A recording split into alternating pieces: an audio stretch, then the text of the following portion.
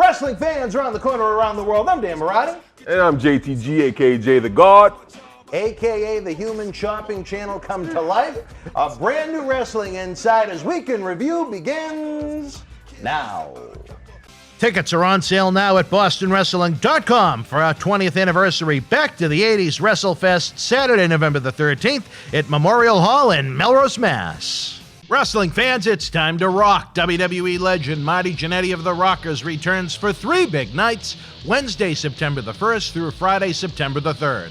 Marty will be taping historical Wrestling Insider episodes, live specials, in-cyber autograph signings, support wrestling superstars, pre-order autographed 8x10s now over at bostonwrestling.com. This September, get your sunglasses ready. It's time to party with Marty. This is Mick Foley. This is Harley Race. This is Shelton Benjamin. This is Mr. Wonderful Paul Orndorff. This is the Monster Abyss. And this is Daniel Bryan. This is JBL, and you're watching the MWF. Be there live. Wrestling fans around the corner, around the world, welcome to the August 14th, 2021 edition of Wrestling Insiders Weekend Review. Dan Marty here on my 50th consecutive day without a single day off here at MWF Studios in downtown Melrose, Massachusetts, the zip code of Champion 02176, to bring you some great wrestling talk. It is a hot, humid day here in Boston. Myself and Little Marty took in the Red Sox defeating the Baltimore Orioles 8-1 last night at Fenway Park. Had a good hot time, but here at the studio we got the AC pumping. We got the windows open to do a little people watching over the next few hours as we have some great professional wrestling talk about the 80s, 90s, and current events. But again, fans, it's worth noting the countdown is on. We're inching closer and closer by the week for our 20th anniversary beginning next month. I hope all is well wherever you may be. As a reminder, the tickets are moving for our Back to the 80s WrestleFest, a live event in Fanfest Saturday night, November the 13th at Memorial Hall in Melrose, Massachusetts. Already announced America's Hero, Hacksaw Jim Duggan, Jake the Snake Roberts, Axe and Smash Demolition, and Marty Jannetty for the big event. Also noted, next SummerSlam Saturday, August the 21st, we're going to be announcing our 6th featured superstar for the big event. And at that point, the ticket prices are going to increase to the regular price. So we implore you to head on over to bostonwrestling.com, get your discount all-inclusive VIP packages and tickets now, and save some money. Our goal is to give you the best value and experience in professional wrestling. Tonight, folks, if you are unfamiliar with Wrestling Insiders Weekend Review, if you are a new fan that one of our Boston Wrestling MWF Warriors shared a link to, well, the concept here is simple. With your busy lives perhaps preventing you from joining us each night for one of our original Talk So Shoot interviews, we bring you easy one-step shopping to catch up on all of our programs from Monday through Friday. So sit back and listen, whether you want to look at it like a podcast, whether you want to have second screen enjoyment to something else you may be watching, or just watch it as a video itself for the next several hours. Again, we'll be talking the 80s, the 90s, current events in the king of sports professional wrestling. If you missed all the fun we had with our impromptu SummerSlam 1988 live watch-along last Sunday night, have no fear. Tomorrow night, we're going to do it all over again as we feel the heat from SummerSlam 1989, live on our YouTube channel. Thanks to our friend Joey from Michigan, who went above and beyond to make last Sunday night a great success. But we can't leave it in the hands of just one fan. That's very unfair.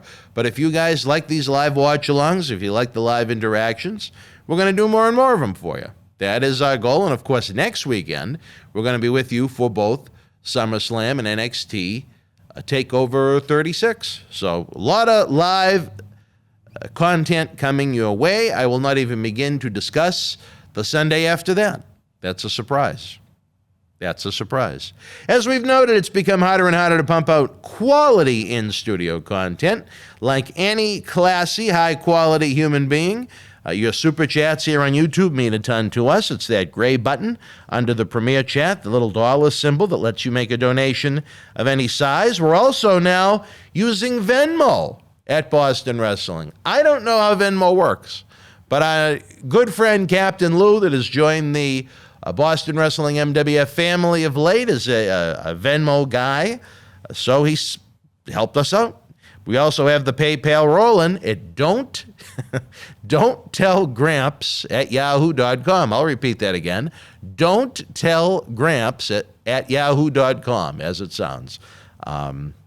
Yeah. Every dollar raised goes towards bringing you great in-studio guests. As noted, we have Marty Jannetty with us September 1st through the 3rd. But before Marty joins us again, we're going to be having another in-studio guest for the very first time, Sunday, August the 29th, shooting Wrestling Insider episodes for our new Tuesday night format that we begin on September the 7th. Also, 1 month from this very moment, I will not be in this studio. I will be in Las Vegas, Nevada for the annual Cauliflower Alley Club reunion, God willing, knock on wood. We'll be shooting interviews. We'll have live episodes. We're going to have cyber autograph signings. Technically part of the kickoff to the Paul Bearer Holiday Headlocks Toy Drive. It's a great way for us to line up some unique guests all in one place for a holiday effort in the name of Paul Bearer. More news and notes to come on that, well, relatively soon because it's less than a month away.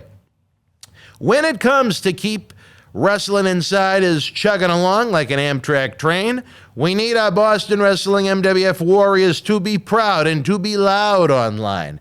Give us a big Hacksaw Jim Duggan-like thumbs up if you're enjoying the video. If you haven't already, subscribe to the YouTube channel. It's absolutely free. It alerts you of all the great premieres that we have. Share the video across social media with your friends, fellow fans. Leave your opinions and thoughts in the premiere chat or in the comment section below if you're not watching during the premiere itself. All of these things are very important when it comes to growing these great talk shows that you have come to know and love. Millions of fans stopped watching pro wrestling after the 80s boom. Millions left after the Attitude Era and the Monday Night Wars. But I know once these generations of fans find these great talk shows, they're going to become new fans. They're going to become new friends, hopefully new family members. And that's how we're going to continue to grow and grow and grow what we do, no matter what they say in New York with their sunglasses at night. It was another busy week in the world of professional wrestling. Let's kick off Wrestling Insider's Week in Review, podcast style, with Oscar of Men on a Mission's Monday Night Mission, where the former tag team champion manager shoots on Ric Flair's WWE departure, the latest round of WWE NXT cuts and possible rebranding of NXT, Ricochet's potential in WWE, the passing of beautiful Bobby Eaton, as well as the premiere of Oscar's latest rap video that you are not going to want to miss. Wrestling fans around the corner, around the world, welcome to the post WWE Monday Night Raw edition of Wrestling Insider's Monday Night Mission. I'm Dan Marotti, joined by former WWF Tag Team Championship manager of Men on a Mission, the one, the only, the man that has nearly blown the roof off of the world's most famous arena, Madison Square Garden. I don't know if he ever blew the roof off of the Amway Center in Orlando, where WWE Raw emanated from tonight, but he is OSCAR, the Vice President of Boston Wrestling Sports, Oscar. Oscar, a pleasure, as always, to have you with us during a very tumultuous time here in Boston Wrestling. How in the world are you since we last spoke? I had to answer your question. Yep, I blew the roof off the Amway Center, but it wasn't the Amway Center back then. What was it called? Was it just the Orlando Arena back then, I think? It was the O-Rena. That's what they called it. The O-Rena. Okay, well, Yep, that's kind of creative, I guess. I know you created a lot of O's back then, but that's a different story for a different time, I guess. Maybe for the adult version of the Monday Night Mission. But I don't know, Oscar. Things are happening here in Boston Wrestling. We had the live, unexpected SummerSlam watch-along from 1988 last night from old Madison Square Garden in your stomping grounds. The fans had a great time. We're going to try and do it again this Sunday night. We're going to do a live watch-along for SummerSlam 89. Feel the Heat. I don't know if you were at that one when you were a younger version of you, when you were busy touring the world with your rapping and opening for him. My first SummerSlam was 1993. I went to Detroit, but I did not.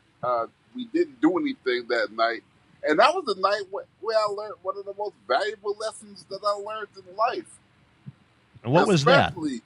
Especially about wrestling.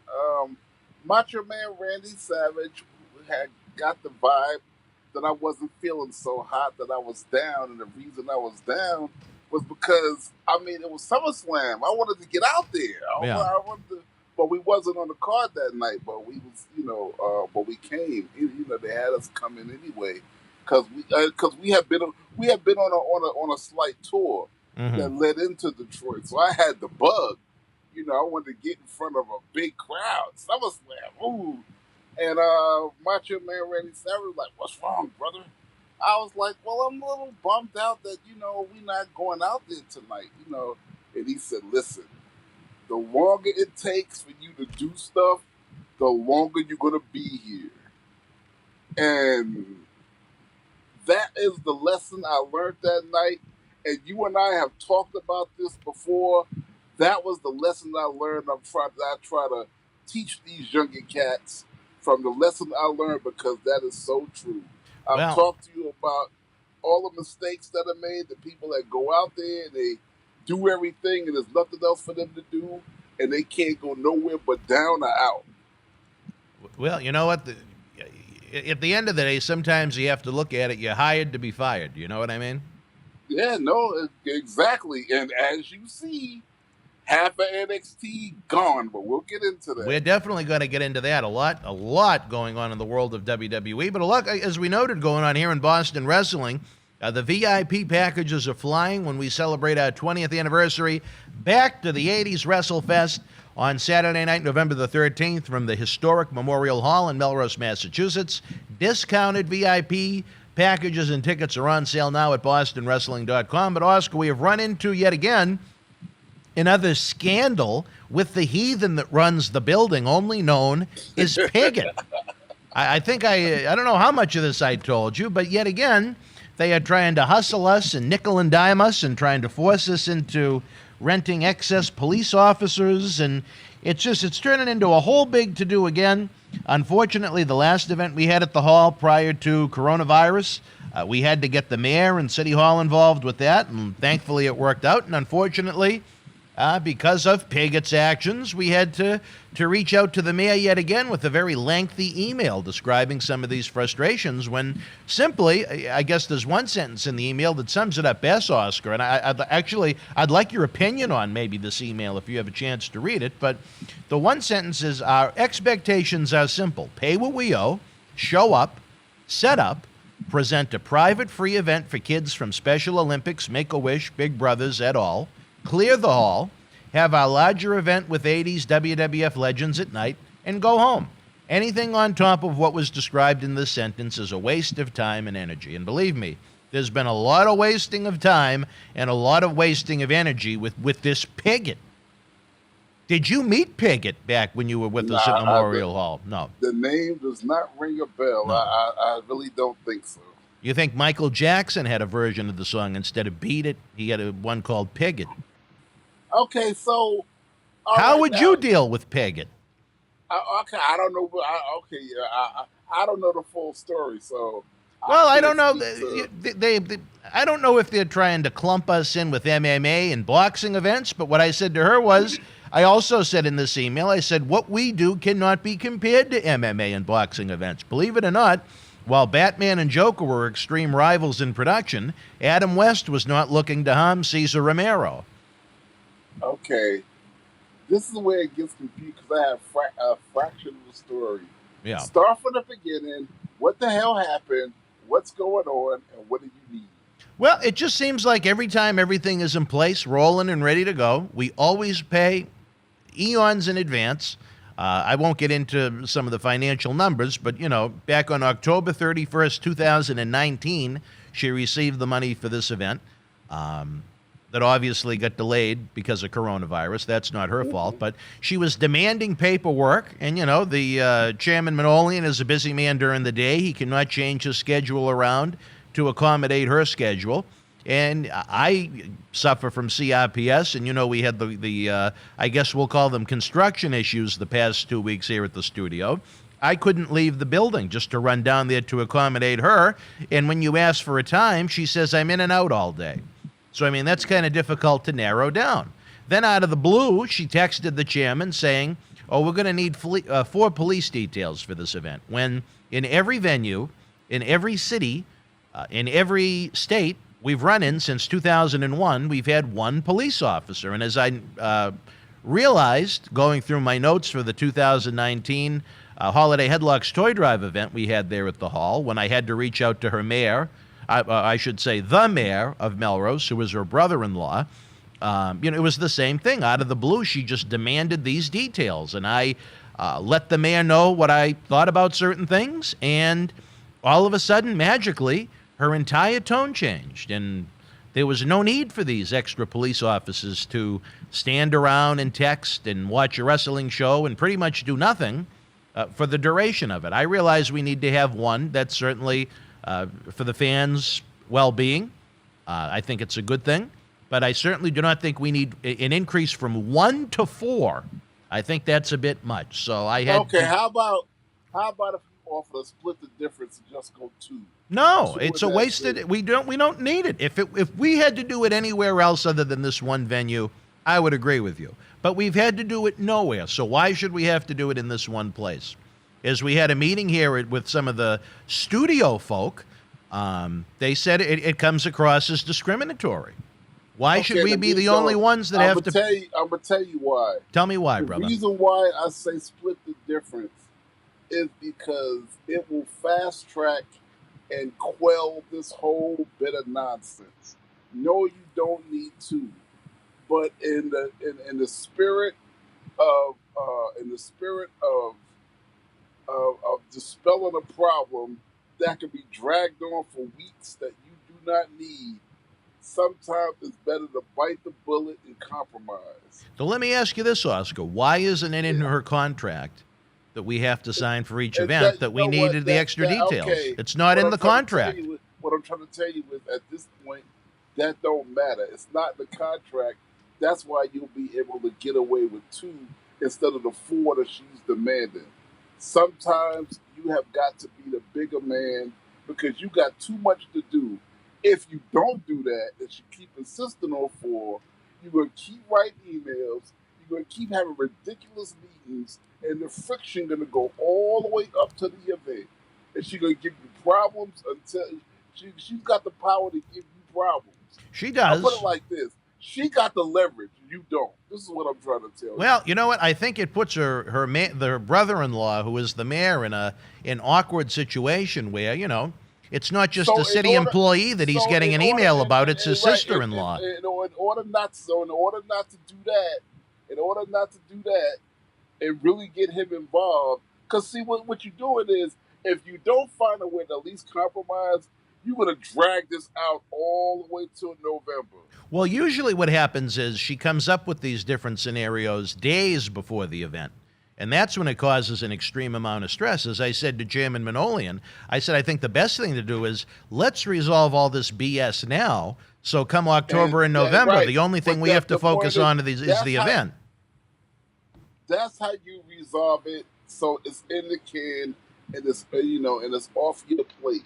And then you can just concentrate on everything else. Because if not, you're going to be dealing with an unnecessary issue for months on end. Well, you know what? You seem to be the voice of reason. Maybe I'll give her your number. But I tell you this. I'll be more than glad to tell her. I'm the vice president. I'm going to be like, let's split the difference. You want it to? No. See, I disagree with that. It is a complete and utter waste of money. We don't need it. It is. No, it's not a matter of what we need, or it don't matter whether it's not a matter of right or wrong.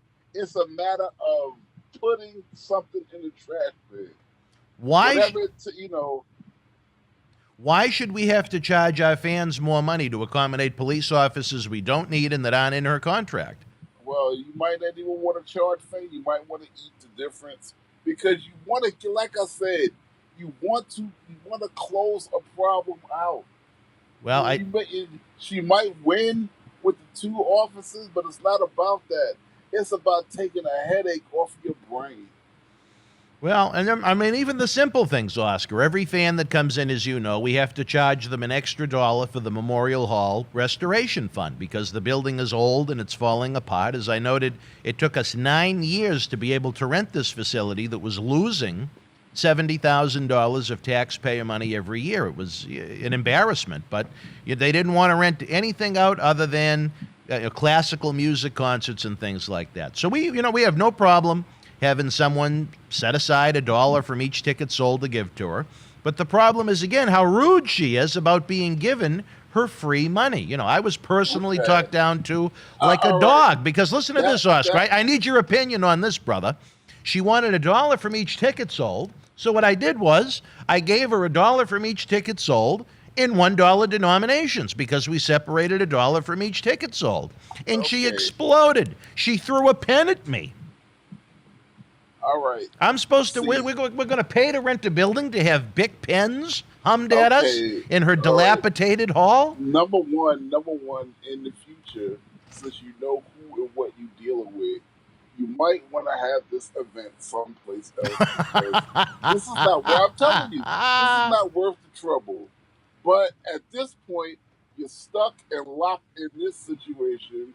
So you have got to do everything you can do to make it work. Because, and I'm gonna be frank with you, if she put the kibosh on the whole thing, whether it's legal or not, she still got the power to do it. We gonna be screwed, and you don't want that. Well, like I said, there is no rule we have broken. It's these things that add up. So as I noted, at the last event, she told the chairman, like he was a dog, send someone to Shaw's to get larger bills. I mean, can you imagine talking to someone like that that's paying money to rent your hall? I can't imagine you knew you knew who this person was, but you made a deal with the devil anyway. Pig it. Okay, you knew who she was. You knew how she was. Yet you went into it anyway. So now you got to deal with all the shit that come with it until the 14th of November. Well, what I put in here was I said there is nothing in the contract about denominations. So on November 13th, we'll be providing $1 bills unless we have larger denominations available. Okay. And I want to throw another one out at you, Oscar. Yeah. They have this requirement that all of her Ocean State job lot quality plastic folding tables be covered by tablecloths. But the thing is, this is a venue that has weddings and receptions and things like that. They don't have their own tablecloths. She wants us to go out and find 30 tablecloths to throw on these Ocean State job lot quality tables. And again, it's the only facility in any city, in any state we've ever run in that has this requirement but doesn't have their own tablecloths.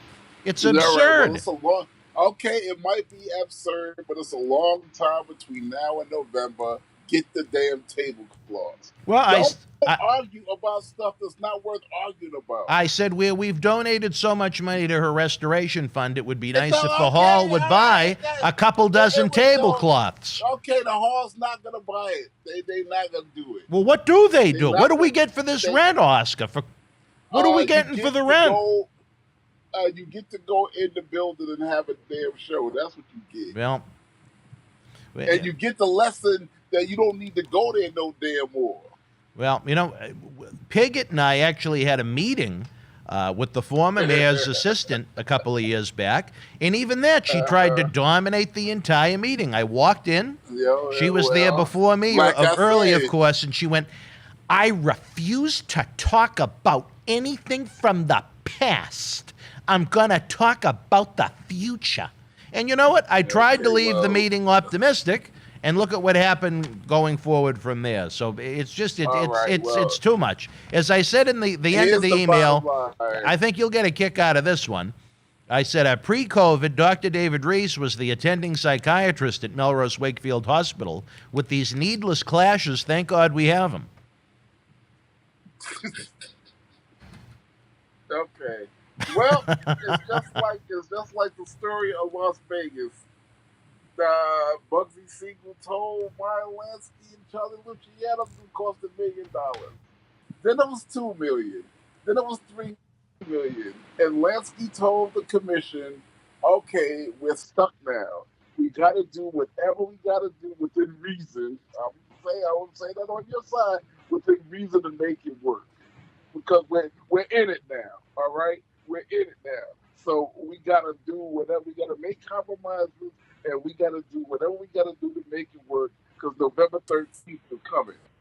The fans just want some great wrestling and some great legends. They want to go back to the 80s. It's our responsibility to bring them that.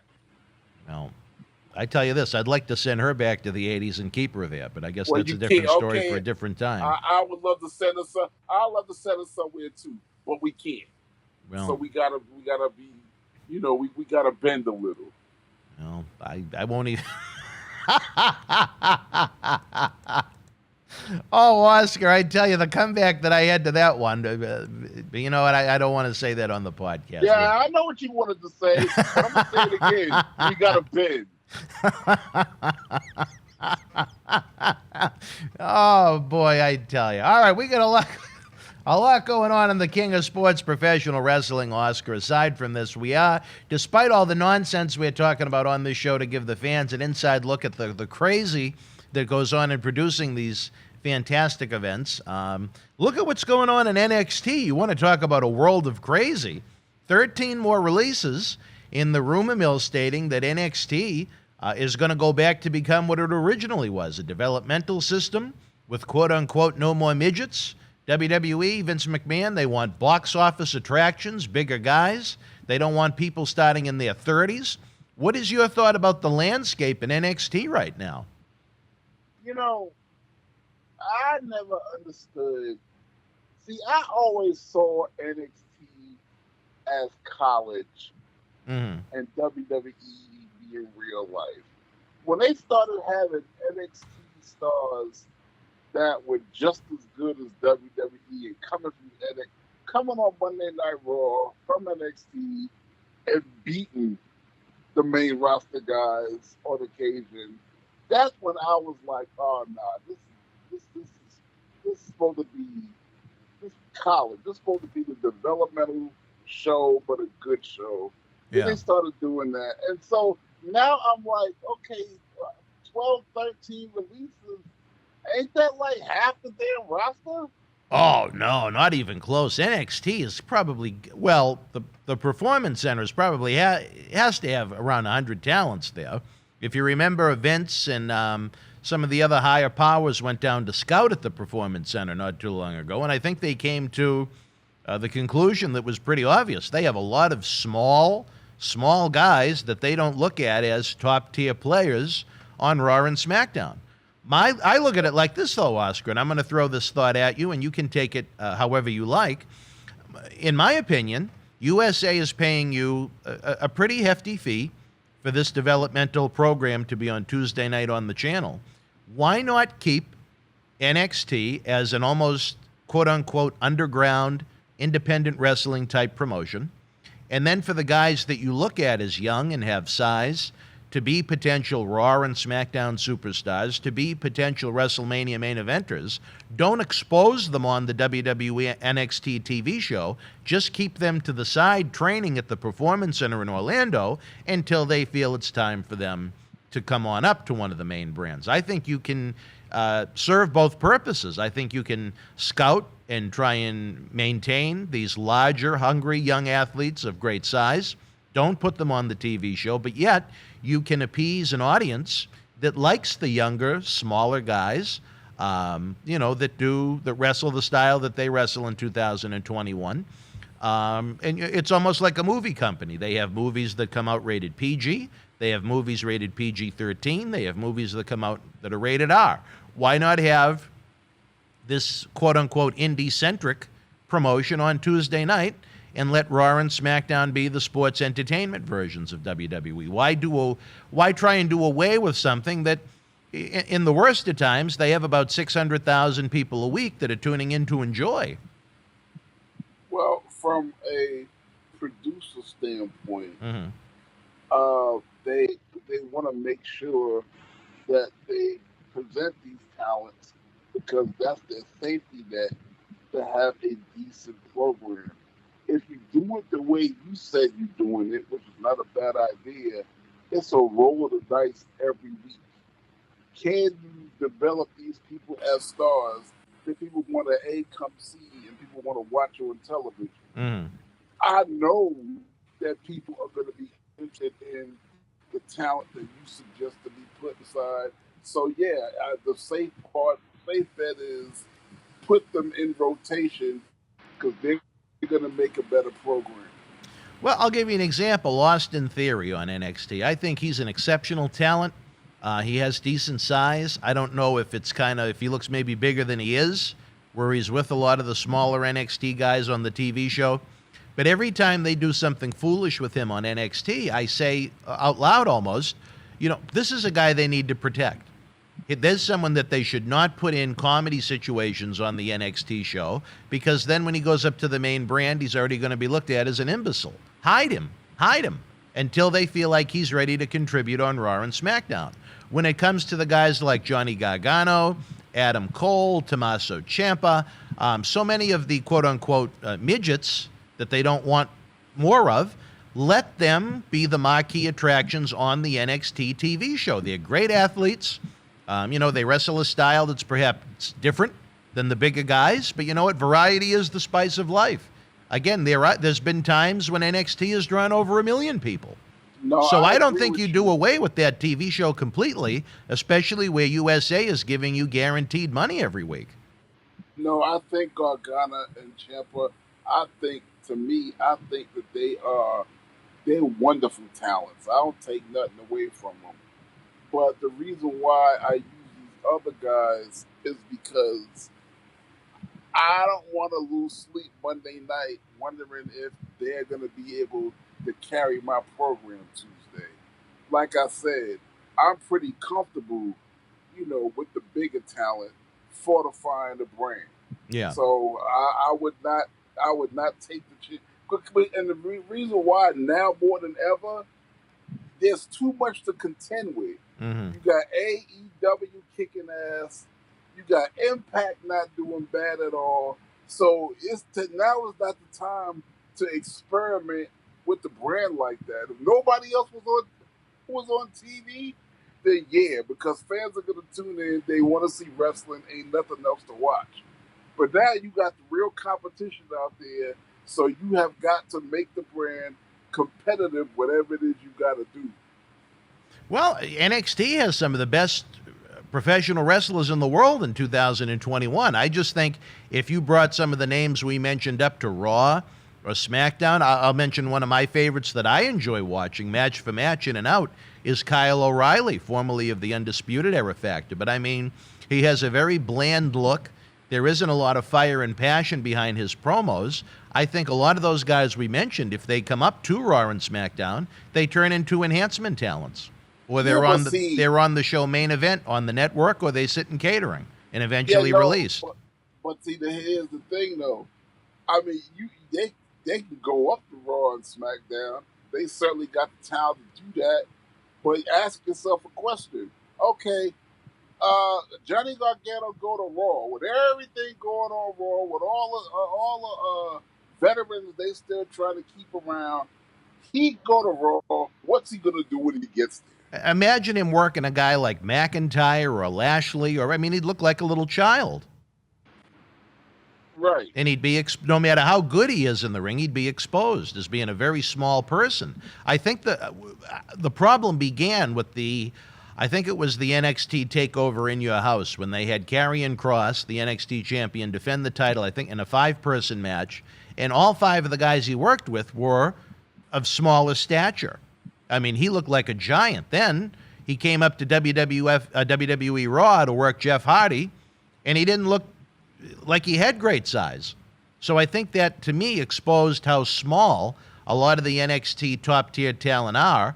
And I don't know how Vince McMahon could have been surprised once he went there in person to see it, but apparently he was. you'd think he'd be watching a product on the USA Network a little more closely, or maybe it's just he'd never seen them live in person and realized how big they may have been. Tony, the issues we've had with Tony Atlas. We don't need to go into that.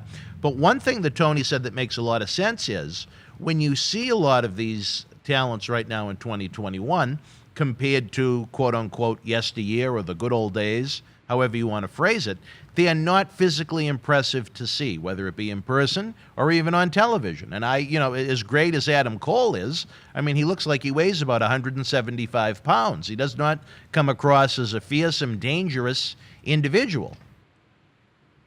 So in that case, what you got to do is you got to keep him over in NXT where he can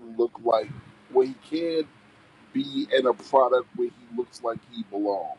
I agree with you 110%. I think NXT, the TV show, should exist to appeal to the fan base they have right now.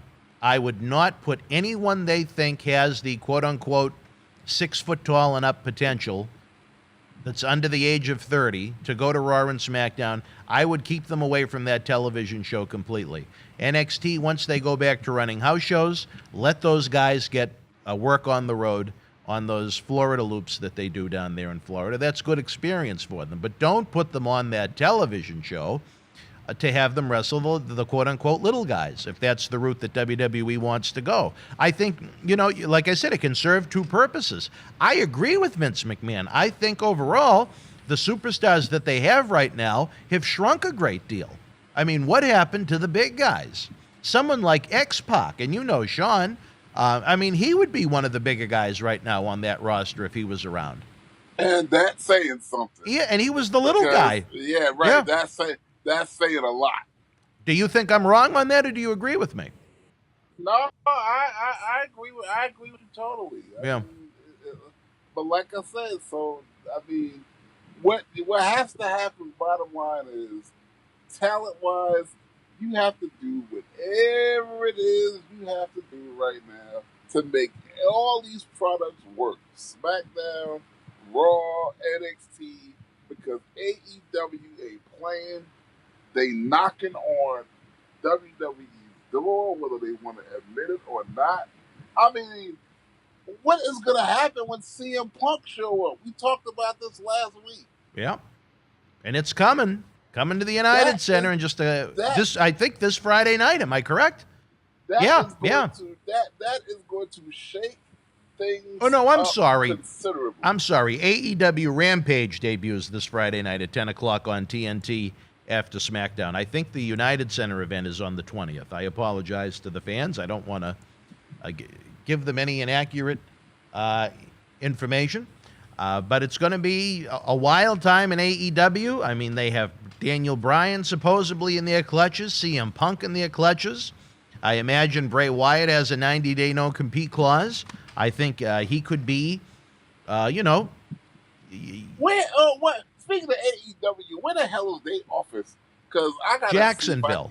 I gotta see if I can get some tickets. Jacksonville. You got the main number? I have an email. All right, yeah, send me that. I'll send that to you after we're done taping, and you can. I gotta get some tickets. I thought you were worried about getting out of the house. I'm worried about getting out the house. Yeah, I thought you were worried about the Delta virus. I ain't worried about a damn thing. Oh, all right. What you talking well, about?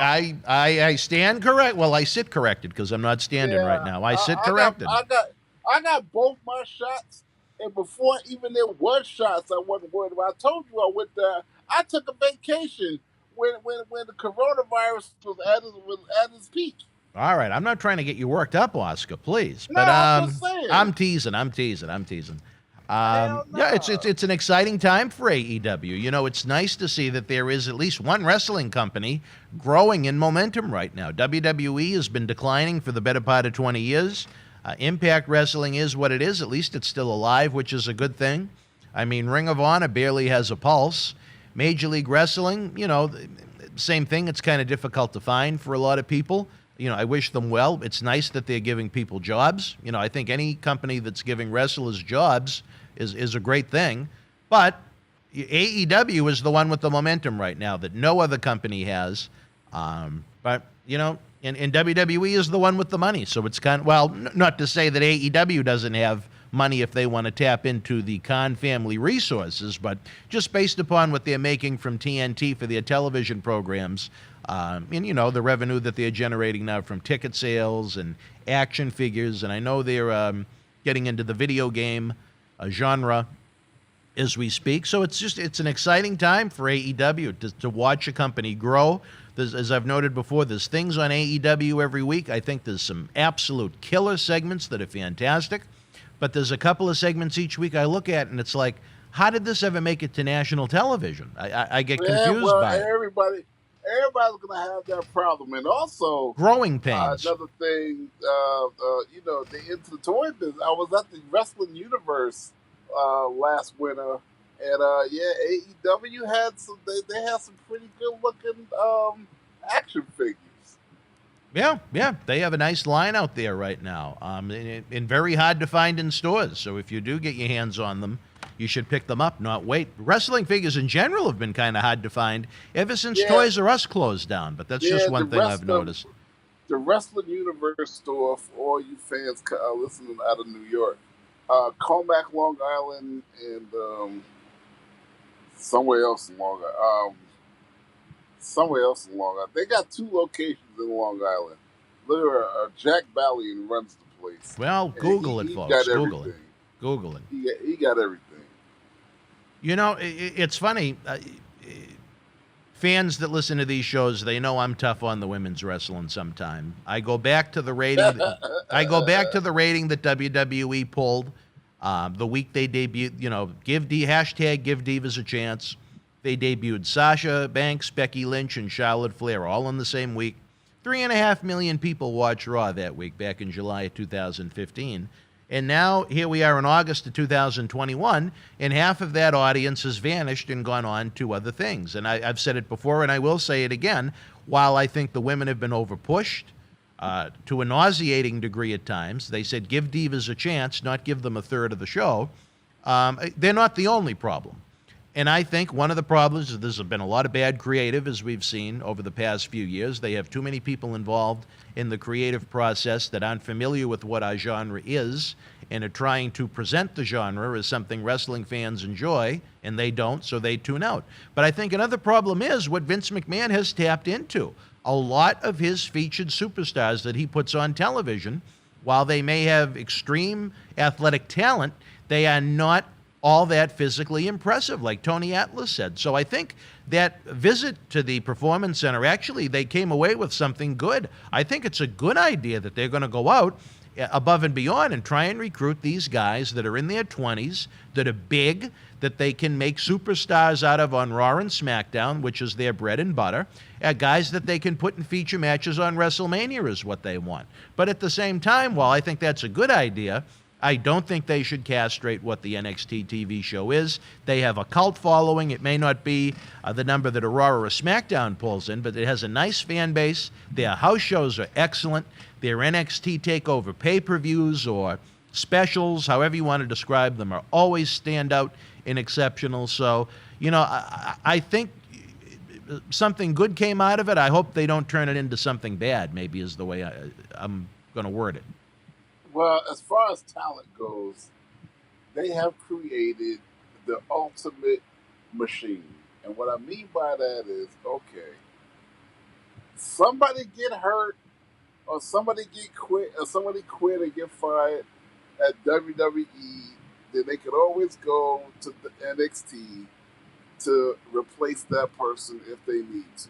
Right. If all the NXT people caught the coronavirus, God forbid, they got an endless pool of talent out at the Performance Center to replace everybody on the spot. Right. So, I mean, the cookie cutter is endless. Well, it's a thinning pool, though. There has been those, massive chunks of releases in 2020 and now 2021. This weekend, we had 13 more NXT talent releases. Some of them I really wasn't all that familiar with. The 3 that stood out to me, I'll run by you. Bronson Reed, who I thought was a guy that looks like he belongs on national television, and he sent out quite the tweet to all the other Major League Wrestling promotions once his release was announced. I think that one might have been a mistake. He might not be a great mouthpiece, but that's why you develop managers for him. Mercedes Martinez, who competed here in Boston Wrestling MWF, she was part of the failed Retribution faction at one point on the main brand and was one of the featured female talents in NXT. I was a little surprised to see that. She is a little long in the tooth. I think she might actually be, if not my age, maybe just a little bit older. And then we had Bobby Fish, who was part of the Undisputed Era faction released, one of the big merchandise sellers in the company, even in the top 10, outselling a lot of WWE superstars sometimes, the Undisputed Era faction. Okay, let me ask you a question. Yes. Do you care to know why the 1-2-3 Kid was created? Tell us. And this is the reason why, and I'm asking you, I'm bringing this up because the Johnny Garganos and the Tommaso Ciampas and all the small people that you mentioned and you worry about coming to the main roster and not making it, why it don't matter. Let me tell you why it doesn't matter. That it's all going to work out in the end, no matter what happens. All right. Because let me tell you, when it comes to WWE, what you got to understand is the house always wins. Right. Everybody might be on a roll for the longest time, and they might be down, but the house always wins. That company is going to flourish, and they're going to be strong and make more money than anybody in the end. Now, I digress. Let me tell you why the 1-2-3 Kid was created. Here, I want to see if it's different than my interpretation. I want to hear yours. It was Ludwig Borger that told me this, and I couldn't believe what was coming out of his mouth, but it was that made sense. The 1-2-3 Kid was created. Vince was trying to show all the bigger guys and the whole roster that I could take a scrawny little kid, make him a star. So I don't need none of y'all. I can take anybody and put the machine behind them and make him into something. That was the reason why the 1-2-3 Kid was created. Interesting. The way it was described to me is not all that different. It was more along the lines of he was created to go over on Razor Ramon 1-2-3, in that anything could happen on Monday Night Raw. Anybody could beat anybody. Anything could happen at any time on this brand new show on the USA Network from the Manhattan Center, back when that show was on fire in that tiny little building that I love to watch so much. And maybe that's him right now. But, you were there. You were interacting with superstars that were on the roster at the time. I'm sure there was something to that, too. Vince wanted to show he could make a superstar out of virtually everyone. The problem is, if you have one, I think it's fantastic. If it was me, and I've said it before, and I'll say it again, and I'm going to continue to say it, I would be grooming Ricochet to be the Rey Mysterio of the next generation. He's young enough. He's got a great look. He's maybe, if not one of the best athletes on the roster right now. He does amazing things. Kids love him. If you push him right, he's going to move merchandise. And they've used him for the majority of the time as an enhancement talent or in catering. And I just think that's a sin. He's one of the most exciting professional wrestlers in the world to watch. And what they've done with him, for the most part, he's had his moments when they've first they tried to team him with Aleister Black in a tag team that had no chemistry, but they did get on a WrestleMania.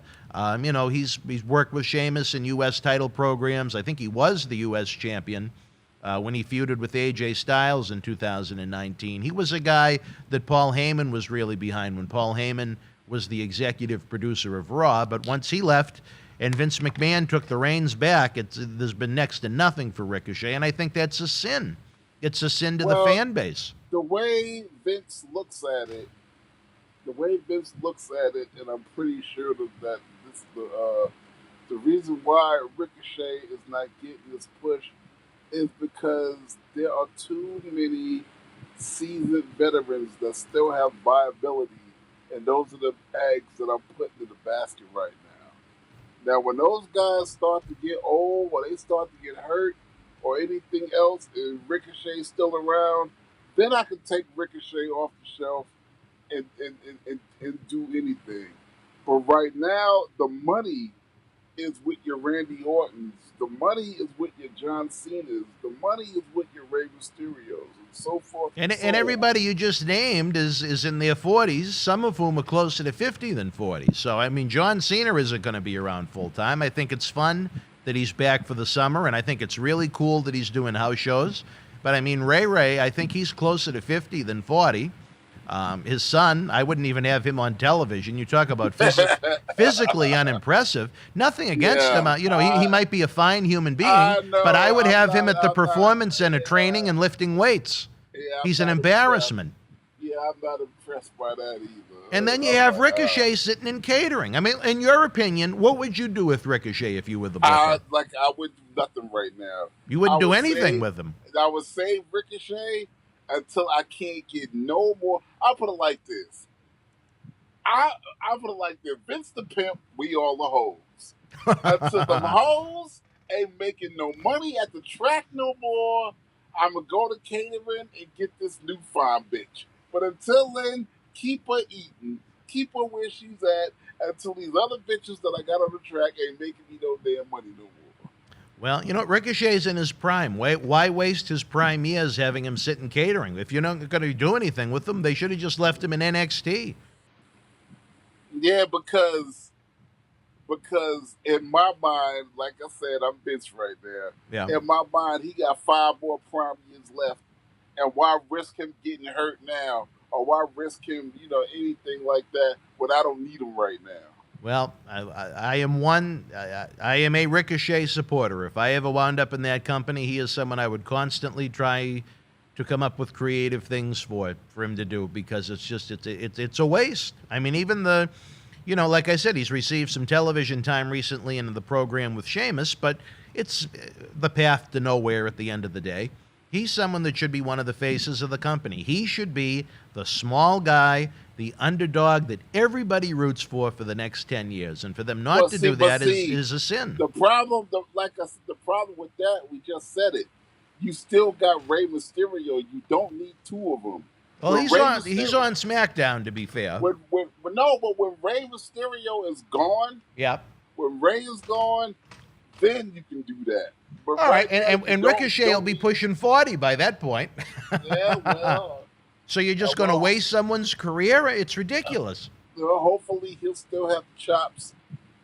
Hopefully he'll still have the chops to be what he is today. I'm definitely gambling on that, but I don't need 2 small guys, at the forefront right now. All right, before the break, Oscar, I just want to ask you, Bobby Fish, Undisputed Era, were you surprised by that release where he was involved in a faction that moved a lot of merchandise? Again, a smaller guy, 44 years old.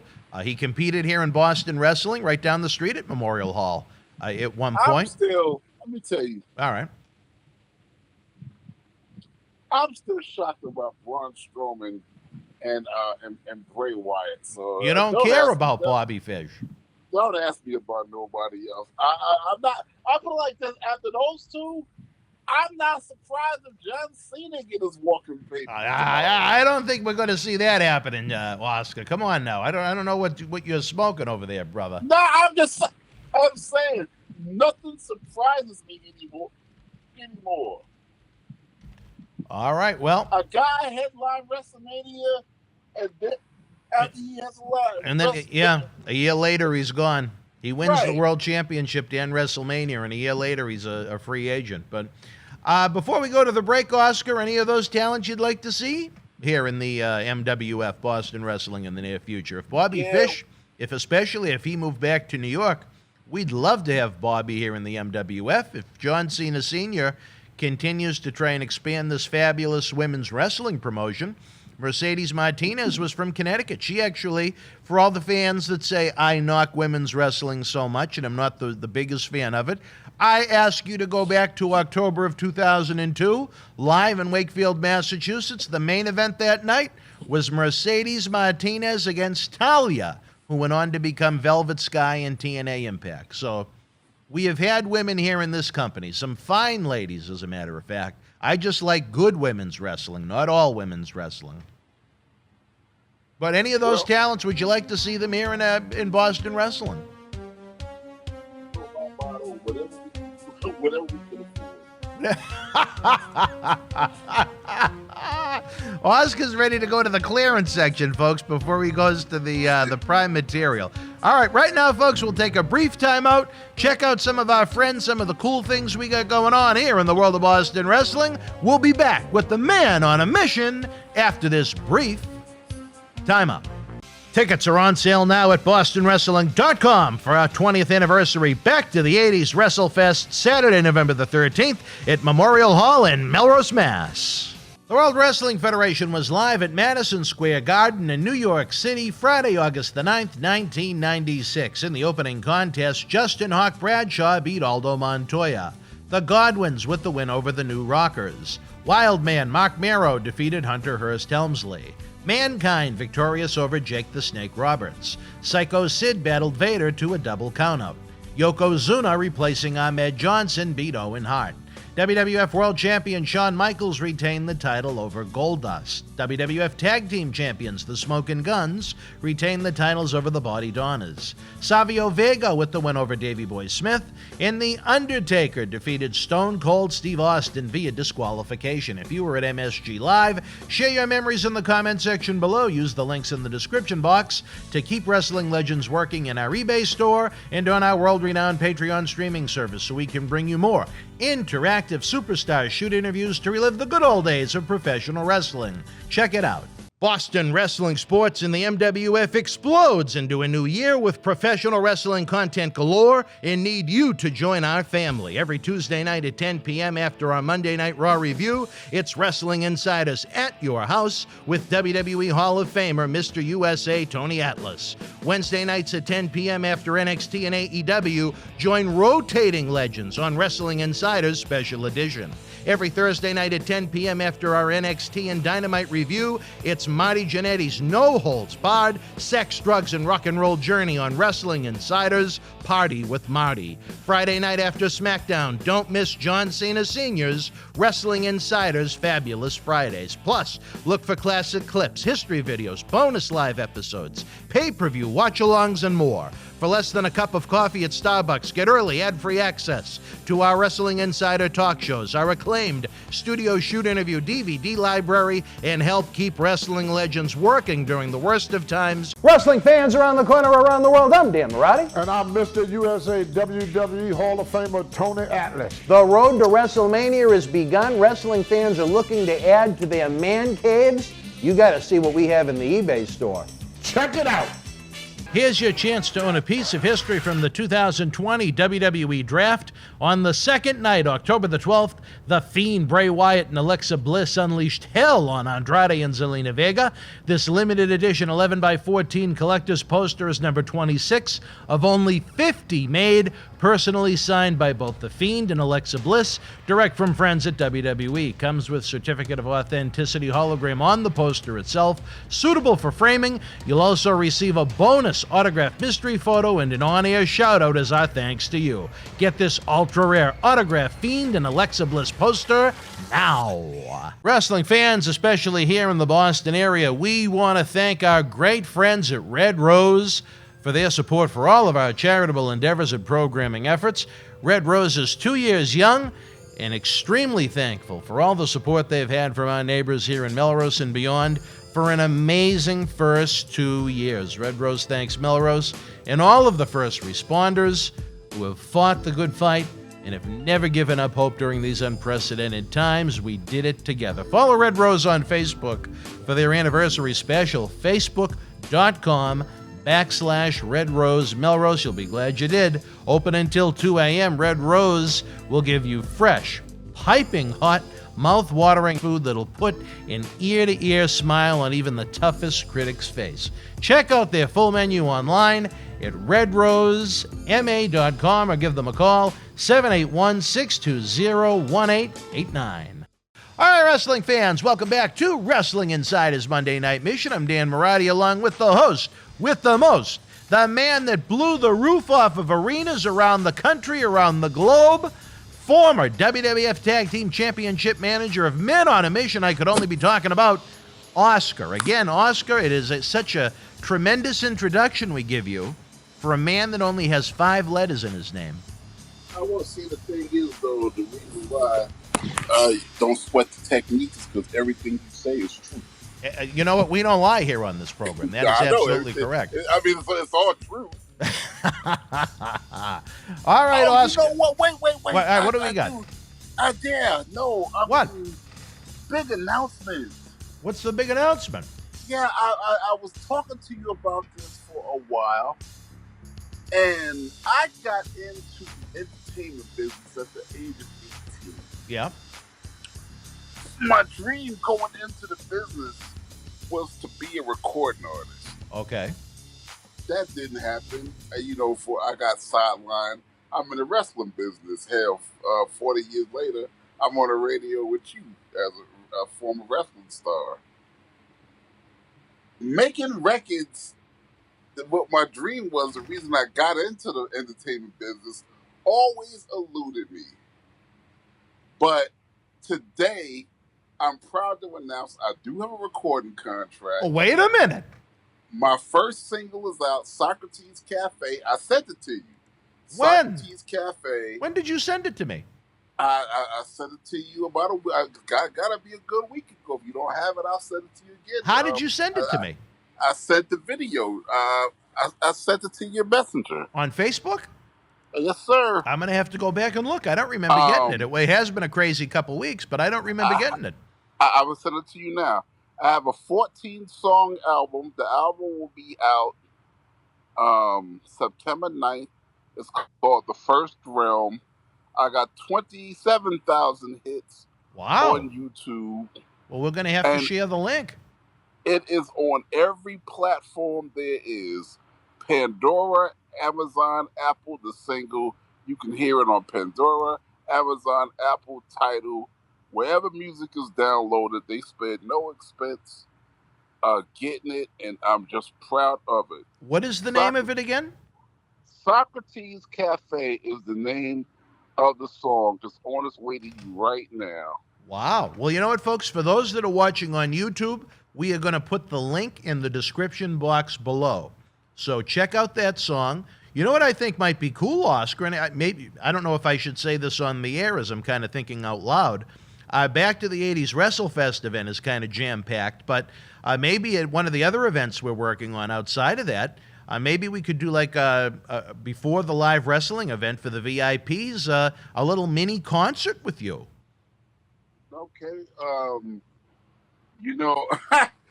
I leave that at your discretion. I don't know. I'm thinking out loud. The answer is I would love to do that, but I got handlers, so you would have to contact my handlers. I got to talk to your people.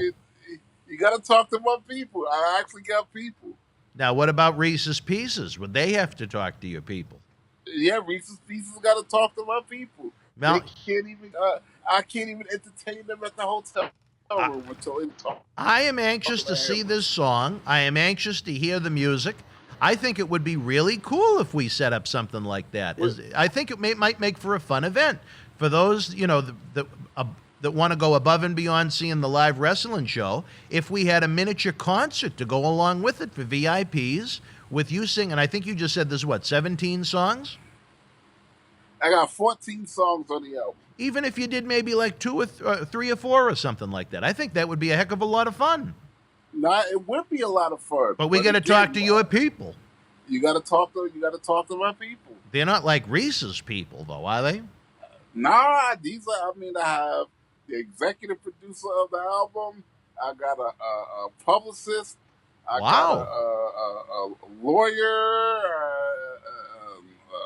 artist management guy, and the distribution company for the record. So maybe we could rent out Memorial Hall with Piggott. You could have the whole place to yourself. All right, well, maybe not. But no, you always surprise me, brother. You're always up to something. You're always continuing to push and get your name out there. That's why these podcast platforms are so great to keep people's names relevant. Now you're out in Hollywood again. You're working in the music industry again after so long. You had your big run as Casanova Ace when you were opening for Andrew Dice Clay back in the 80s and the early 90s. I mean, the folks at home that only know you from wrestling, they don't know that Hollywood did career. You get the song? I'm sorry? Did you get the song? The video. It's a Yes, video. I got it. I just opened my Facebook. Yep, I see it right there. Do me a favor. World premiere it. It's only a couple of minutes. Play the song. Here it is, y'all. Socrates Cafe. Do you want me to play the actual music video or just the song? Play the video. Wrestling fans, right now, check it out. Casanova Race and DJ Staunch. It's Socrates Cafe.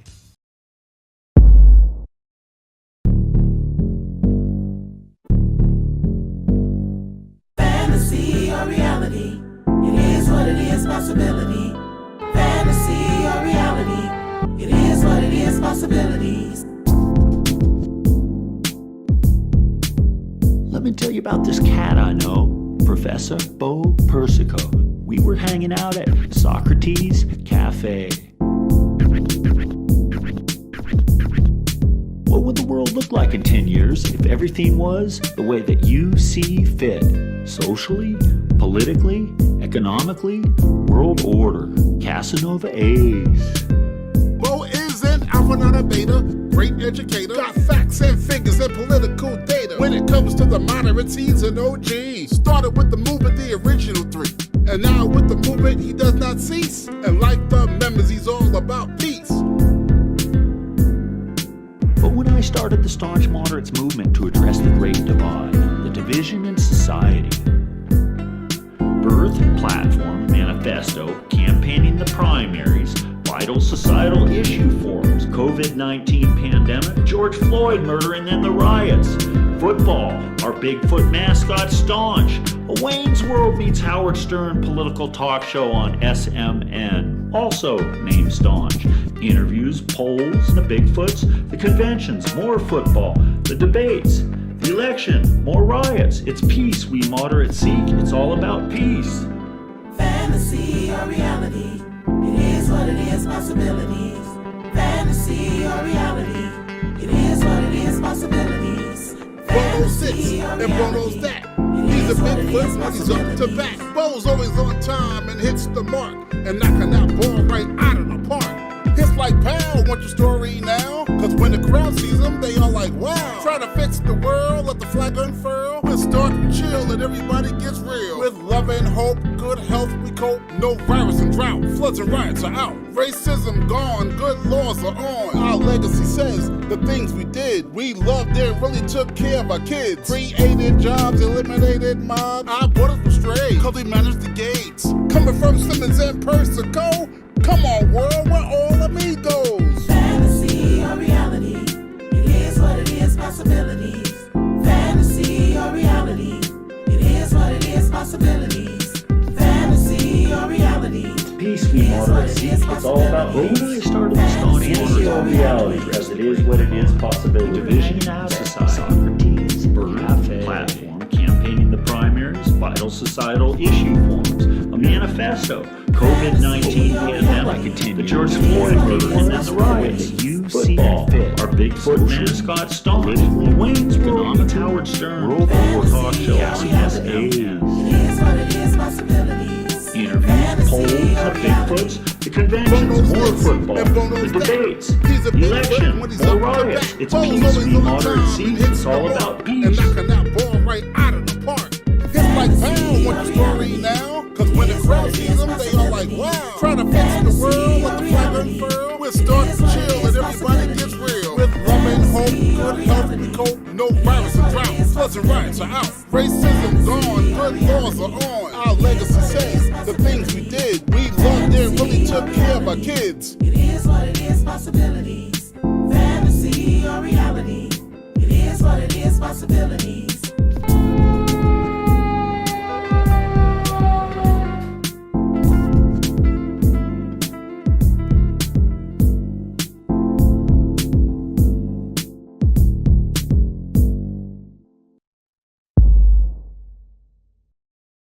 Oscar, I am blown away, or should I call you Casanova? I know Mimi's calling you Casanova, but she always has. Actually, if you pay attention, she's in the video and she's singing the hook.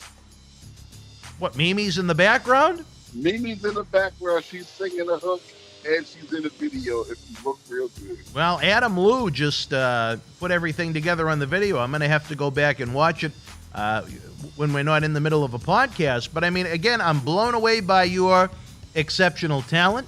Thank you, man. And that's why I've been glad to have you around since you and I became friends circa, I think about 2014, you and I became buddy-buddy. So 7 years we've known each other now. We've had some interesting adventures, literally all over the country when you think about it. We've been to some interesting places together and more interesting things to come as time goes on here in the world of Boston Wrestling MWF. But fans, that's just one of 14 songs that Oscar's put together. And like I said, I think a mini concert would be a heck of a lot of fun if we can put it together at the right event and Oscar's people think it's the right place for him to do it. Well, like I said, now when, okay, well, like I said, I'm going to give you the information, talk to my people. You mull it over, think about it. Do you have information, Oscar, you'd like to put out for people that are interested in booking you to sing? Your contact information, or is there a person that people can reach out to? Person, if you want to book me for a concert, call Gregory Simmons at GTS Productions. The number is 970-710-9025. That's 970-710-9025. That's Greg Simmons. Get Casanova /Oscar to perform near you. Wow. Well, there it is, folks. If you want the man on a mission to come and sing for you, have a full-blown concert, I think that would be a heck of a lot of fun. No, but I just thought about it. What? My first show out there, it may not be a bad idea just to have it right there in the studio. Melrose Hall is too big. The record got to get more exposure to pack that place. You want to set up a full-blown concert in this studio? I think that would be ideal. Well, you know what? I'm certainly... The price is right, And you know what? You're talking about professional equipment, professional lighting, professional video. Maybe that would be the best place to shoot even like a demo. Yeah, I think that's a great idea. But we can talk more about that off the air as, again, you continue to branch out. Now, does David Reese sing in any of these songs? Nah, David Reese, I don't know. He don't even know about it. I haven't even told him about it yet. Do you think that Reese raps? No. All right. Well, I just wanted to see your input on that. All right, no. Casanova, before we wrap up tonight's show, still a few more things to discuss. You talk about releases. We talked about the Big 13 that were beheaded by WWE and the NXT brand. But what about Nature Boy Ric Flair flying the coop? Gone. Now, stick a fork in him. I'm a little confused about that situation. He got his release, but I did read he's still an ambassador. Is that the way it went? Or no. Out? He pretty much was an ambassador and he's gone. And I tell you, from what I was told by friends within WWE, he was making more than a lot of the guys on the main roster. Yeah, so where WWE is in a cost-cutting type mode right now, I don't think they're going to lose much sleep about losing Flair, even though I think he's a great ambassador for the company. I think he's a great ambassador for the sport. He still makes mint beyond what he was making with WWE when he does those celebrity autograph signings and that car. I don't know if it's a car insurance or a window shield commercial that he's in that I've seen played. The car insurance commercial. So you know what? Nature Boy, it's well documented. He was not good with his money for the majority of his life. But here he is in his early 70s, and he's going to be a seven-figure man right now, Oscar. Well, I'm better with my money because I have a miser for a wife that don't just let me splurge like I did when I was on my own. So, well, that's what I need instead of Linda Marotti. Do you think it's a loss for WWE, or do you think it's a guy in their 70s that doesn't have much left to contribute? No, I don't know. If I'm WWE, I would have kept him in some capacity simply because of his legend. I mean, that is one of those other surprise releases that I'm trying to wrap my head around. I mean, that's Ric Flair. Yeah, it is. It's Ric Flair. So it goes back to me telling y'all, if they let Bray Wyatt, Braun Strowman, and then top notch Ric Flair go, nobody is safe. Nobody. I think that's a great way to put it. No, how could you not be walking on eggshells right now if you're in WWE? Yeah, we used to sell. I mean, we used to walk on eggshells ourselves back in the 90s. Every time you went to TV, you didn't know if that was the TV you was going to, whether to find out you was going to get fired. Right. And that's tough. Terrible existence. That's why you need a David Reese. Yeah, because and no, that's not a joke. I wasn't being funny. I was being serious. No, you need a David Reese because the psychological state that it puts people in, right? They need somebody to talk to, right?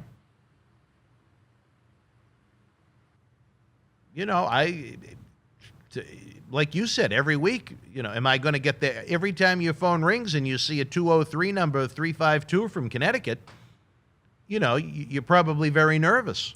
Yeah, of course you're nervous because you don't know. I remember one time when I got to the building, Renee Goulet told me to call Pat Patterson.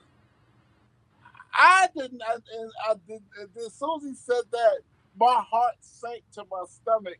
But right then, Renee Goulet, being the nice guy he is, it was like, I'll tell you why.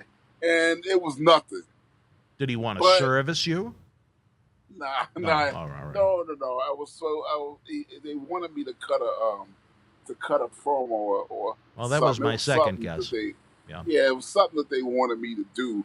But I'm just glad that Renee Goulet told me to call him, because I'd have went to the phone, I would have went to the bathroom first forever, and then I would have stalled, and then I would have dialed his number real slow, and as it was ringing, hope he didn't pick up. Goes answering machine, yeah. Then call back, and then when he did pick up, I would have heard, "We gotta let you go," before I was able to hear. And that reminds me of a great story. Before we go, sure, this is a good one. But like I said, Pat Patterson didn't want nothing. They wanted me to cut a promo, and I was just so relieved. I could have passed out right there at the phone booth. Now, I was in Cincinnati. Mm-hmm. Oh, this is a good one. I'm in Cincinnati, and I decided to spend the night in Cincinnati just because I was tired. I get a room. Do you have a woman with you? No, I was going to say maybe I'll find one. Oh, all right. I mean, this is Cincinnati. So I said, and then I was going to do some shopping. Oh. I was going to get an outfit to have spruced up. That's where I bought my WrestleMania outfit from. Oh, really? The leather jacket, the suede pants, and then I had those airbrush and customized. So that's what I went to Cincinnati.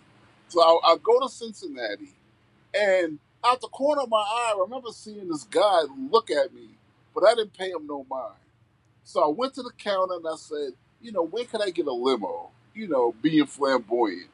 And the lady looked at me funny, like I asked her, where can I hide a dead body? She was like, I don't know where you can get a limo. You can't get a limo. Okay. So I took a taxi cab. I took the taxi and I told the taxi I got to run some errands. So just wait for me here, wait for me there, wait for me here, wait for me there. All right. So I go to the store, I get my leather jacket, I get my suede pants, and then I got in the cab, and a guy opened the cab door. Mm-hmm. He opened the door, and I'm like, what the hell? And he flashed a badge. It was the DEA. Really? Yeah. And what did the DEA want from you? I mean, a bunch of cop cars and agents swarmed on the cab right there. But why? Because of the way that I was flamboyant and everything like that, I fit the profile of a drug dealer. Really? Yeah.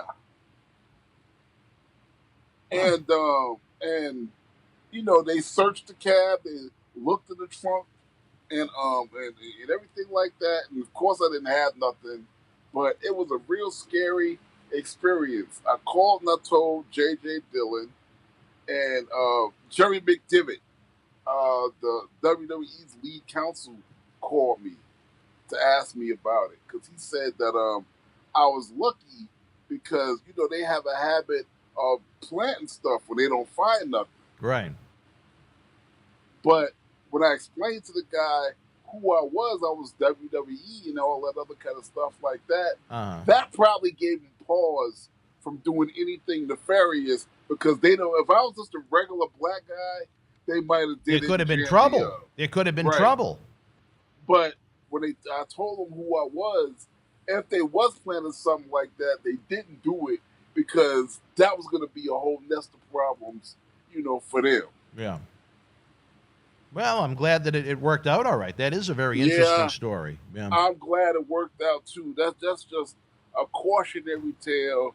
People, just be careful. Just be simple words. Just be careful. Let's be careful. All right, Marty. Marty. That man is always on my mind, that crazy guy. But, man on a mission, let me ask you this. We had a couple of losses in the world of professional wrestling this week. The legendary Jody Hamilton, the assassin. I don't know how familiar you were with him from when you were down south. I ran across the assassin at Cauliflower Alley a couple of times. Mm-hmm. Well, he was one of the great heels of his generation in the different territories he worked.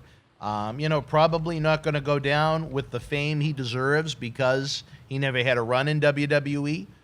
He did run the Deep South developmental territory at one point, and I think he wound up suing WWE because they shut it down kind of out of nowhere to bring it down to Steve Kern in Florida. Again, that's a different story for a different time. Oh, Steve Kern with Mike Graham. That is one of the premier tag teams that I don't think gets the historical recognition they deserve. All right, well, you're giving it to them. You're giving it to him. Also wanted to note that we lost a guy that I was very, very, very impressed with as a very young fan when I began watching the King of Sports Professional Wrestling. One of the great tag team wrestlers of any generation. I think he belongs in just about any Hall of Fame that exists. Again, if he came around today, I don't think he's someone that WWE would really give a look at because of his physique and his verbal ability. But as far as his in-ring goes, about as good as it gets. We're talking about one half of the Midnight Express with several different partners. Beautiful Bobby Eaton. Your memories of Beautiful Bobby, Oscar. My memories of Beautiful Bobby Eaton, I think I met him once. I met him in North Carolina at a convention. Mm-hmm. But I did grow up watching the Midnight Express. Their matches were spectacular. Jim Cornette enhances anything that's going on. Yeah. And they were a tag team package that knew the art of being a tag team. Exactly. Everybody, you can't put two guys together and they're going to have chemistry, know the art of being a tag team. You know, everybody's not going to be Hawk and Animal. Right. Everybody's not going to be it. Everybody's not going to be that.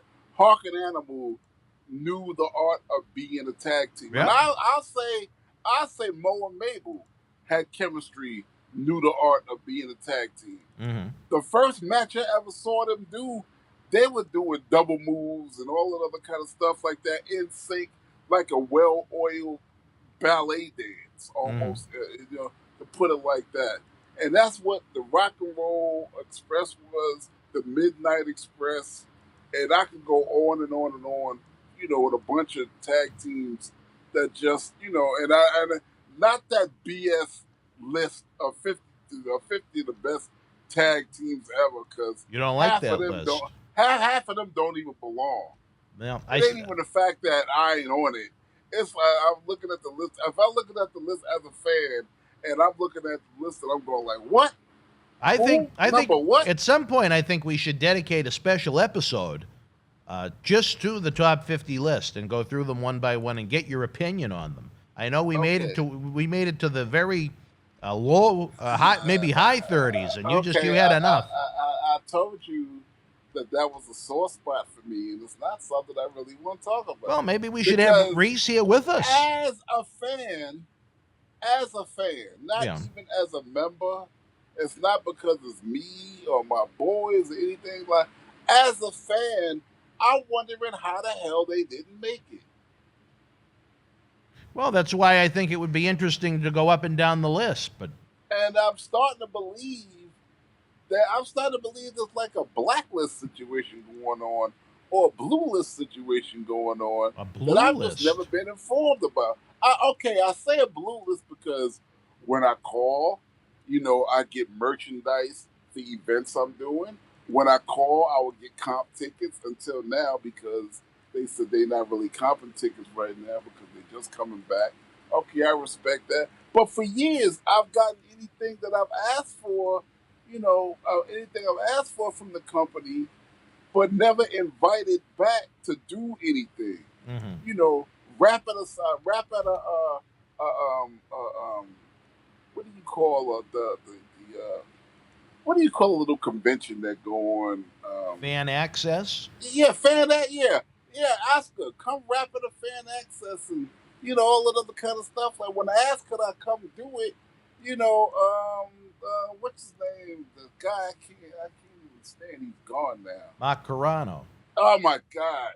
He was like, no, we're okay. He just gave you a flat out no. He just gave me a flat out no. So that's why I'm thinking that there's something going on that, and I'm gonna tell you another reason. This is why I know it's something. I asked Howard Finkel, and Howard Finkel was like, but it's not something I can tell you. It's a secret. Yeah. Huh. It's not something I can. Howard went to his deathbed with this secret. Yeah, Howard went to his deathbed with the secret. He wouldn't tell me. Well, now you get me curious. Yeah, I don't know. Interesting. All right. Well, Oscar, we're running out of time on this episode. Again, always great to have you after WWE Monday Night Raw. The numbers are picking up. We love it. We ask you fans if you could please share the link to this show across the social media platforms you use, whether it be Facebook, Twitter, Instagram, Reddit, Facebook wrestling groups. It helps. Yeah, wait, hold on. Whoa. One more fact. Oh, what do we got? Yeah, I've been seeing some of the YouTube numbers. They're pretty impressive. Sometimes it almost seems like it depends on the episode. I don't know, but I want to see them up. I want to see them up at that high level every week. Our goal is to keep Wrestling Legends working. We want this show to be so successful. Instead of doing it podcast style, we fly Oscar in once a month to tape some episodes. I think that would be fantastic, but we can't do it without your help, folks. Again, the Boston Wrestling eBay store is open 24/7. Great wrestling collectibles from superstars of every era. One more thing, Dan. Yes. Don't hang up after an opportunity has come up. And I need to talk to you about it. All right, I will not hang up once this episode is over. I do want to remind fans that if you want to be more than a fan, if you want to be more than even a friend of Boston Wrestling Sports, join the Boston Wrestling Patreon family for about the cost of a cup of coffee. Help keep Wrestling Legends working. Enjoy literally hundreds of studio shoot interviews with dozens upon dozens of superstars. You can find that at patreon.com/Boston Wrestling. And more than anything right now, if you're in the Northeast, fans, mark the date down on your calendar as Boston Wrestling celebrates its 20th anniversary as we go back to the 80s for WrestleFest. Saturday night, November the 13th, from the historic Memorial Hall in Melrose, Massachusetts. Maybe we won't have to deal with Piggott. That would be fantastic. That's a different story for a different time. But what we will be dealing with, what about America's hero, Hacksaw Jim Duggan, Jake the Snake Roberts, Axe and Smash Demolition, Marty Jannetty, On SummerSlam Saturday, we're going to announce a sixth featured 80s legend. And then at that point, the ticket prices are going to go up a little bit. So if you want to get those discounted, all-inclusive VIP packages, if you want to get discounted event tickets, head on over to BostonWrestling.com. Now they are flying, especially if you want to be a VIP. If you want to sit up close in the first or the second row, I implore you, get the VIP tickets now. Those are selling great because you fans want to meet these 80s legends. You want to go back and relive your childhood. You want to be your version of old Dan Marotti when he'd go to the Boston Garden as a young 5 or 6-year-old to see Hulk Hogan and Randy Savage and Jake and Duggan and Andre and The Warrior and all the superstars of that generation. Again, BostonWrestling.com. Let's keep independent wrestling thriving, because beyond being able to meet these wrestling legends live, close up, and in person, we're going to have a ceremony for the 80s legends and a hot night of in-ring action with some of the finest independent athletes in the country, not just the area, but the country. We thrive to give you variety and the best.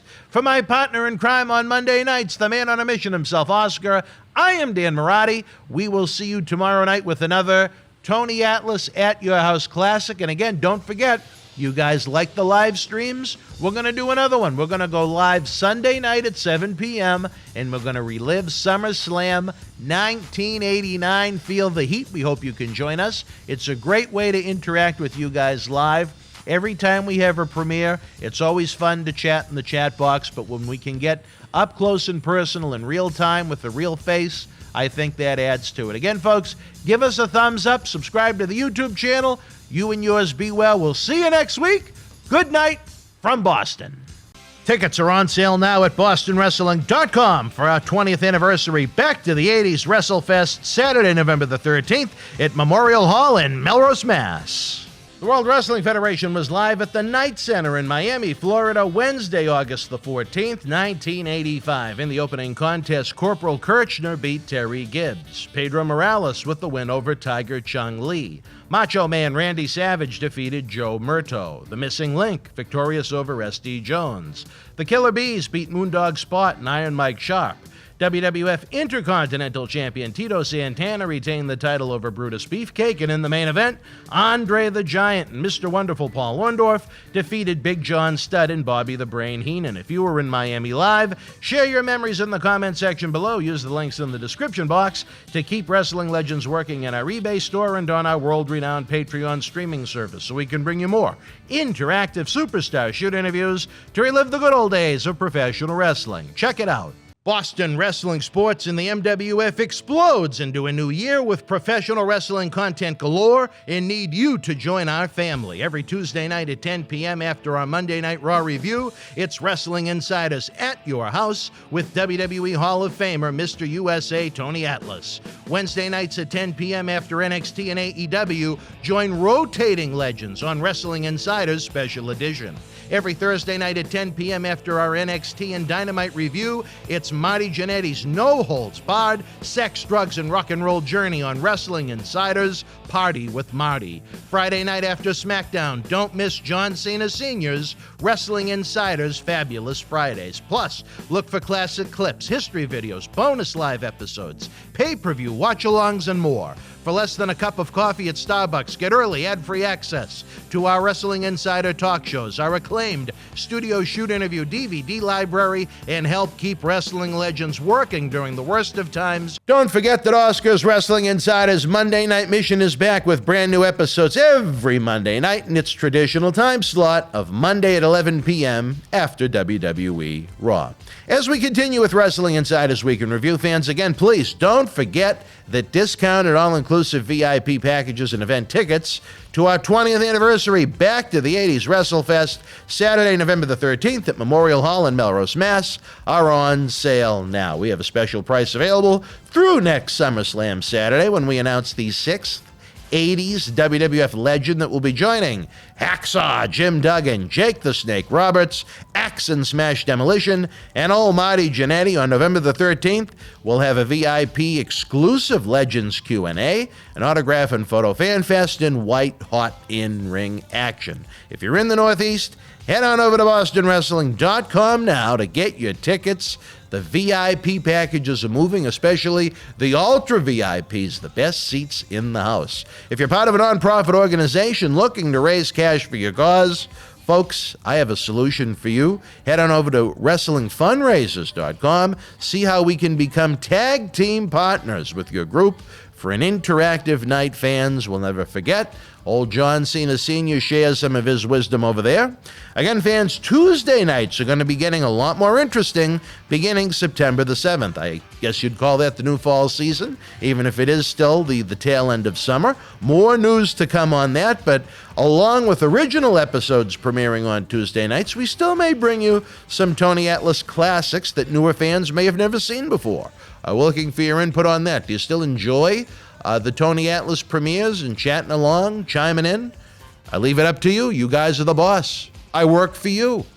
I work for you. So don't be a slave owner. Don't forget the Super Chat button, baby. Come on. Come on. We got the Venmo. We got the PayPal. Speaking of our favorite thief, while I don't think Tony will hold up his word for the money that he took for a deposit for our Back to the 80s event November the 13th, it is, right now, another Wrestling Insiders at Your House classic is in better days. Tony and myself are joined by acclaimed psychiatrist and president of Boston Wrestling MWF, Dr. David Reese, in discussing the deaths of Jim Neidhart, Grandmaster Sexay, Masa Saito, and my dear friend Ed Cohen of WWE. Wrestling fans around the corner, around the world, welcome to a special installment of Wrestling Insiders. It's Labor Day weekend. We hope you're having a joyous end of the summer. Can you believe it's already over, Dr. Reese? Nope. A lot of people are going to go into depression and need to see you. Keep me busy. All right. Well, this, if you did not know, that's El Presidente himself, Dr. David Reese, joined by the Hall of Famer himself, Mr. USA, Tony Atlas. Tony, we had the discussion earlier on that was so intense, everybody got up and left. It was amazing. I don't blame him. I've never seen anything like it. It was what? Boring. Well, it was your life.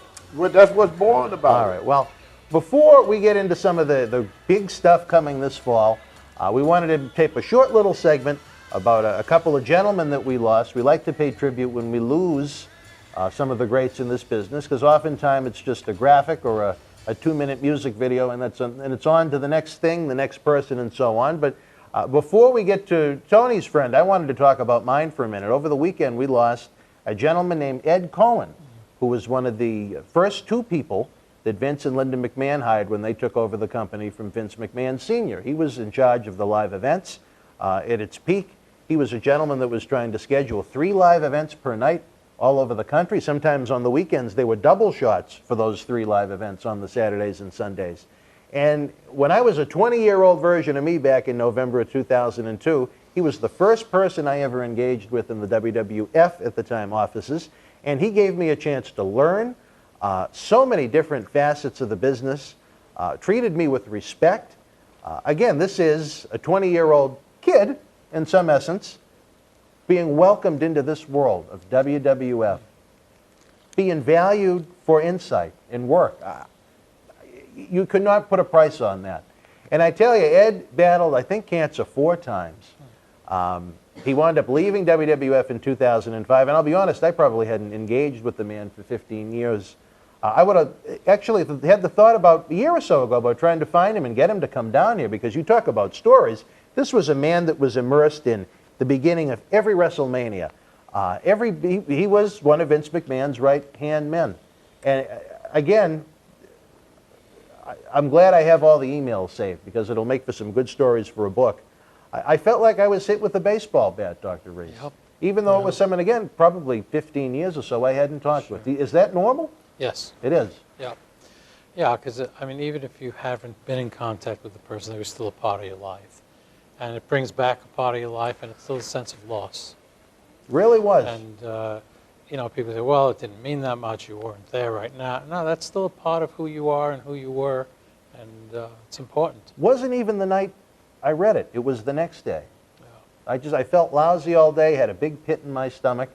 And I was really down about it, you know, because I don't know if he understood how much he meant to my existence in the world of professional wrestling. In some ways, the traits that I learned from my time in WWE, it carries on with what we do in the MWF, carries on with what we do here in the studio. So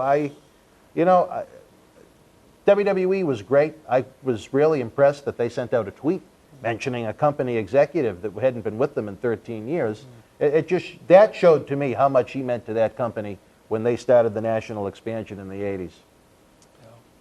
And on top of that, Tony, you know, you and I, we share our text messages. I had to send you another bad one, as I know you're not on the internet a heck of a lot, but we also lost your old buddy, Jim the Anvil Neidhart. Yep, Jim was a great guy, very powerful man, you know, ex-football player, bench pressed nearly 600 pounds.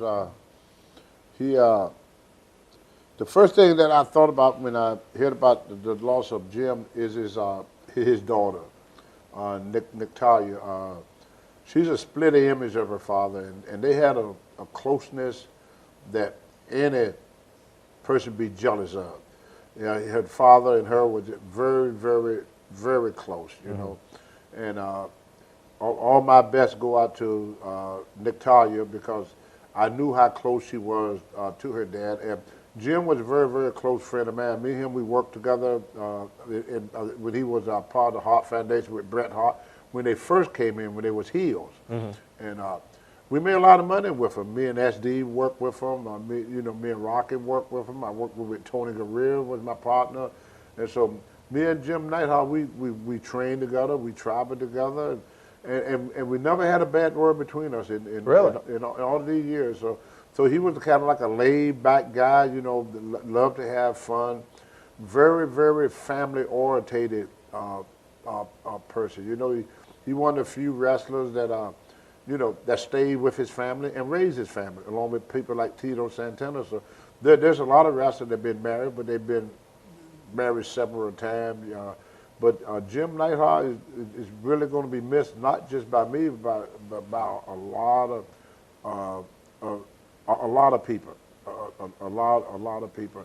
And like I said, all my best go out to Natalia because they had a very, very close relationship with her and her dad, you know. And she always worried about him. And she felt that she acted more like he was her son instead of her father. I think he needed that. Well, regardless, but the type of person Natalia was, she was there for her father. Talk about a credit to the business, Natalia Neidhart. Oh, she's an incredible individual. That is what a female professional wrestler should be from A to Z, in my opinion. Yep, she got a lot of decency to her. She's a very, very hard worker. I first met Natalia when she was a baby, and I didn't see her no more until I went to Florida, where Steve Kern was training her in the ring, along with Sheamus, down in Florida, where they were just starting off the development studio. It wasn't completed there, but she was very, very polite, came up and talked to me and everything. And then I got to travel with her, 2008, 2009. I've been on a couple of European tours with her.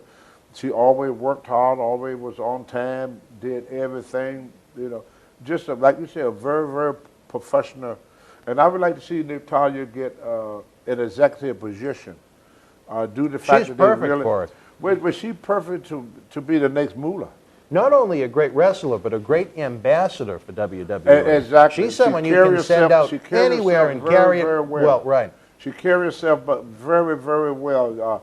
But later on in her life, when she could no longer wrestle, she make a good executive, you know, to help Stephanie. Maybe an agent for the women, even for the on women. The road. Yeah. You know, they don't have no women agent. You know, she could be one of. I think she'd be great at that. Right. To be a female agent because, you know, all your agents are men. Yeah. You know. Well, you know, Jim Neidhart, his story with the Millennium Wrestling Federation. A lot of people Googled it after he passed away. I really don't want to get into that. Where this is somewhat of a tribute to it. People can find that on their own. Is someone. Taking my personal feelings towards him aside, he contributed a lot to one of the great booms of professional wrestling. There's a whole generation of fans that are going to remember those great wars with the Hart Foundation, the British Bulldogs, Demolition, the Killer Bees, the Rougeaus. They had two great runs. Dynamite Kid. Yeah, British Bulldogs, Davey Boy and Dynamite. Neidhart was on the first live event. I ever saw at the Garden back in August of '86 Yeah. that you were also on in Yeah. a classic match with Ted Arcidi that Gorilla Monsoon and Lord Alfred Hayes buried you on during the commentary. It was so slow. Ted didn't like to do a heck of a lot. No. Well, it wasn't much that Ted could do. He was a big power lifter. Right. And he was not that mobile, Right. as you want to say. That's a great way to put it. Yeah, That was a great way to put it. Wasn't too mobile out there, you know. Well, it was a heck of a night, but Jim Neidhart left a lot of positive wrestling memories in there. Yes, he did. You know, and It's he unfortunate sometimes you meet the people that you enjoy watching on TV. You know what I mean? Yeah. Yeah. But different story for different time. The wrestling world mourns Jim Neidhart's loss, and we certainly send out our best wishes to the Neidhart family. Again, Natalia. Yes. I really respected her going out there wearing Jim's jacket when she came back on pay-per-view a couple of weeks ago. And any fun memories of Jim? Well, unfortunately, no, because back in the old days, you have to call it good guys and bad guys, heels and babies. And Jim was always a heel. So we met occasionally in the gym, in the hotels, and stuff of that nature. But most time, he was always up in his room calling his wife. He was always on the phone with his wife and checking on his daughter. And like I said, he was a very, very, kind of reminded me a lot of Tito Santana, very, very family-oriented. You know, the Hart Foundation, that's a very, very close-knit family. Oh, absolutely. You know, the cousins and the brothers, you know, they very, very close-knit family. So she's a great asset to the business, Natalia. And Jim was too. Jim was he was the muscles, the strength, the power. I don't think Bret Hart would have got as far as he went without Big Jim, because even though Bret was a very rugged kid, right of his own, but Jim was kind of like the bodyguard for everybody. You know, if you met with Bret, you had to go through Big Jim, and that was not an easy test. All right, Tony. We're going to take a brief time out. A couple of other gentlemen that you knew had passed. We like to pay tribute. We're going to take a brief time out. We'll be right back. Do you really believe that... Tickets are on sale now at BostonWrestling.com for our 20th anniversary Back to the 80s WrestleFest, Saturday, November the 13th at Memorial Hall in Melrose, Mass. The World Wrestling Federation was live at the Wicomico Youth and Civic Center in Salisbury, Maryland, Sunday, August the 10th, 1986. In the opening contest, Rebel Dick Slater beat Iron Mike Sharp. Harley Race victorious over Paul Roma. Pedro Morales defeated Steve Lombardi. Nikolai Volkov with the win over Jose Luis Rivera.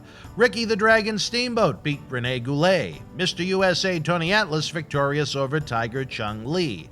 The Dream Team defeated Tony Gurria and S.D. Jones. George the Animal Steel with the win over Ron Shaw via countout. The Iron Sheik beat Corporal Kirchner. And in the main event, WWF Women's Champion, the Fabulous Moolah, won a 30-man battle royal. If you are in Salisbury Live, share your memories in the comment section below. Use the links in the description box to keep Wrestling Legends working in our eBay store and on our world-renowned Patreon streaming service so we can bring you more interactive superstar shoot interviews to relive the good old days of professional wrestling. Check it out. Boston Wrestling Sports in the MWF explodes into a new year with professional wrestling content galore and need you to join our family. Every Tuesday night at 10 p.m. after our Monday Night Raw review, it's Wrestling Insiders at your house with WWE Hall of Famer Mr. USA Tony Atlas. Wednesday nights at 10 p.m. after NXT and AEW, join rotating legends on Wrestling Insiders Special Edition. Every Thursday night at 10 p.m. after our NXT and Dynamite review, it's Marty Jannetty's no-holds-barred sex, drugs, and rock and roll journey on Wrestling Insiders Party with Marty. Friday night after SmackDown, don't miss John Cena Sr.'s Wrestling Insiders Fabulous Fridays. Plus, look for classic clips, history videos, bonus live episodes, pay-per-view watch-alongs, and more. For less than a cup of coffee at Starbucks, get early ad-free access to our Wrestling Insider talk shows, our acclaimed studio shoot interview DVD library, and help keep wrestling legends working during the worst of times. Wrestling fans around the corner, around the world, I'm Dan Marotti. And I'm Mr. USA WWE Hall of Famer Tony Atlas. The road to WrestleMania has begun. Wrestling fans are looking to add to their man caves. You got to see what we have in the eBay store. Check it out. Here's your chance to own a piece of history from the 2020 WWE Draft. On the second night, October the 12th, The Fiend, Bray Wyatt, and Alexa Bliss unleashed hell on Andrade and Zelina Vega. This limited edition 11x14 collector's poster is number 26 of only 50 made, personally signed by both The Fiend and Alexa Bliss, direct from friends at WWE. Comes with certificate of authenticity hologram on the poster itself, suitable for framing. You'll also receive a bonus autographed mystery photo and an on-air shout-out as our thanks to you. Get this ultra-rare autographed Fiend and Alexa Bliss poster now. Wrestling fans, especially here in the Boston area, we want to thank our great friends at Red Rose for their support for all of our charitable endeavors and programming efforts.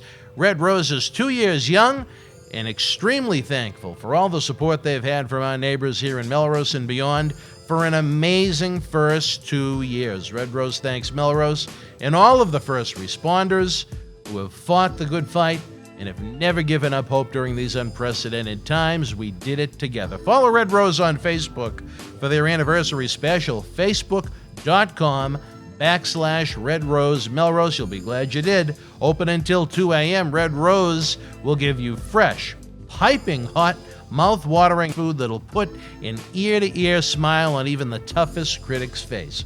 Check out their full menu online at redrosema.com or give them a call, 781-620-1889. Wrestling fans, welcome back. We talked a little about Jim Neidhart, a man that I knew very well, Mr. Ed Cohen. Tony, not too long ago we lost a gentleman that may not be well known to the fans of this era, but certainly in your day, Masa Saito. Saito? Yes. I'm going to guess you didn't know. I didn't know You that. didn't know? Well, unfortunately, Tony, Masa Saito has passed. Wow. He's What someone you feuded with back in the day. Yep. See, Saito was what we used to call a shooter. Yes. And what they used to do to get him popular, they would have people to come from the audience.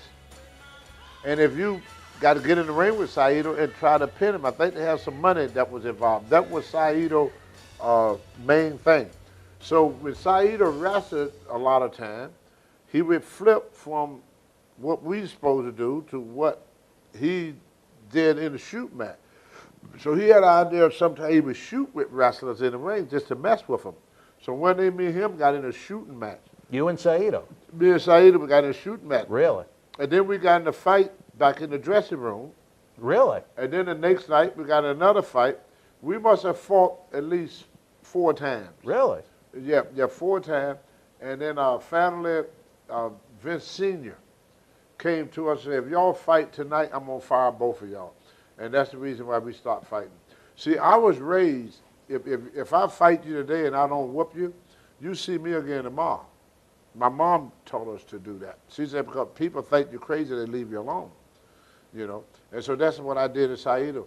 But then me and him, we became the best of friends. Really? Yep. After the fight, me and him, we respected each other. We worked together.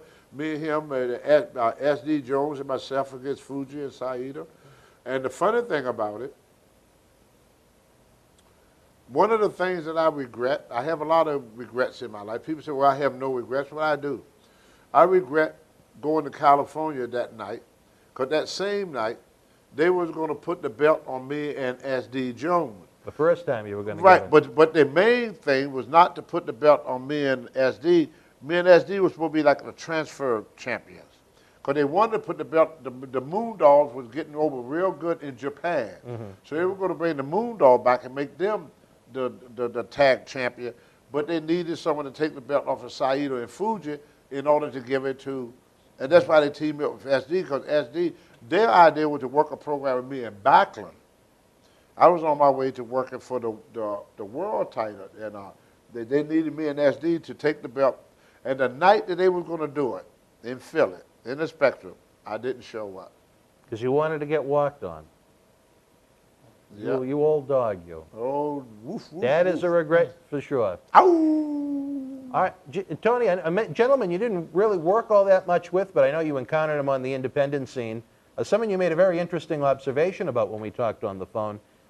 Grandmaster Sexay, Brian Lawler, the son of Jerry the King Lawler. Yeah. I had a very unique circumstances involving his death.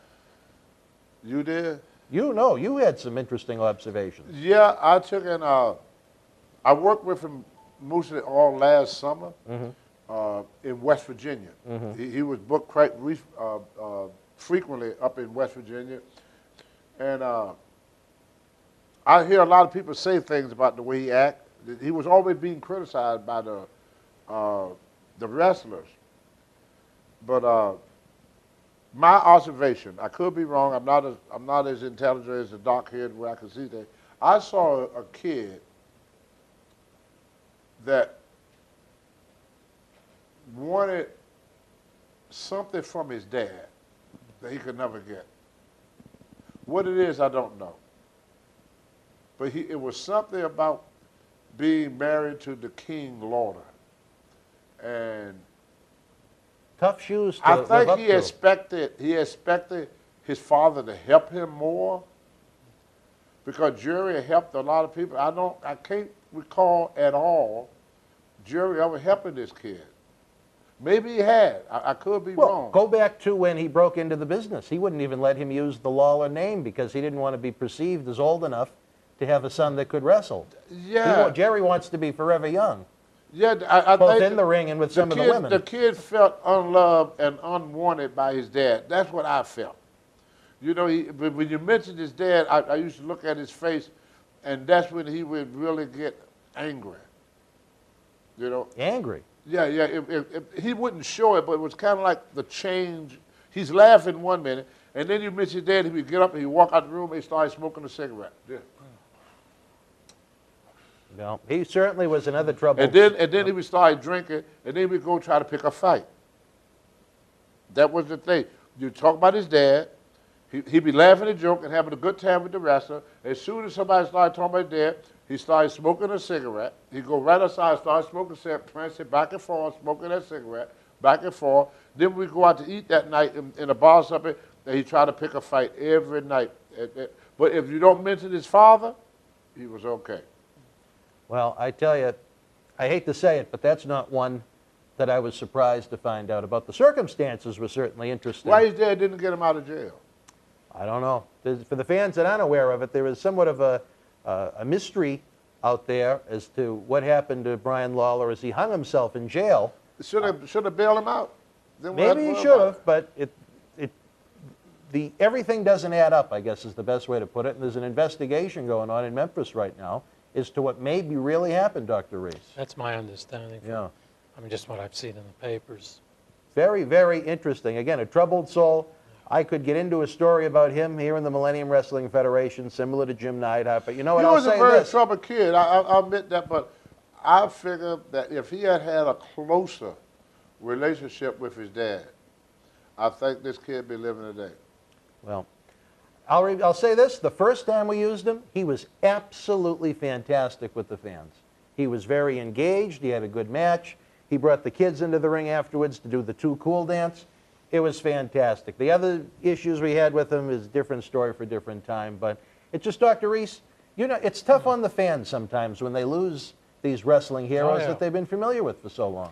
Yeah, because they're bigger than life and immortal. And the image is supposed to be immortal. And it's supposed to be bigger than life. And we all play into it, and then it's shocking when we find out that these are real people. It is tough. Well, you know what? It is important to me that we remember those that pass on. I don't know why it's such a sticking point to me, but it really is. It is. Well, it's part of our lives. And you know, we look up to a lot of these people, and sometimes for the right reasons, sometimes for the wrong reasons, but that's irrelevant. The fact is that they're important to us, and they become part of who we are. All right. Well, wrestling fans, you want to talk about maybe something a little bit more positive? We have a Pediatric Cancer Awareness Month drive that's going to be going on through the month of December. I'm really pushing the year along. September.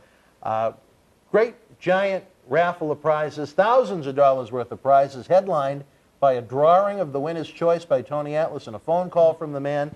We have donations galore. WWE is involved. Continue to follow BostonWrestling.com for a complete list of the prizes. And again, we're going to help out these poor kids. We have a great video that'll be available online for you to check out. And of course, the Patreon channel is launching. 17 years worth of great video, El Presidente. The fans are going to be able to get it, and they're going to be able to support great productions like this because we need it. Otherwise, we're going to have 2 candles, and we're going to do it in the alley out back with the camcorder. We need the help, President. No, we need the help, and you know, some of what we do has more legs than we think. Just so you recall, last year we did we did a little film for the first responders at the hurricane. In Houston, yes. It was just retweeted this week by New York EMS. Really? Yep. Wow. Yep, I don't know if you saw that. But, hey, let me tell you, Dr. Reese, I never expected that my voice would be on the Howard Stern show for months, every day, with the Iron Cheeks insanity. You never know where these videos are going to go. And again, where we lose so many of these legends, as much as I had some issues with Jim Neidhart, I would have loved, even now, I would have loved to have had Jim Neidhart here to document his memories, you know? Sure. WWE does a great job with their productions, but they're very selective in who they do the 3-disc DVD of and a documentary of. There's no Tony Atlas 3-disc DVD. There's no Jim Neidhart one. There's no Hacksaw Jim Duggan. There's no Ted DiBiase and guys like that. We stay 11. What's that? We stay 11. All right, well. That's one thing I know about the Hall of Fame. Here we go. No, you watch every Hall of Fame. If you're very lucky if they got 3 people there inducted that is still living. No, they won't do more than 1 dead person a year. Oh, just like every other person is dead, they do. But they wait till you die before they put you in there almost. Well, you know what, you're going to get me going in the wrong way. But I don't see what the hold-up is. Look, guys are dropping like flies. What's the hold-up? Don't you think Vader should have gone in while he was still alive and Mick Foley was really pushing for it? Yes. Don't you think Neidhart should have been in? Yes. That's Neidhart was not a Hall of Famer? No. See what I'm saying? What were they waiting on? It's a waste. You know what I mean? It's a waste. What are you waiting on? You think they're going to live forever?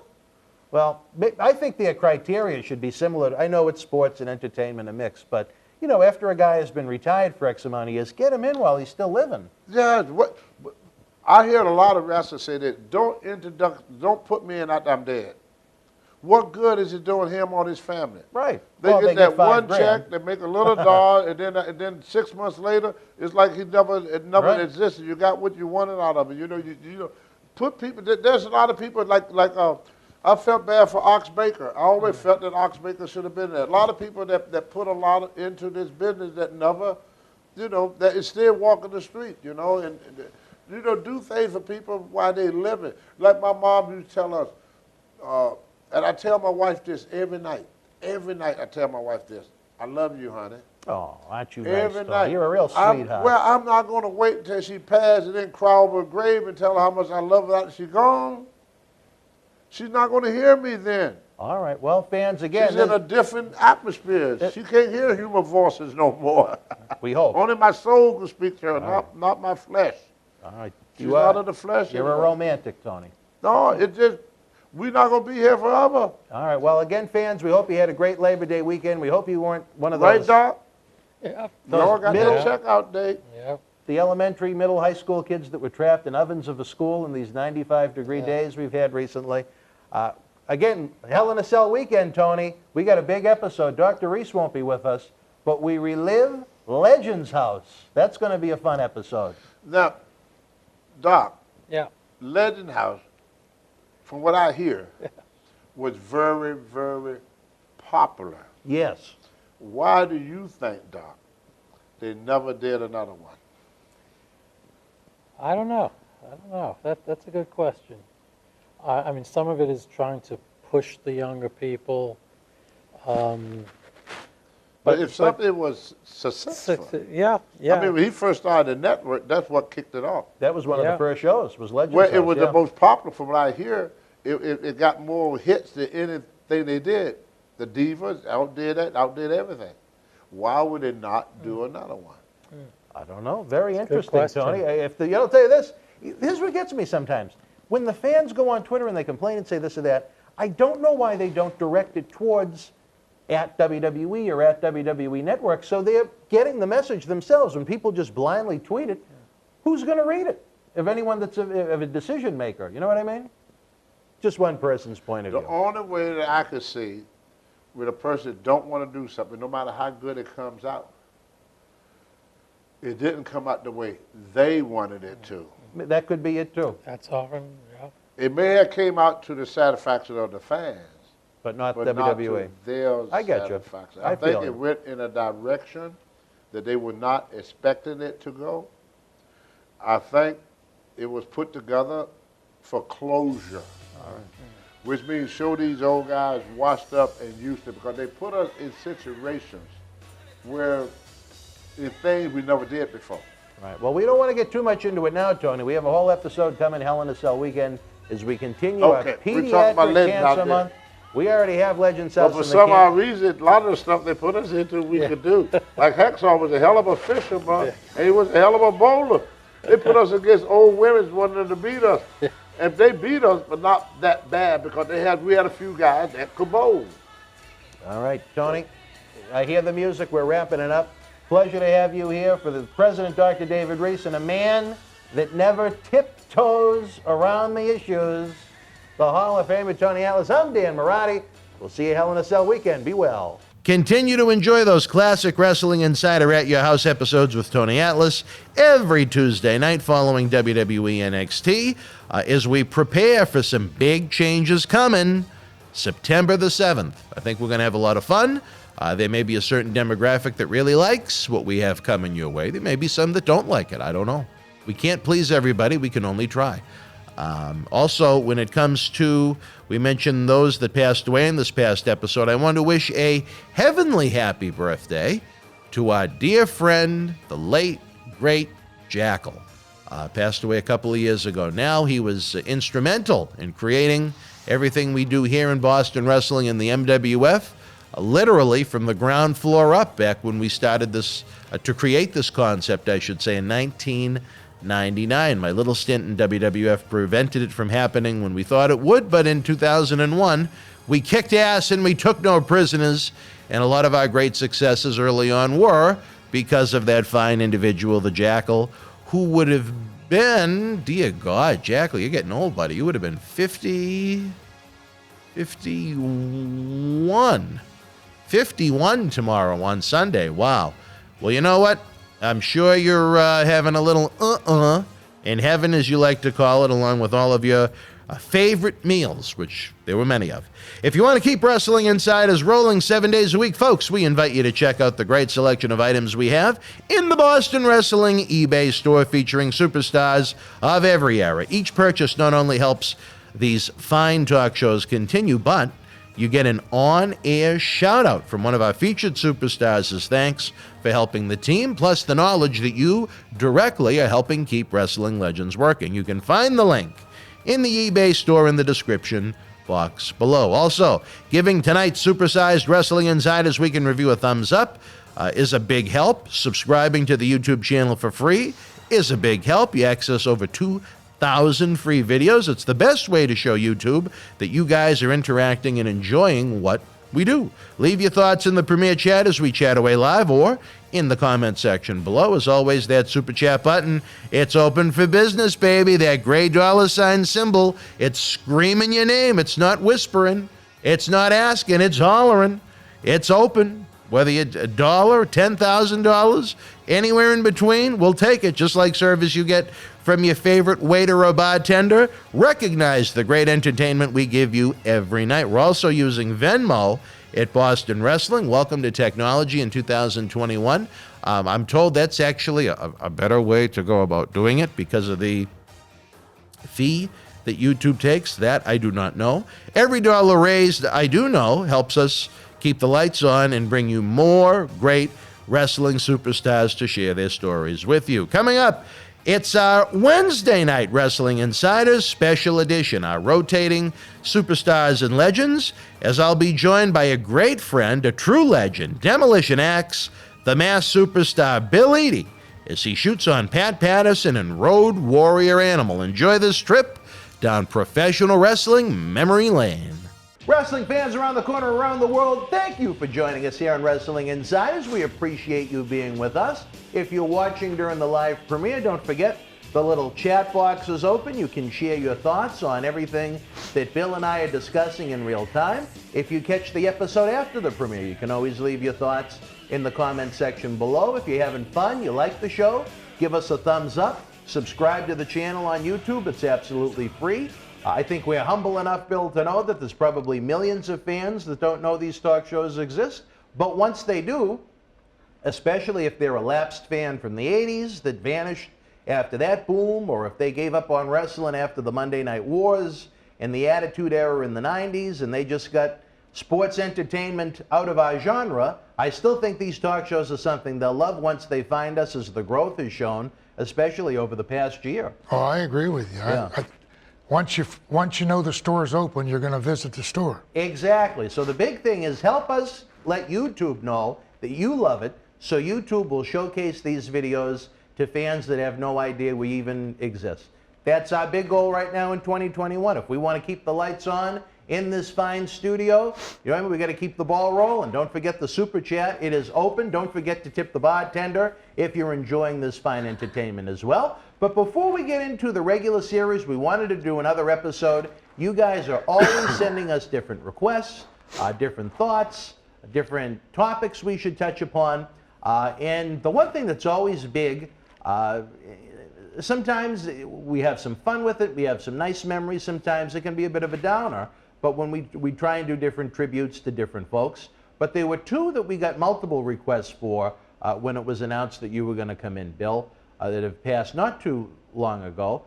First of which would be the Pat Patterson, who you would have come across a great deal during your WWF time. I don't know about during your territory days when Pat was still active. Well, Pat was, most of my dealings with Pat was in the WWF. Mm-hmm. He was an agent there, and I saw him periodically in Montreal.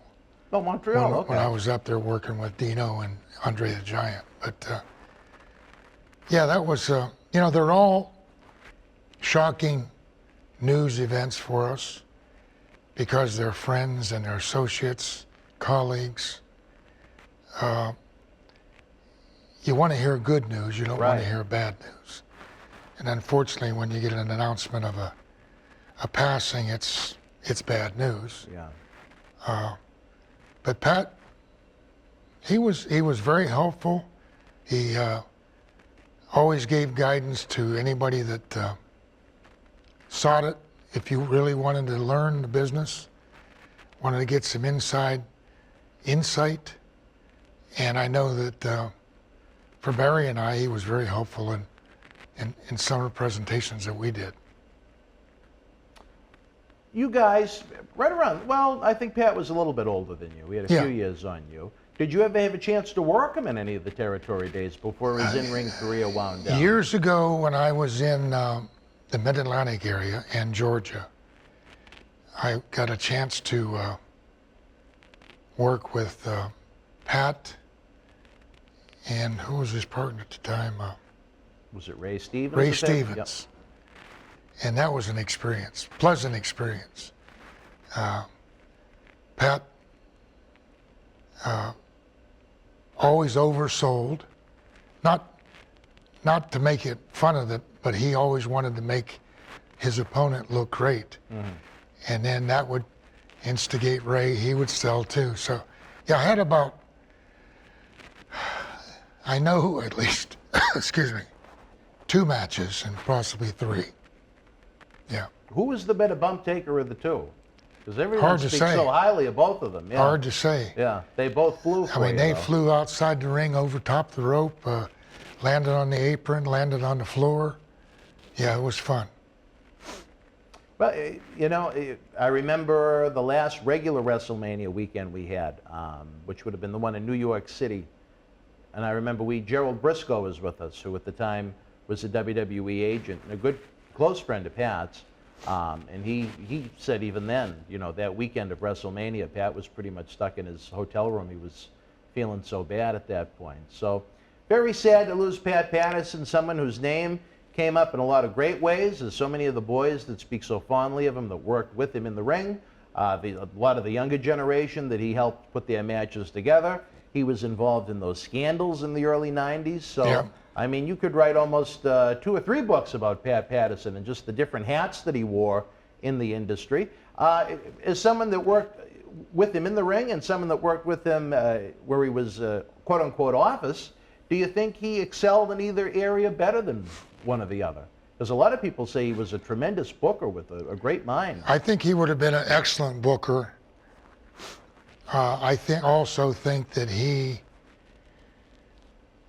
felt a little restrained, and he didn't want to step outside of the parameters that he was given. Mm-hmm.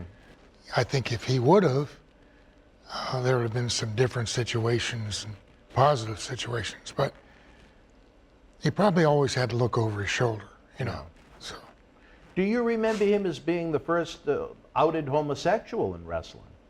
Or were there others that were kind of known of that were just kind of kept quiet? probably the first that I was aware of. I'm sure that there were and are others that I'm not aware of, but Oh, sure. I mean, think of the world. I mean, that I was always brought up to accept people how they treat you. And Pat always treated me with respect. He never tried to impose any of his likes or dislikes on me. And as long as that was in effect, I had no problem with him. If it would have been different, then we might have had some differences. was it something that he would openly speak about, or was it something he kind of kept to himself? No, I never heard him speak about it. Of course, I knew his partner as well, Louis. and when we were in Montreal, and neither one of them, I mean, they were to themselves. What went on behind closed doors, I'm not aware of, and I don't want to know. So, but like I said, he treated me with respect. They both treated my wife with respect and my daughter. They knew him, and I don't have any negatives to say about either one of them.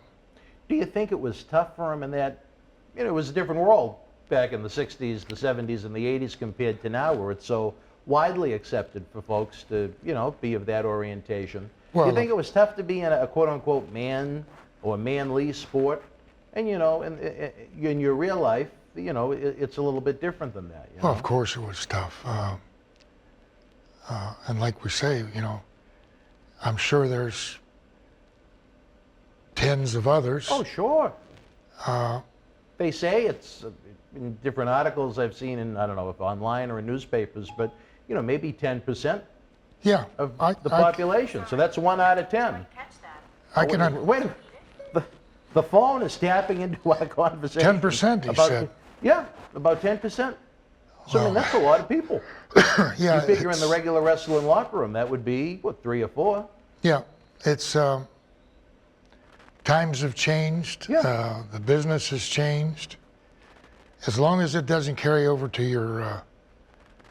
your wrestling in the ring Right. and trying to make people uncomfortable, you know, live as you may. Well, from the footage I've seen of him, which unfortunately is limited due to the era that he wrestled in, I mean, just like you said, well, one hell of a bump taker. Yeah. I mean, he could probably get in the ring with me in his prime and make me look good, and I can barely walk with what I have right now. But just someone that was missed. Did you ever hear him sing the karaoke? He loved to sing My Way. No. You never? You weren't a karaoke guy, Bill? Or? No, but we weren't, like I said earlier, when I was in the Charlotte and Georgia territory, I was told by the promoters to travel by myself to protect the character. And then when we were in New York, it was Barry, Fuji, and myself traveled. We didn't go to the bars and stuff like that. We'd go to the next town, find a restaurant, hotel, just conducted business. I mean, we never went out to party or karaoke. Not that we would, not that we wouldn't enjoy it, but I was always on the road with the idea that I'm on the road to make a living. Right. I can go to the bar and sing and do that stuff when I'm home with my family. There you go. So That's one way to look at it, yeah. Well, certainly someone that's going to be missed. His contributions, I think, will be something that is carried on in the imprint of WWE for many, many years to come, if not for eternity. And I think that's one great thing about it. I'd like to see them, I don't know, maybe come up with the Intercontinental Championship where he fictitiously won the first one in a tournament in Rio de Janeiro. Maybe call it the Pat Patterson Intercontinental Championship or something like that to give him kind of a regular homage. You know what I mean? I know they've gone above and beyond in the NXT developmental program. They have the Dusty Rhodes Tag Team Classic, and I think, you know, to be very fair, Pat Patterson meant a heck of a lot more to WWE than Dusty Rhodes ever did. Oh, I agree. I mean, Dusty's, you know, international, and so was Pat. But if you're just dealing with the WWE, WWF, Pat should have something. Oh yeah, yeah. Well, hopefully that time will come. Like I said, you hear stories, but my interaction's positive. I thought he was a nice guy. He liked to smoke, but other than that, I'm not I disdain cigarette smoke, but everybody has their vices, I guess. Yeah. But, you know, he's going to be missed. And, you know, to those that went to him for advice and for finishes like that, I'm sure they had an encyclopedia worth of knowledge passed along to them. I agree. And he didn't impose his finishes on you. He suggested, but he always had a good suggestion, sort of like he knew what was going on. And that was probably because he was so close with Vince. Yeah. So they knew trickle-down effect, and, you know, maybe you should lean this way, or not insinuate that you had to, but if you had any sense, you'd listen. Yeah. So. Do you think he had a great influence on Vince during that 80s expansion? I would hope so. I would hope that Vince would listen to him, but, you know, you never know. Yeah.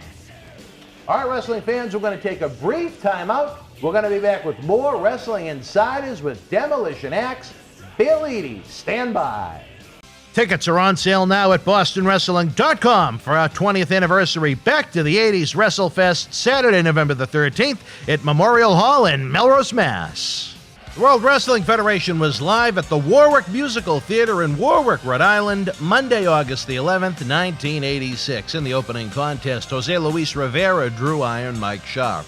Tony Gurria beat Duke of Dorchester Pete Doherty. The Haiti Kid with the win over Butch Cassidy. Pedro Morales defeated Greg the Hammer Valentine. Corporal Kirchner victorious over Nikolai Volkov. And in the main event, Ricky the Dragon Steamboat beat WWF Intercontinental Champion Macho Man Randy Savage via countout. If you were in Warwick Live, share your memories in the comment section below. Use the links in the description box to keep Wrestling Legends working in our eBay store and on our world-renowned Patreon streaming service so we can bring you more interactive superstar shoot interviews to relive the good old days of professional wrestling. Check it out. Boston Wrestling Sports in the MWF explodes into a new year with professional wrestling content galore and need you to join our family. Every Tuesday night at 10 p.m. after our Monday Night Raw review, it's Wrestling Insiders at your house with WWE Hall of Famer Mr. USA Tony Atlas. Wednesday nights at 10 p.m. after NXT and AEW, join rotating legends on Wrestling Insiders Special Edition. Every Thursday night at 10 p.m. after our NXT and Dynamite review, it's Marty Jannetty's no-holds-barred sex, drugs, and rock and roll journey on Wrestling Insiders Party with Marty. Friday night after SmackDown, don't miss John Cena Sr.'s Wrestling Insiders Fabulous Fridays. Plus, look for classic clips, history videos, bonus live episodes, pay-per-view watch-alongs, and more. For less than a cup of coffee at Starbucks, get early ad-free access to our Wrestling Insider talk shows, our acclaimed studio shoot interview DVD library, and help keep wrestling legends working during the worst of times. Wrestling fans around the corner, around the world, I'm Dan Marotti. And I'm Mr. USA WWE Hall of Famer Tony Atlas. The road to WrestleMania has begun. Wrestling fans are looking to add to their man caves. You got to see what we have in the eBay store. Check it out. Here's your chance to own a piece of history from the 2020 WWE Draft. On the second night, October the 12th, The Fiend, Bray Wyatt, and Alexa Bliss unleashed hell on Andrade and Zelina Vega. This limited edition 11x14 collector's poster is number 26 of only 50 made, personally signed by both The Fiend and Alexa Bliss, direct from friends at WWE. Comes with certificate of authenticity hologram on the poster itself, suitable for framing. You'll also receive a bonus autographed mystery photo and an on-air shout-out as our thanks to you. Get this ultra-rare autographed Fiend and Alexa Bliss poster now. Wrestling fans, especially here in the Boston area, we want to thank our great friends at Red Rose for their support for all of our charitable endeavors and programming efforts. Red Rose is 2 years young and extremely thankful for all the support they've had from our neighbors here in Melrose and beyond for an amazing first 2 years. Red Rose thanks Melrose and all of the first responders who have fought the good fight and have never given up hope during these unprecedented times. We did it together. Follow Red Rose on Facebook for their anniversary special, facebook.com/Red Rose Melrose. You'll be glad you did. Open until 2 a.m. Red Rose will give you fresh, piping hot, mouth-watering food that'll put an ear-to-ear smile on even the toughest critic's face. Check out their full menu online at redrosema.com or give them a call, 781-620-1889. All right, wrestling fans, welcome back to Wrestling Insiders. We talked about the late, great Pat Patterson. And what a control room we have, you know, Bill. It goes without saying, it's very simple for us to sit here and talk about the king of sports professional wrestling. But unless we have the help, we'd be sitting here in a dark room. That's right. Nobody to record us, nobody to direct us, nobody to guide us. We have our super intern, Dave, with us. Cecil the Lion keeps mispronouncing his name. I believe it is Scrivani, is it not? Well, Cecil the Lion called him Scrivini, and I am very happy to say, Bill, for the very first time, a gentleman that has been kind of associated with this industry since he came out of the womb, dealing with midgets and giants and the boogeyman calling him on Christmas. The junior ambassador, Devon Brent, is here for the first time, trying to learn some of the technical aspect. It's almost like when Vince used to have Shane set up and break down the chairs when they bought the that little venue down on Cape Cod in Massachusetts. So Shane learned every aspect of the business as opposed to just being the promoter's son, so to speak. Well, now he can appreciate how hard his dad works. Well, I'm not his dad, but you know what? I wouldn't love him any more if I was his biological dad. He's the best thing in the world, like I said. He was born 2 weeks before that accident when we got hit by the drunk driver and I got blown up with the Iron Sheik. And you know what? When you get shot 30 feet out of a car sideways into a gully, usually that's not a good thing. And even though I have the body of a character from Beetlejuice, you know, when I found out that he came into the world, I think it helped motivate me to keep moving in the world. So I'm happy he's here with us every day in the world, but I'm very, very happy he's here with us in the studio. And who knows, you know, a lot of times we have a lot of moving parts with the different help that come in and out of the studio. Hopefully we're grooming a new technical superstar that can help in the back. And I tell you this, he's not, I don't know about your grandson. You have a grandson that's 15, right? Yep. Is he nuts about this PlayStation? Oh my goodness, yeah, it's PlayStation and Xbox and what I had computers. He's a computer nerd, yeah. What I had to go through to get the PlayStation 5 for him for Christmas, Bill. And the best thing is I worked them. It was because they did a pre-sale in September. I knew it was going to be impossible to get the stupid thing. Right. Because they weren't selling it in store. The last one that came out several years back, like a moron, I waited in line at a Best Buy for almost 6 hours to make sure he would have his PlayStation 4 for Christmas. Well, in this instance, they weren't going to do that, so there was no line to wait in. It was all virtual online. So I said, any chance I get, I better gobble it up. But to try and keep him involved in the process, I kept telling him, every time Walmart would do a pre-sale, I said, buddy, we got to get online. We got to try and get it. And we failed every single time. So thank God I bought the one in September that I got. And then I think he'd probably tell you once he got it at Christmas time, he was surprised because he didn't think we were able to get our hands on one. So I understand. it was good to work him. I enjoyed doing it, I have to say. It was a good rib, I guess, in wrestling terminology for him. But the kids in these video games, and not only do you buy the game, but he's always I don't know if your grandson is the same way, but they want this, it's called VC, virtual currency. Not only do you buy the game, but then they try and sell you now where everything's so digitalized online, weapons, extra characters. What's the thing, Devon? Skins, where they have different outfits, and he's always hustling me. So I said, you know what? We got to get his ass down here. So if he's going to get this VC and all these other things he tries to hustle on my credit card, has to earn it. He's going to earn it. He's going to earn it, Bill. All right. It's back to our regularly scheduled programming after that fun discussion. We talked about Pat Patterson, a man we wanted to talk about that you guys asked a lot about, that you wanted some input from Bill on. Unfortunately, you know, we mentioned it before, and I think the Don Coronado episode we did. We have our great Back to the 80s WrestleFest event Saturday night, November the 13th at Memorial Hall right down the street here in Melrose. This event was originally going to be in April of 2020. I remember. Right when the virus hit. Yeah. It was, Bill, our biggest advance in company history with 5 weeks to go. You know, as someone that has put together wrestling events, your brain is orgasming at that point. You know what I mean? Yeah. And to have it taken away from us the way it was devastating. But just as devastating, one of the 8 featured 80s legends that was going to be with us was our friend Joe Laurinaitis, the late Road Warrior Animal. Yeah. The fans wanted some thoughts from you on Joe, who I'm sure you worked with in the territories at times, and then that horrible disaster of a WWF program that we might save for later on. But just your thoughts on Joe as a human being.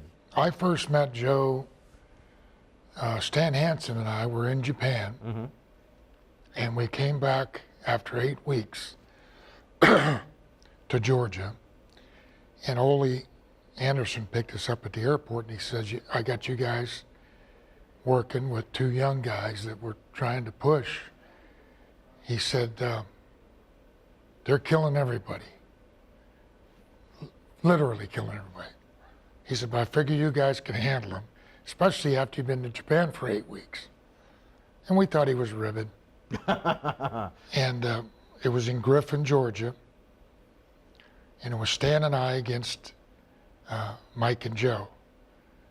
And at that time, I mean, you couldn't, 2 separate dressing rooms, they didn't mingle. So we were told what was supposed to transpire, went in the ring, and anybody that's heard anybody that's been in Japan, it's called Japan Strong. It's stiff in wrestling here, but it's super stiff in wrestling in Japan. If you don't protect yourself, they're going to eat you up. So Stan was always stiff. So long story short, we had the match, and I guess we beat the crap out of them. Didn't mean to, but they hadn't experienced that before, because they were working, and usually, and they weren't trying to hurt people either. They just didn't know They just didn't know. They didn't have the experience. They just did not know. Yeah. And it was oh my God, it must have been years later. Joe comes up to me and he says, Bill, can I tell you something? I said, of course. He said, you know, when you and Stan work with us in Georgia, he said, you beat the living shit out of us. Did the other guy say something or something? I said, no. You guys are going to be going to Japan, and you'll realize that you have to get a little stiffer. After weeks and weeks and weeks. And I said, we didn't mean to. He said, well, I just thought that the other guys had complained so much. I said, no. And well, I always liked those guys. And Barry had a long-standing friendship and relationship with those guys. They were credits to the business. They protected the business. There was a couple occasions where people, and I won't say who they were, tried to expose certain things. And I remember Mike in particular had mentioned, this is how we make a living, buddy. You know, if you want to do something about it, do it with me. And when I found out that Joe had passed, that was a shock. And then later, I texted back and forth with his wife. Julie, is that her name? Yeah. And I told her that I had respected Joe, and she thanked me. And I said that there's a lot of fans, not only a lot of the talent, there's a lot of fans around the world that are with you at this point.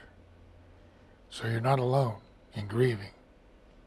So she appreciated that, and I'm looking forward to it. We're supposed to do a benefit in December for them both. Oh, really? Isn't that nice? Yeah. I'd love some information on that Yeah, once you have it. it's still tentative. Mm-hmm.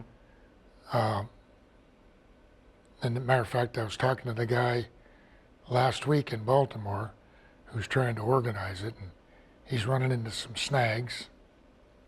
But they're going to do it. They just have to work particulars out. So.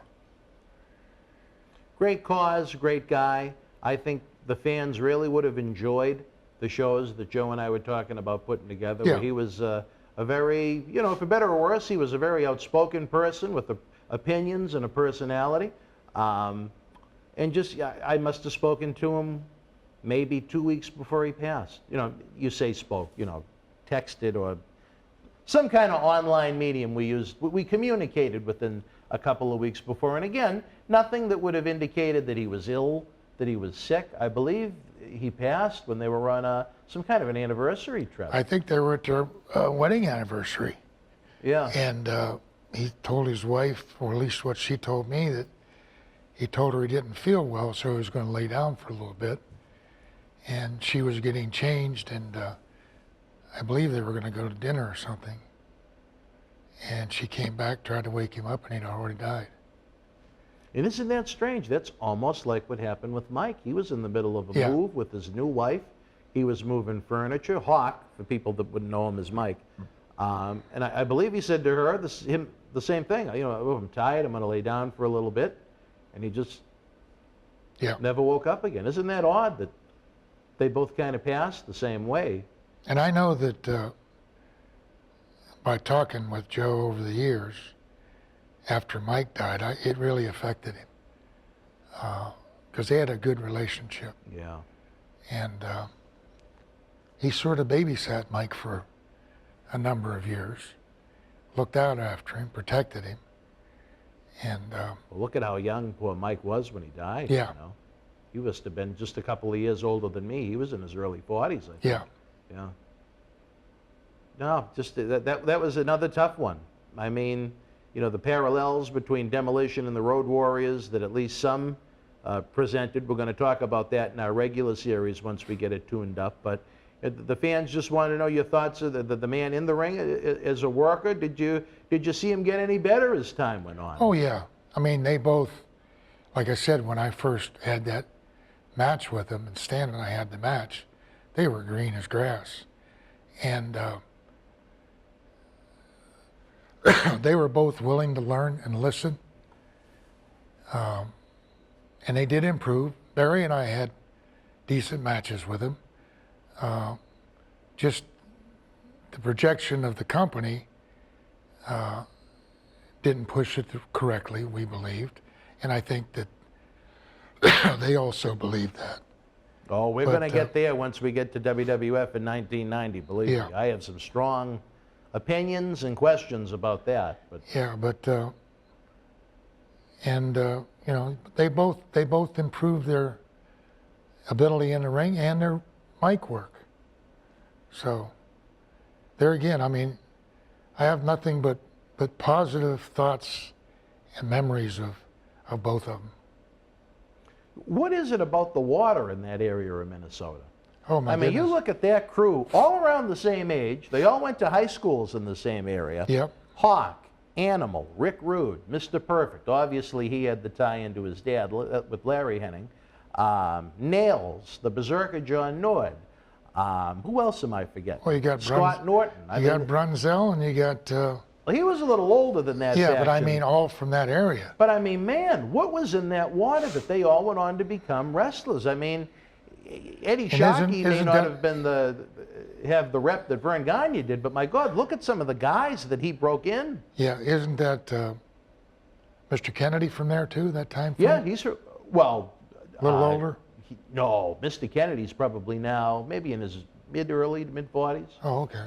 So he was a bit younger than that crew, but no, same part of the country, yeah. Yeah. But there was just that, and they were all bouncers at that same bar. Well, you know what? Years ago when I first broke in, the equivalent to the Minneapolis, Minnesota connection of producing talent and good talent was Hamilton, Ontario. That was a big area too. And yeah. they produced probably as many as they did in Minneapolis. So it's funny where it shifts. But yeah, you're right. It's a lot of good talent out of that area. And just, I mean, look at the, not just becoming wrestlers, but the success that so many of them found. I think Rick Rude is another one. I don't know if I mentioned him in the original batch. And they all right now, if they had, you know, unfortunately, a lot of them are no longer with us, but they'd all be in that, you know, that late 50s, early 60s range right now. Yeah. So again, I don't know what was going on in the water at that point in Minnesota, but it sure developed some great talent and some just genuinely big human beings. Big human beings. Yes. Yeah. Yeah. Did you know Eddie Shockey at all? I knew Eddie from, I had gone in for Vern for a brief period of time. Mm-hmm. And Eddie was the referee at the time, or one of the referees. And, but I didn't know he trained people until later on when Barry had mentioned it. But yeah, I knew Eddie going in and out of the territory, going in and out of the locker room, but, you know, didn't have chicken in his house, no. Yeah. So.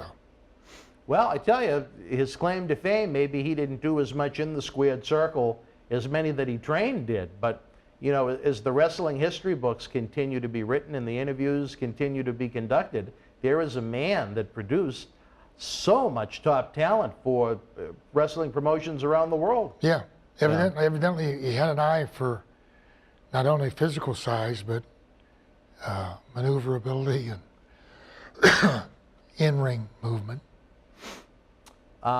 Any final thoughts about Joe before we go? Well, it's just sad. That came out of left field for me. Sort of like the Don Colonel situation. You just never would have thunk it. There's certain guys in this business that you anticipate may die quickly or soon, and they don't. They seem to hang on forever. There's some characters that aren't high quality that are still around. And Joe was, you know, in the prime of his life, he was vibrant and strong, still worked out, good quality guy. So it's just sad. Very upfront. I really like that about him. Yeah. You know, very upfront, very honest, very blunt. Again, I would have loved to have had him here in this studio. I think we could have told some great stories and created some great memories for the fans to enjoy for decades to come. But you know what? All we can try and do for our event is to try and make it as big, if not bigger, because there's still a lot of great legends out there that weren't originally booked for the original lineup. So I really am looking forward to November the 13th. I think it's going to be a great chance for the fans not only to be able to meet and greet the legends from the 80s, but a great way to pay homage, because, you know, I wanted to try and do, not to spoil it, but, you know, to do a nice tribute for the fans, even if they, you know, not everybody has extra money to get an autograph or a photo. They just come to see the wrestling. But I want to do something where everybody can get a chance to express their love of all the great folks we're going to have with us. Again, almost like a wedding, we're telling you to save the date, Saturday night, November the 13th, right here in Melrose, Massachusetts, a couple of blocks down the road at Memorial Hall. You're going to have the time of your life, because not only are we going to have that 80s reunion, but Bill, as we've noted, it's going to be the 20th anniversary of the Boston Wrestling MWF Live Wrestling. I cannot believe it's been 20 years since Ed Cohen told me they didn't need any help from me anymore from home as like a third-string quarterback, as I thought at 20 and 21 I would be with WWF forever, and I learned that wasn't the truth. And my best... They didn't tell you were family, did they? No. They never went that far. That's the kiss of death. But with Ed, the one thing... did you know Ed well? No. You knew who he was, though. Yes. He, every time I would speak with him, the one thing in the conversation was, Danny, I better not hear about this on the internet. The internet was kind of in its infancy as far as wrestling scoops and things like that went back in 2000, 2001. But a great learning experience nonetheless for someone that was that young. And to think that me and my best friend from high school, because I wanted a non-wrestling person involved that didn't have any real passion or connection to the people in it, I thought that was a good idea. September 28th, 2001, put together a heck of a lineup. And as we were getting excited and getting ready for our first live event, what happened a couple of weeks before the live event? Down went the Twin Towers in New York City, and people were, you talk about coronavirus causing mayhem in the world, think about how folks were reacting in general to not knowing what life was going to be after 9/11. I mean, not only did you have those attacks on 9/11 itself, soon after that, you couldn't even check the mail. Everybody was terrified there was going to be anthrax inside every package they received. I mean, for a good several months, the world was walking on eggshells, and with our great luck that it seems like we've had with our events, you know, it really hurt the first night. But we persevered, we've moved on, some great stories to tell as we will about our 20 years, but the 20 years of the MWF does not even compare to what this man has done now. In what year did you break in, Bill? Oh my goodness. Were you a 60s guy or a 70s guy? 78, I believe. No! You broke in 1978? Yeah. Are you pulling my leg? No. I thought you were released around in the early 70s, no? It may have been 70.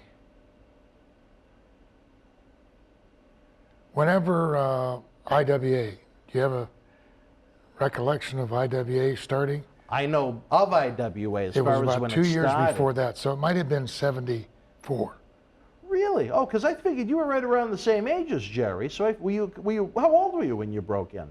I was 26. Well, so you were a little older. Okay. Yeah. Okay. Oh, that makes sense then. Okay, because Jerry was pretty young when he came in, because he was with us at our Wrestle House adventure down in Tampa, and I think, pretty sure he is the first that has been with us that broke in the 60s. So I had a little bit of fun with that. Yeah. But so you're still a youngin' compared to him. So that's good. Yeah. You're still a youngin'.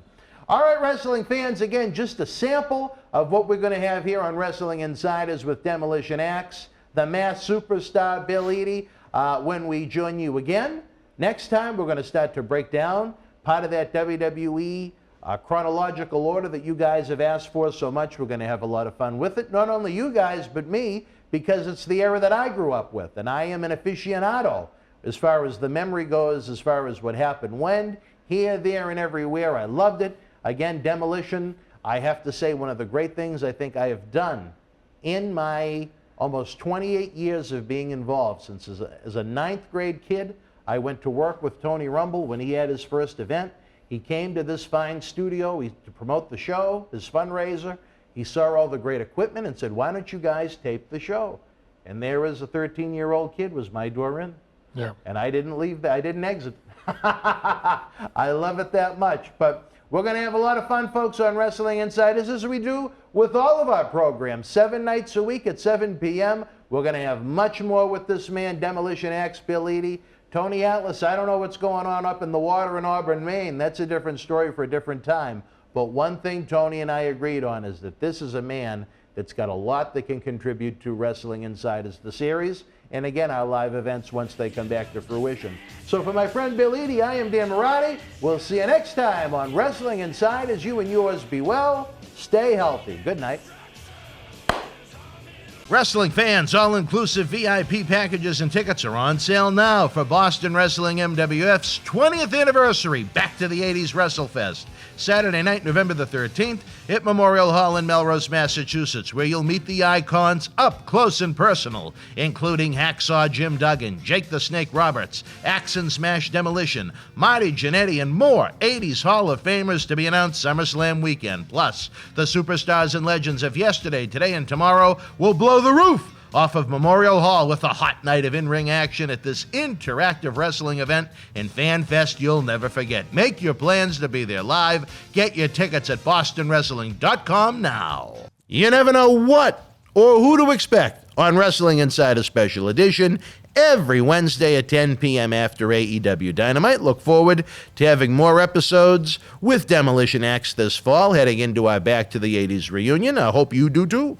If you want more superstars and legends, if you want more live episodes, if you want more cyber autograph signings, again, we need your support, folks. Another great way to do that is by joining the family of what is going to be a revamped Boston Wrestling Patreon over at patreon.com/Boston Wrestling, where you get early, full screen, ad-free access to our Weeknight Wrestling Insider in-studio shoot interviews. Our acclaimed studio shoot interview DVD library is seen by millions online and millions more on The Howard Stern Show, thanks to Sheiky Baby. Patreon exclusive videos, plus the knowledge that your fine self is helping keep wrestling legends working. We have more exclusive content coming your way this week. You can find the link to patreon.com/Boston Wrestling if you can't remember it in the description box below. Again, we can't keep these productions rolling without your help.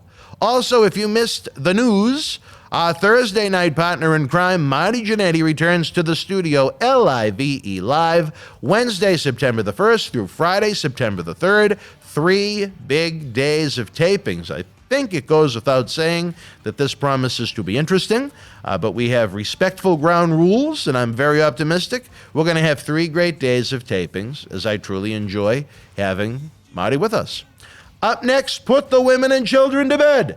It's time for Wrestling Insider's Party with Marty, as this no-holds-barred sex, drugs, and rock and roll look at the 80s and 90s continues. This week, Marty continues his look back at the year WWF 1990, issues between Vince McMahon and Hulk Hogan headed into WrestleMania 6, Mr. Perfect's lack of push when crowned Intercontinental Champion, The Rockers' place on the tag team totem pole after WrestleMania, and more. Wrestling fans, welcome to another all-new Wrestling Insiders, at least if you're watching the premiere of it this summer. I am Dan Marotti, along with Marty Jannetty, as we continue to look at the World Wrestling Federation in 1990. We were talking about the Ultimate Warrior, and we went on so much we still didn't even get through WrestleMania 6 itself. I think we agreed that there was kind of a poor selection of heels that they groomed for Warrior to work after the event. Bret Hart described the Warrior as a grunting prima donna. A grunting? Now, do you think he was just a prima donna, or was he a grunting prima donna? I don't know. I'd go all out. I'd go all out and say grunting. He was grunt. Now, was he grunting at MSG that night? A different type of grunt. He also said that leading, maybe, I don't know if you would have been around for it, but leading into WrestleMania, that there was growing tension between Vince and Hulk. I guess Hulk had complete control over his schedule, which McMahon, I guess, maybe regretted giving him at some point. He only wanted to work the weekends. He thought Hogan's confidence was slipping a little bit. And he said... His confidence, yeah. He thought where they were getting ready to quote-unquote pass the torch to the Warrior. Oh, yeah. And, Hogan was aging. He was balding. I mean, it's fair to say that, I would say. You could tell he wasn't the Hogan of '84 from a facial point of view. Did you see Hulk's confidence slipping? That's why I was surprised when you said it. And Bret also... I could see a disagreement with maybe, we didn't, maybe, like you said, it wasn't time yet to do that. I mean, maybe he felt the same way.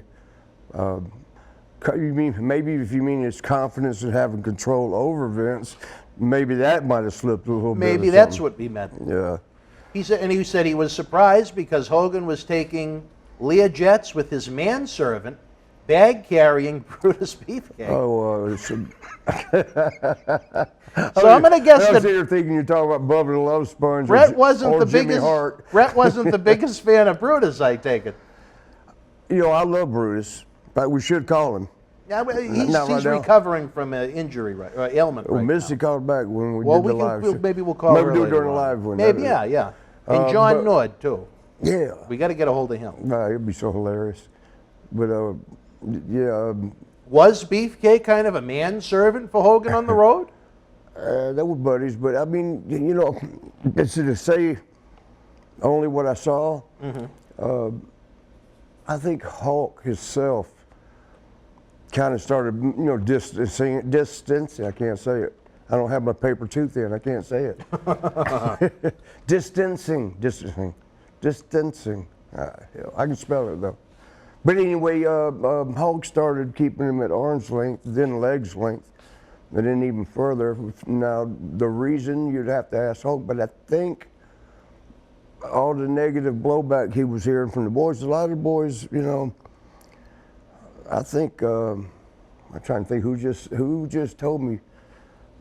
I love Beaver to death. It's hard to say anything bad about somebody I like. That's like I would have a hard time talking bad about you, you know, because I like you. Well, thank you. But, people were. Well, just your general observations. Do you think He was taking. I think the barbershop window pushed him over with the confidence that he really. I love you, Beaver, but I think what a lot of people thought was that you were getting too happy with with everything that you might have. I don't know. Well, the barbershop was a swag couple of coming years. out. The barbershop was a couple of years later. Beefcake at this point at WrestleMania 6. Oh, that's right. We're still at This 90. was pre-injury, so he was still working a full-time schedule. Yeah, we're just trying to figure out what went wrong there. Why Hogan started to distance a little bit, and in a nutshell. But do you think that Beefcake, did he act like a manservant for Hogan? I mean, would he? I wouldn't say that. Okay. I think they were just friends, you know, good friends. And, you know, Hogan's always said, he'll tell you straight out there, and he can do anything he can to help his people, but he can't save the world. You know, Yeah, well, you know, I told you my observations on when we worked with them for Right, those few yeah. times, and they're very, very positive. Some have even said that they thought there were relations between the two. with Hogan And Beefcake, yeah. Yeah, I know this girl down in Houston said that too. There were relations between the two of them? And Vince. Well, I never knew Vince was. I know I've heard about. Well, that's what I'm telling you. I ain't say it. What other people have said. I've heard of Vince and They Hogan. said that about Sean, but I don't believe it. So I don't, necessarily. I don't even believe everything I see, let alone what things I hear. Well, I'm talking about people in the know that were around. I've heard of Vince and Hogan. I've heard of Vince and Beefcake. I never heard of the menage a trois, though. Oh, I didn't mean that. Oh, you didn't? No, Okay. I just meant that. No. I even heard a very bizarre one of the Hogans and the McMahons, which Well, the two Lindas going at I mean, it really if would have. Now, again, I don't know if that's true, but it has come up on these programs. You know what I think? What? We started the show out in Denver, Colorado. But just imagine the two. I don't know if you want to imagine the two Lindas, but. I made the first, but I did not make the second show. And you know what? I think. Oh yeah, I'm singing into that camera, and that one, oh man. I might be wrong, How long but I I've don't been know if doing you this? remember that Linda Hogan or Linda Balea put out a book. I think she said Yeah, she after walked the- in on the Beefcake and Hogan going at it. I think she did, but Yeah. we all wondered, was she just? But I mean, I heard that decades before that ever came up. in Man, the that's book, probably so- what her. She probably heard. Well, that. I mean, they were married and in good relations, I would think back then. But what I'm saying is, in her book, she was talking out of anger, so she might. Oh, she might have heard other people talking. And maybe, maybe. just relaying anything negative she could find, hear. Well, I don't know if the Hulkster enjoyed the strutting or the cutting more from the barber. I guess maybe we'll never know. I don't think the Hulkster is going to. And you know what? Even if they did, it is what it is. It's just kind of sometimes fun to talk about these unique personalities we know when they're not here in the studio with It's us. fun to talk about. You know what? We talked. What's you that? think there would be? Have you ever slept here? Stayed over? No. Here at the studio? I have not. I have been here as long as 16 hours in one day, but I have never slept here. I was wondering if there's bed bugs or anything. I- This second bite I've got, so remember with the O You know what show. it is? They keep the door open to get the fresh air in, and then that's why those flies kept coming in. Oh yeah, there was another one. We got a new Stony today. Yeah, we got a new friend, yeah. If for y'all that were watching the last few weeks, we caught him. That'd be months at this point. Oh yeah, sorry. For those that watched the You see live him in there. episode back on June 18th, and we were annoyed by the fly went into the beverage that was here overnight, Yeah, and it wound up in the beverage dead that's when what I we was came in trying on Saturday. with all the swatting, because I'd see him going to get your drink. Yeah, and there's then- another one right here. I know, we had a new Stony. Yeah, well, let's just ignore it, and hopefully it'll go away. What about the Rockers coming out of WrestleMania 6? Babyface tag team, you put over the Orient Express. Demolition was a babyface tag team. They won the tag team titles from the Colossal Title. Connections. Just one title.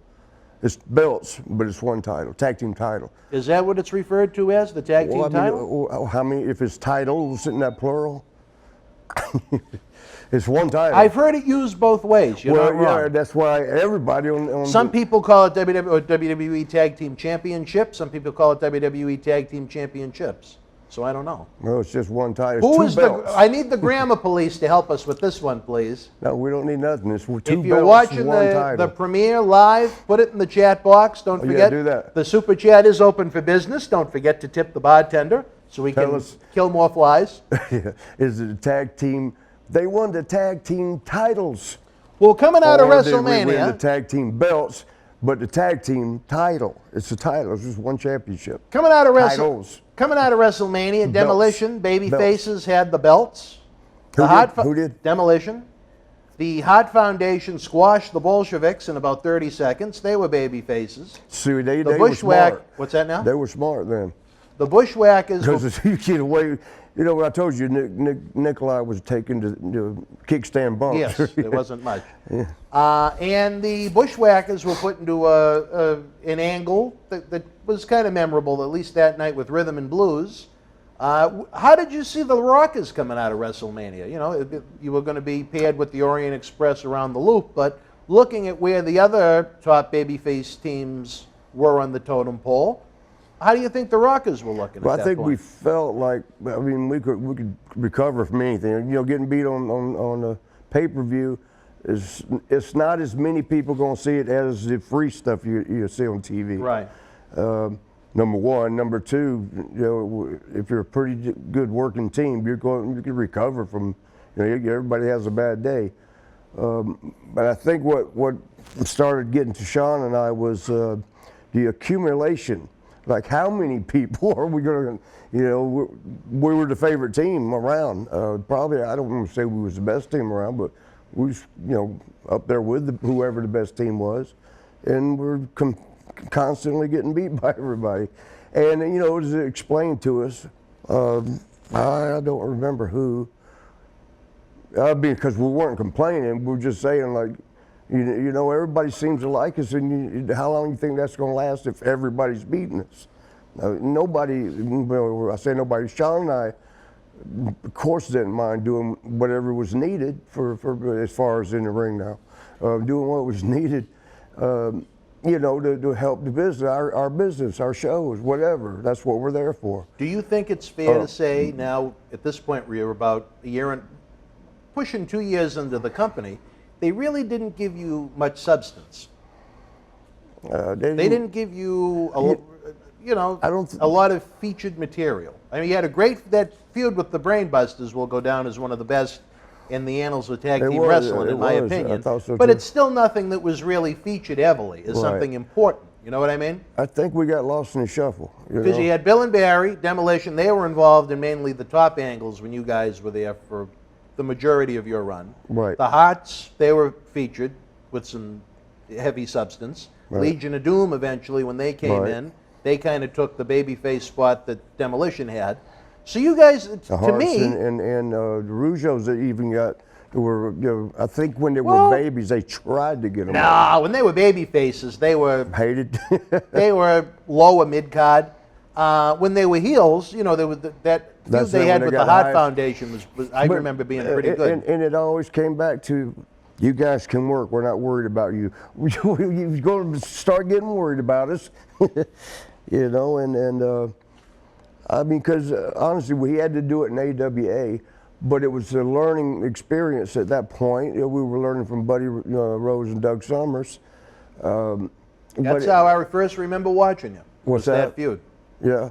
Hey, for a year long, they were beating us, and we're going to get them, though. We're going to come back. You keep knocking us down, we'll keep coming back for a year before we finally beat them for the tag team title. And then, okay, that's, what's his name? John C. Hey, John C.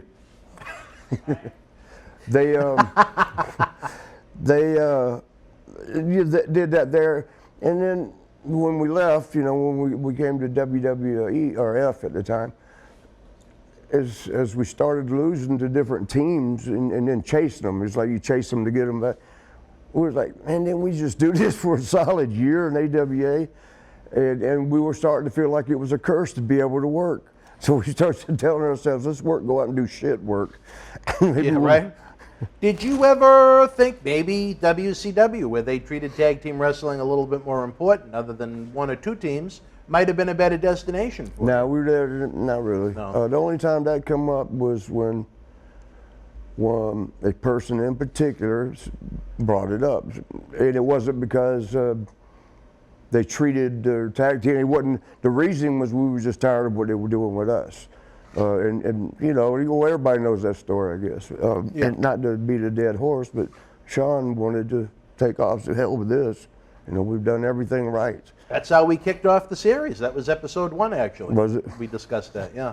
Did you ever try and present an idea to WWF, or was it ever presented to you where maybe the Rockers would have been better off as heels? I mean, I could look at how well Sean got over as a heel. I mean, I think that could have worked. I'm sure it could have, and we actually had that in mind, but looking for that perfect time to do it. Mm-hmm. And generally, the best, in my opinion, best time to turn heel from a baby is when you're at your peak, or you know, just you're plateaued out there at the peak. You know, you're going to get way more heat than you would as you're still climbing. When do you think the Rockers hit their peak in WWE? They could have hit their peak with the 2 out of 3 fall against the Hearts. You know, I mean, they would have left that alone. So that was a little later in '90. Okay, well, we'll get there then, as I want to touch upon that then. Right now, fans, we want you to touch upon all the great things we have happening here in the world of Boston Wrestling MWF, whether it be the Super Chat button, which is always working during our live premieres, right under the chat box with the little gray dollar symbol as you share your thoughts with us. Don't forget to tip the bartender so we can bring Marty and other great superstars back to this studio even sooner. The eBay store, check out the link in the description box below. We have merchandise with superstars of every era. And of course, that world-famous Patreon streaming service. Don't be a fan, don't be a friend, be part of the Boston Wrestling MWF family. Patreon.com/Boston Wrestling. Check it out. We'll be back after this brief timeout. Tickets are on sale now at bostonwrestling.com for our 20th anniversary Back to the 80s WrestleFest, Saturday, November the 13th at Memorial Hall in Melrose, Mass. The World Wrestling Federation was live at Sullivan Arena in Anchorage, Alaska, Saturday, August the 12th, 1989, the WWF's first live event in Alaska. In the opening contest, Mark Young beat Barry Horowitz. Bret Hitman Hart drew Mr. Perfect, a match that both men stated was their best career match. The Ultimate Warrior with the win over Andre the Giant in 10 seconds. Dino Bravo defeated Hercules via disqualification. Bad News Brown victorious over Tim Horner. The Rockers beat the Fabulous Rougeau brothers, and Superfly Jimmy Snuka with the win over the Honky Tonk Man. If you were in Anchorage live, share your memories in the comment section below. Use the links in the description box to keep Wrestling Legends working in our eBay store and on our world-renowned Patreon streaming service so we can bring you more interactive superstar shoot interviews to relive the good old days of professional wrestling. Check it out. Boston wrestling sports in the MWF explodes into a new year with professional wrestling content galore and need you to join our family. Every Tuesday night at 10 p.m. after our Monday Night Raw review, it's Wrestling Insiders at your house with WWE Hall of Famer Mr. USA Tony Atlas. Wednesday nights at 10 p.m. after NXT and AEW, join rotating legends on Wrestling Insiders Special Edition. Every Thursday night at 10 p.m. after our NXT and Dynamite review, it's Marty Jannetty's No Holds Barred Sex, Drugs, and Rock and Roll Journey on Wrestling Insiders Party with Marty. Friday night after SmackDown, don't miss John Cena Sr.'s Wrestling Insiders Fabulous Fridays. Plus, look for classic clips, history videos, bonus live episodes, pay-per-view watch-alongs, and more. For less than a cup of coffee at Starbucks, get early ad-free access to our Wrestling Insider talk shows, our acclaimed studio shoot interview DVD library, and help keep wrestling legends working during the worst of times. Wrestling fans around the corner, around the world, I'm Dan Marati. And I'm Mr. USA WWE Hall of Famer Tony Atlas. The road to WrestleMania has begun. Wrestling fans are looking to add to their man caves. You got to see what we have in the eBay store. Check it out. Here's your chance to own a piece of history from the 2020 WWE Draft. On the second night, October the 12th, The Fiend, Bray Wyatt, and Alexa Bliss unleashed hell on Andrade and Zelina Vega. This limited edition 11x14 collector's poster is number 26 of only 50 made, personally signed by both The Fiend and Alexa Bliss, direct from friends at WWE. Comes with certificate of authenticity hologram on the poster itself, suitable for framing. You'll also receive a bonus autographed mystery photo and an on-air shout-out as our thanks to you. Get this ultra-rare autographed Fiend and Alexa Bliss poster now. Wrestling fans, especially here in the Boston area, we want to thank our great friends at Red Rose for their support for all of our charitable endeavors and programming efforts.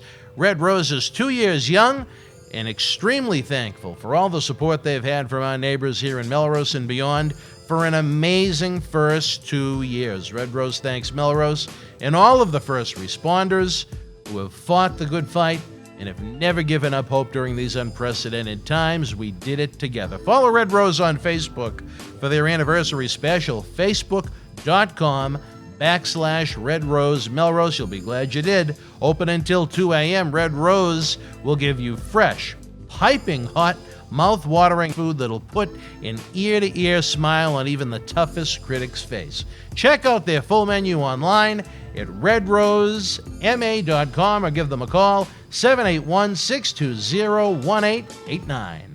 All right, wrestling fans, welcome back to Wrestling Insiders. The party with Marty continues. Is Marty Jannetty's No Holds Barred Sex, Drugs, and Rock and Roll look at the 80s and 90s continues. We're talking World Wrestling Federation 1990 coming out of one of the biggest events in company history at that point, WrestleMania 6. It has sold out Sky Dome. The Rockers were kind of in a mid-card program with the Orient Express. Right after the event, though, in the Land of the Rising Sun, one of the more interesting events, one of the only, believe it was the only time that ever happened, was the Wrestling Summit with WWF, All Japan Pro Wrestling, and New Japan Pro Wrestling. Were you disappointed that you weren't? Wait, what was that? What happened with that? All three promotions came together for a mega event at the Dome in Tokyo. Yeah.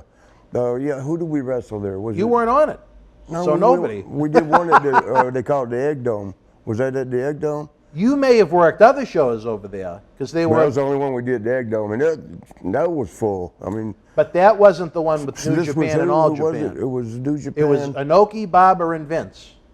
How the hell did I miss that? I don't know. What year was it? That was just a few days after WrestleMania 6. Oh, that's where they took the international. Because after WrestleMania, that's generally. Yeah. I mean, they hit. I don't know what they're doing now, but back then.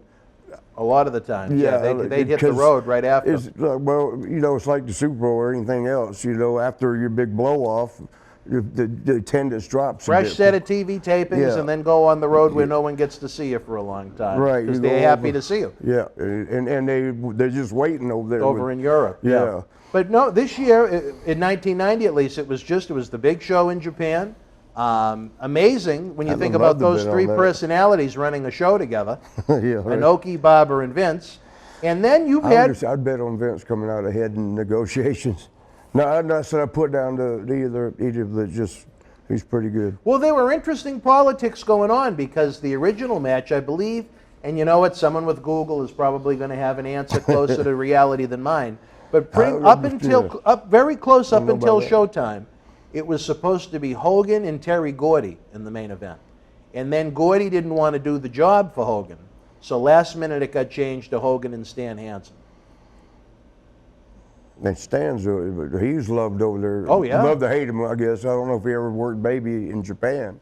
But he did the job. And funny enough, coming out of WrestleMania 6, it was Axe and Smash Demolition as WWF Tag Team Champions, I believe losing to the unique team of, well, not unique in Japan at least, but into the United States. It wasn't Andre and Haku, it was Andre and Giant Baba. That is unique. Yeah, two giants, I should say. One was Japanese. Andre, I don't think, coming from France, knew too much Japanese. Maybe he learned Japanese when he was over there. He probably did, because he spent a lot of time with this I better not say that. Wait, well, he had a Japanese woman. I don't know if was he married there at the end? I don't want anybody getting upset. He was never married. But I thought he had one lady. No. Did he? No? Well, you know who he was with for a long time? Bill his White. sister. That lady. Yeah, she was on the biography thing, I think. Bob Orton's sister? Oh no! Oh, is that who you was talking about? Yeah. Oh wow. No, I don't. Yeah. Bob Orton's sister went with him. Just stay out of this. And just went with Andre for a long time. Oh, for real? Yeah, they almost got married. Oh, damn, I didn't know that. Yeah, Bob told... It does seem like they mentioned that. Did you see the biography, the old one, or it was one? I saw it when I watched it once, I think the night it premiered on HBO back in 2018. Is that the same thing they just showed? Yeah. Okay, so do you remember she was on that? There was somebody, they did maybe briefly mention, but I don't know. Well, you know, he had a lot of women. Let's call a spade, but I mean, he was never a married man. Right. And he did wind up having that one daughter. He had that's right. They did mention that on there. You know, there was a lady in Japan. She was an airline stewardess for JAL, or Japanese airline.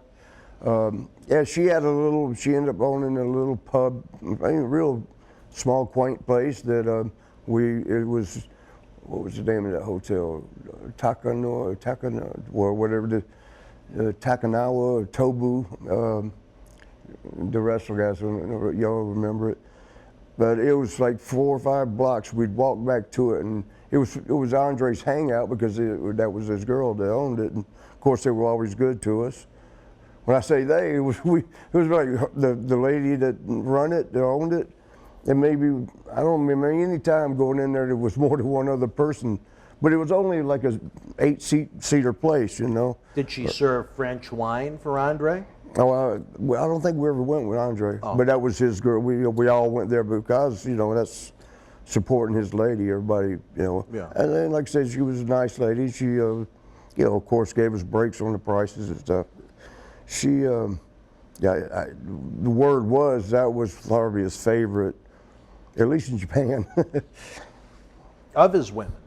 What's that? Of all of his women. My understanding, I mean, I wouldn't bet or, you know, put it in concrete, but that seemed to be one of his favorites. Because he loved Japan. Maybe, I don't know if it was because they treated him more respectfully, you know, not to gawk at him, or, you know, or I don't know the reason. It is a more respectful culture in a lot of ways. So maybe that's why Andre enjoyed those tours so much, along with his little airline friend. I remember Bobby Heenan wrote in his book about observing Andre making love to a woman. Oh, boy. He said it looked like... we started the show. An elephant attacking a rabbit. You know, Big Show probably has that same problem. Well, Big Show was a married man, at least. Andre, he had Andre had the liberty to go and make love if he wanted to after a little French wine. I always say, though, when you're on the road like us, you need to make love on the run, or you get none, and not a none. Well, there was 3 Did you ever have a nun? Well, there was 3 one night that we did a signing with.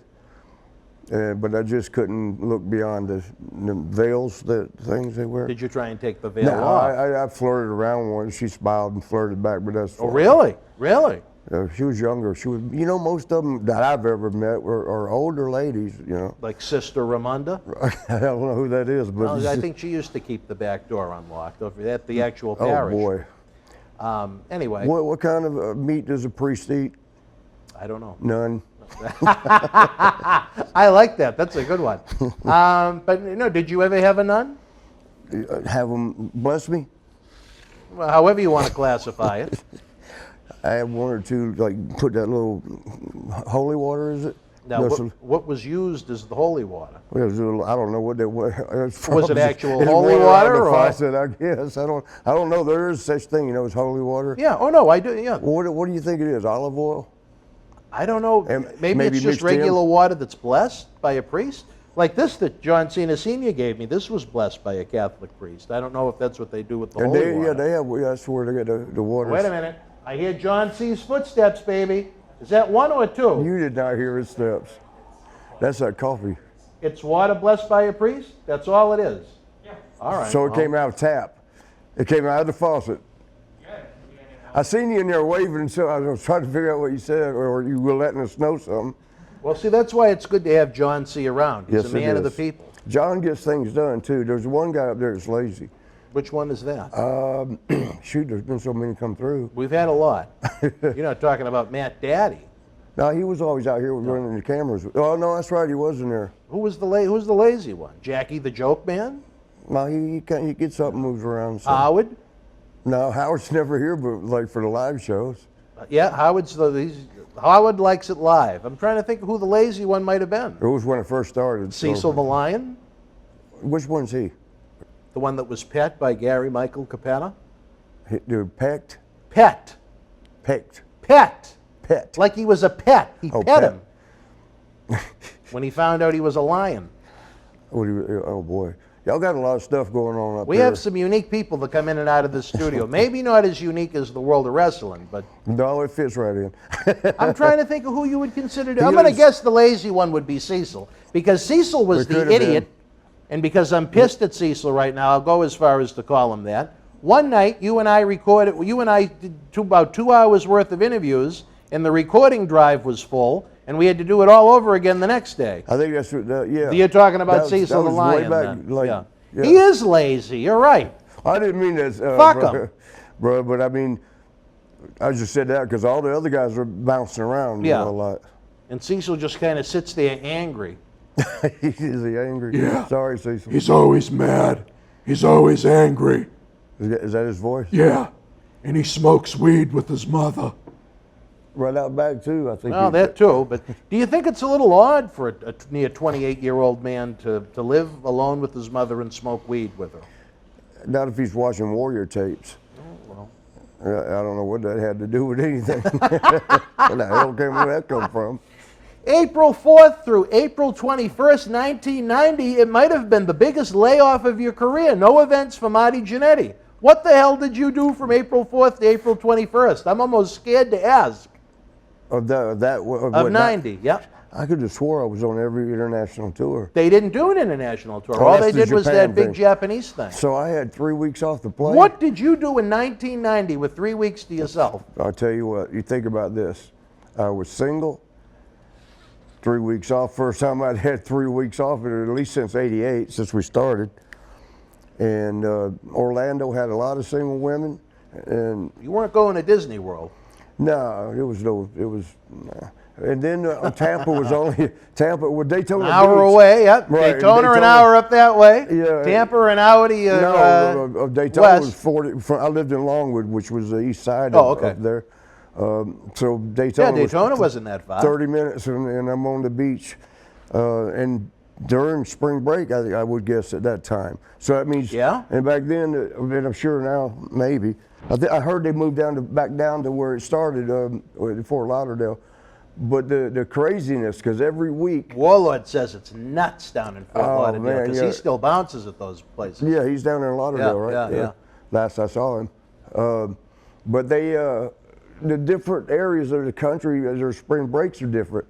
It's like Ohio, their area would come down a certain week, and it was always fun for the locals, I guess I could consider local, to go and watch and see which crew was going to be the craziest. You know, Ohio won it a couple years in a row, I think, because they would, you know, they party. You know, spring break. You watch the college kids getting, you know, going crazy, and join in the fun. A lot of times, the girl I was seeing at the time, we were living together.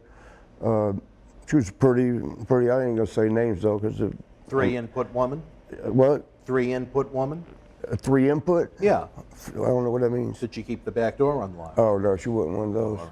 But man, you are obsessed with that. Damn. I'm gonna bring a blow-up doll with a hole in the back. We can explain it to the fans. This is the front door. This is the back door. Yeah. We've still got to introduce you to Al Snow's best friend, Quincy. Quincy. Quincy Rastani is one of the more unique individuals in the history of mankind. That Head and Head's partner?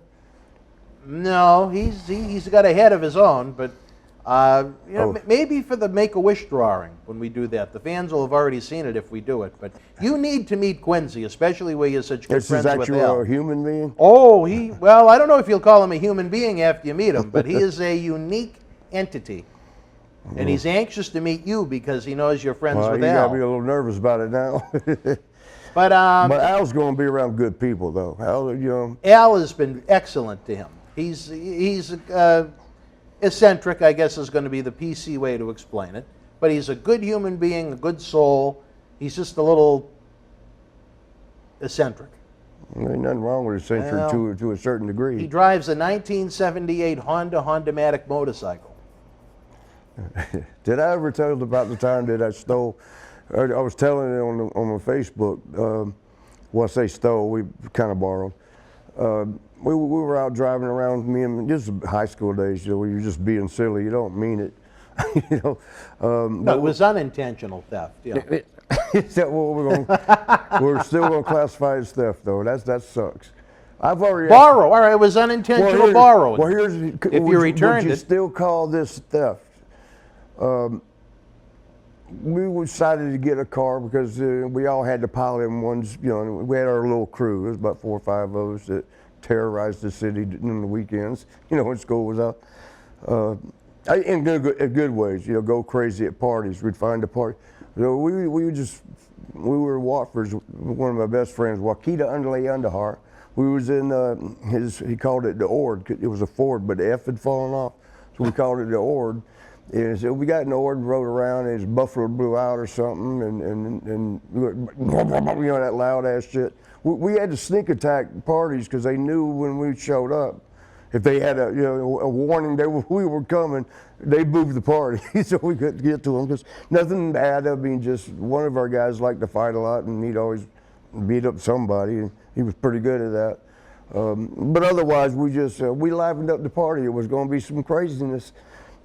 But anyway, the car, we could not have them hear us coming up. So we thought, well, let's just get a good, decent car. And we got this, it was an old, I should have tipped me off. It was an older Cadillac. But we got it, went around that night, and we switched back. Somehow, you know, we accidentally got drunk. Accidentally? Yeah, we didn't mean to. Yeah, you didn't mean to. Yeah, it just kind of happened. Yeah, and so the bottles floated into your mouth. Yeah, we got back in the Ord to take everybody home, and the next morning I hear my dad cussing out my mother because he thought she was the last one driving our car, and she lost it. And so he's screaming at her. It was our Cadillac. And it was old. I mean, we never had that nice. This was in 1977. It was probably a 67 65 Cadillac. But is that considered stealing if he took your own car? Well, he was so drunk, evidently didn't realize, Marty, that's your house, that's your car, your family's car. Well, the memories that must have come out of that Jannetty home over the years, my dear God. Now, that's number 2, the cue from John C. himself as he gets ready to run back in the booth and hit the center camera again. Marty, we asked the great fans if they're enjoying the show tonight as we get ready to hit the timeout. Share the link across social media. Get on Facebook, Twitter, Reddit, Facebook wrestling groups, wrestling websites. Let them know what they're doing. There are millions of lapsed fans from the 80s millions of lapsed fans from the Attitude Era and the Monday Night Wars that want nothing to do with sports entertainment of today that would love these shows once they come to find us. And of course, we're rocking and rolling, no pun intended, on patreon.com/Boston Wrestling. Why don't you check it out now? We'll be back after this brief timeout. Missy called. Wrestling fans around the corner, around the world, I'm Dan Marotti. And I'm Mr. USA WWE Hall of Famer Tony Atlas. The road to WrestleMania has begun. Wrestling fans are looking to add to their man caves. You got to see what we have in the eBay store. Check it out. On October 28th, 2020, Wrestling's Scariest Night was back with WWE NXT Halloween Havoc. This limited edition collector's autograph poster is number 12 of only 100 produced and is signed by all 9 superstars featured on the poster, including Johnny Gargano, Damian Priest, Candice LeRae, Io Shirai, Dexter Lumis, Cameron Grimes, Rhea Ripley, Raquel Gonzalez, and your Halloween Havoc host, Shotzi Blackheart. Comes with WWE authentication hologram on the back. You'll also receive an on-air thank you from WWE Hall of Famer Mr. USA Tony Atlas and a bonus mystery autograph photo. Help keep wrestling legends working. Get this awesome collectible now. Cheer. Why, hello. I would ask what was on your mind, but I already know. You want to know what has got my beard looking oh so majestic. And I'll tell you, it's sexy as hell beard care. Coconut oil, vitamin E oil, almond oil, both sweet and bitter, shea butter, it's all natural. Yes, JTG has actually come out with a high quality product, so support your boy by going to sahbeardcare.com and take one step closer to becoming sexy as hell. Cheer. Ooh, cheer. You know? Wrestling fans, welcome back to Wrestling Insiders. We had a little break as Marty had a little break in his April of 1990 schedule. He was back on the road later in the month. And it was a big-time Saturday night's main event taping on NBC. That's where we went off. We was talking about that, and then I got into the Cadillac. You go in some... started just with the GPS in your brain goes on some interesting twists and turns. And all it was we started with the girl, I don't want to say her name, but all my home people know, but she was, we were living together for a while. We would drive over to Daytona, for the spring breaks. Yeah. And she was a good-looking girl, and throw her in the back of the truck. Oh, wait a minute. And well, you can drive on the beach in Daytona. And the college kids, that was one of the things they would do. Like some girls, would get in the back and they're doing the tops, and all down the strip, they're getting money thrown in, like dollars thrown in, just like as if it was at a strip club. But she didn't do that. She just put a bikini on and a lounge chair back there and laid back there and waving at everybody. And man, she was pretty enough that she was getting them dollars just like the ones that were flashing. And we'd get drinking money or whatever, a room if we didn't feel like driving back because we drank too much at the ocean. You just get a little room. Yeah, but that was always fun. You'd see which colleges had the craziest people each week, according to what area was coming in. Ohio won. They were the craziest.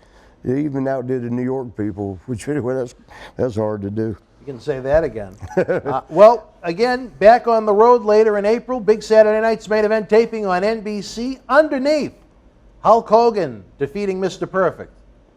An interesting way to groom Mr. Perfect for the Intercontinental title, but we'll get there. And Ultimate Warrior's first title defense in a must-see match against Haku that I don't think the fans were really lighting up the TV set to see. Sometimes we wondered did they just put names up on the board, the big board there, and grab darts and throw two, and whichever names they hit, all right, make them wrestle each other. Well, generally with Saturday night's main event, it would be the culmination of the big feuds that were on the house shows. And after they ran their course on the house shows and they weren't going to try and sell tickets anymore, then they'd put it on the NBC special to give the fans a big match. And to be fair, Hogan and Perfect did the house show loop, but they were also grooming Perfect for the Intercontinental title a couple of days later. But underneath on that show was a Rockers Heart Foundation match, which wound up in a double disqualification due to... That wasn't a 2 out of 3? No, that was later in the year.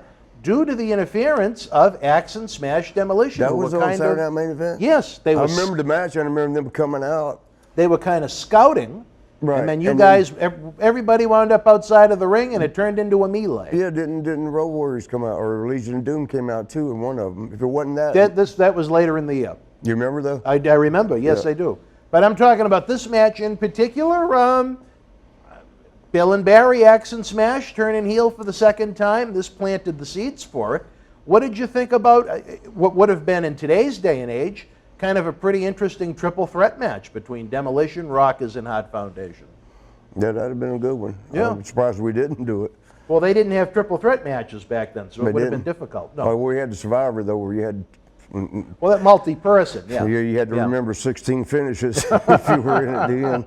It was a punishment to win. What was odd was, over the course of those television tapings that week, they went out of order. I don't know if it was to confuse maybe the smart fans that were in attendance, that would send the reports to the newsletters and whatnot. They were trying to do that for a while, too. Well, Mr. Perfect... They called them the Smarks, I guess, back then. Smarks, that's a term that's used, too. Mr. Perfect went over on Superfly Jimmy Snuka, which was funny because... You know, they both died. What's that now? Man, it's just... Sometimes, you know, when they're your friends, even though it's been a while... Man, you hear their name and it kind of hits you in the heart, you know, because they're gone. You know, Superfly's gone, Kurt's gone. Yeah. We was talking about Boss Man. Yeah. Well, think of how many of these. Well, I mean, every year when WrestleMania 6 comes up, it's discussed about how many of the people on that show are no longer with us. I believe it's more than half the event.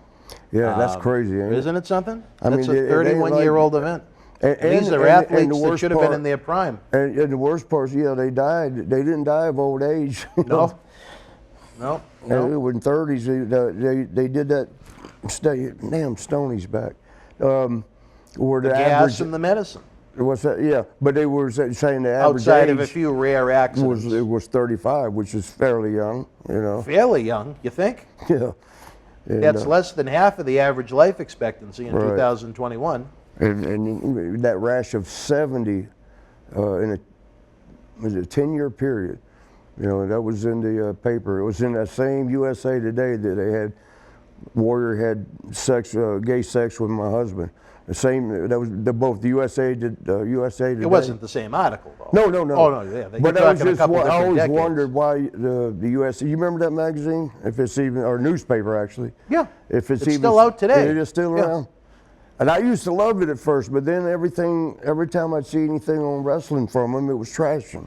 You know, like, well, what the hell? Why do they hate wrestling so much? But you know what? On the fair side, were they reporting anything that was inaccurate?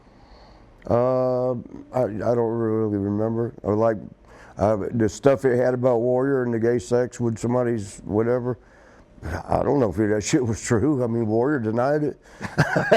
Well, I don't know if I'd want to come out and admit it, but you know what? That's a different story for a different time. But just sad to think that so many guys from such a very memorable event, at that point, one of the biggest events, and still one of the bigger main events in WWF history, Hogan and Warrior, so many of those guys are gone. I mean, you have to wonder, was the Hulkster taking some kind of a designer supplement, so to speak, as opposed to the other guys? I mean, he seemed to be pretty healthy compared to so many of his contemporaries that are dead.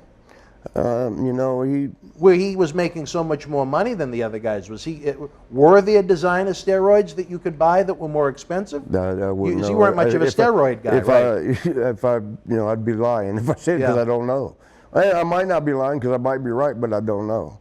Well, if there's any fans out there well versed in steroids, please let us know. If the Hulkster perhaps could have been getting the filet mignon, so to speak, compared to the rest of the guys. I mean, it would make sense, right? It would, if it was available, yeah. It would, to me, it would make sense that he'd be getting. But the guys were kind of lucky. They had doctors all over the country. And the doctors are going to have, you know, unless you mean better than a doctor's guy. Well, you know, maybe that almost goes back to the point where we discussed about George Zahorian, who got busted a few days before WrestleMania 6. Part of his defense when he went to trial was he almost felt, he did feel like he was doing the boys a service because he knew he was giving them a good product. Whether you can argue whether they should have had access to the product or not, but he believed he was giving the guys the best product possible that wasn't tainted, that wasn't corrupted or anything like well, that. like you said, it was pure. And it was legal there for a while. So imagine the guys, I imagine, I don't know when WWE got, or WWF got overrun with it. What I mean by that is everybody was doing it. But I would guess probably before we got there. It was the land of the giants, and they were looking like bodybuilding giants. When we got there in '88, and when we were watching TV, looking at them in '86 from AWA, and looking at all the monsters, like, wow, oh man, wow. So they were probably doing it, and I don't know when it became illegal, because I didn't really keep up with that. I think it was 89, 90. So figure guys been doing it for 4 years, and all of a sudden now you can't do it no more. You need a doctor. It's probably for the best, because with your well-documented substance issues, if you were doing a lot of steroids at the same time, I wouldn't have done it anyway. We may not have you right now. You know what I mean? I wouldn't. It wouldn't have mattered. I mean. Well, we've talked about the guys. Others don't influence me. That used to go with the partying, with the drinking, because my brother would always tell me that, that, oh, I hate when you go on the road because you've been doing so good. You're not, and then you're going to get around everybody, and then, no, they don't influence me. I'm probably a bad influence on other people, If I want to do something, I do it. I don't do it because they're doing it. It's just been that way, It'd be the same with the steroids. In fact, they was pretty much around when Sean and I started. In fact, I was giving guys shots. I was getting muscles in my wrist and giving shots. You felt like a nurse practitioner. Yeah. But what I mean by that is, we've said before, a lot of the guys that have passed, you thought it was a combination of, like you said, burning the candle at both ends. Yes. Doing a mix of everything. Right. You, luckily, weren't involved in that. Just doing the one you were young enough, and you were able to keep yourself in good enough shape without needing that enhancement. And that maybe is why you're here now. It could very well be, because boy, I pushed that one in. I burned that one in a lot faster than most people You almost could. Burned the candle completely just on one end. But I was burning one end faster than I was burning not faster funny in some than ways, each end and in the middle. Lighter in the middle. No, mine's still going faster. No, but looking back, I mean, maybe it was a blessing in disguise. Could be. It was a good thing that you didn't. Well, I told one of these episodes, Sean and I tried a round, which was like 6 weeks worth. See what will we get up to? We were 220 pounds. Let's see if we get up to 250 and look great. And we get to looking like Davey Boy Smith, because he would have been about 260ish, right? And if we get looking like that, then maybe there's something to it. But we gained like 10 pounds of water. I mean, we were a little bigger and a little stronger, but then you just have the cycle to do it safely, I guess. As soon as you stop, but within 10 days, right back to 220. I'm like, hell no, I'm not, because it ages you. It speeds up what the body does naturally. So I'm not going to help myself get old, So that was it for me. Sean might have dabbled a little longer. You'd have to ask him. Well, actually, yeah. I mean, I think it's known that he did. That's why Kurt did the thing to him with Dynaball, which was. Oh, that's right. Well, that's '93. We'll get there in the timeline eventually. But again, at the same TV taping, they had that Intercontinental title tournament. They tried to fool the fans and tape the matches out of order, so no one knew what was happening when. It was an 8-man tournament. 2 of the opening round matches ended in schmazzes, so Mr. Perfect only had to defeat an aging Jimmy Snuka and an aging Tito Santana to become the new World Wrestling Federation Intercontinental Champion.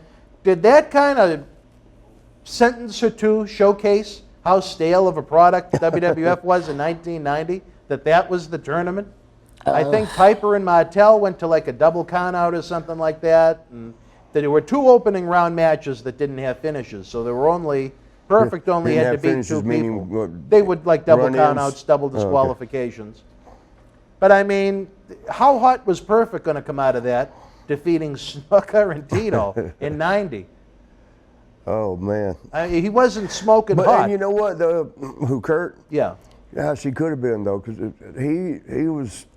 his character was good enough to do Mr. Perfect thing, and they were doing little vignettes, what they called. Where they go the around. Vignettes were great that they did with him. And they could have done even maybe, that was give them a couple of those rather than the matches. Let them have a couple good matches and people see you can work. Everybody loved working with Kurt because he was so good, so light. One of the best athletes I've ever met. But just the storyline, just following the angles they did give him, or if you even want to call it an angle. Yeah. It could have been better. It was kind of a cold way to put the title on him as far as the wanted quality of though. opponents. You'd think you'd want him to get a big W somewhere in there and then have someone to chase him. I mean, half of his house show runs were with Tito Santana, and I mean, Tito wasn't exactly lighting the world on fire in 1990. Now, I thought I heard John's. Yeah. Did I miss He him? did come out, but he went back in. Oh, all right, well. There he is. There. You're like that thing on Which one are we on, Johnny C? 3. All right, take it home, baby. All right, Is that unbelievable. The party with Marty We continues. started calling him the groundhog, man. He comes out and he's gone right back. Well, he's a great help. He's been a great kid since he was here as an intern.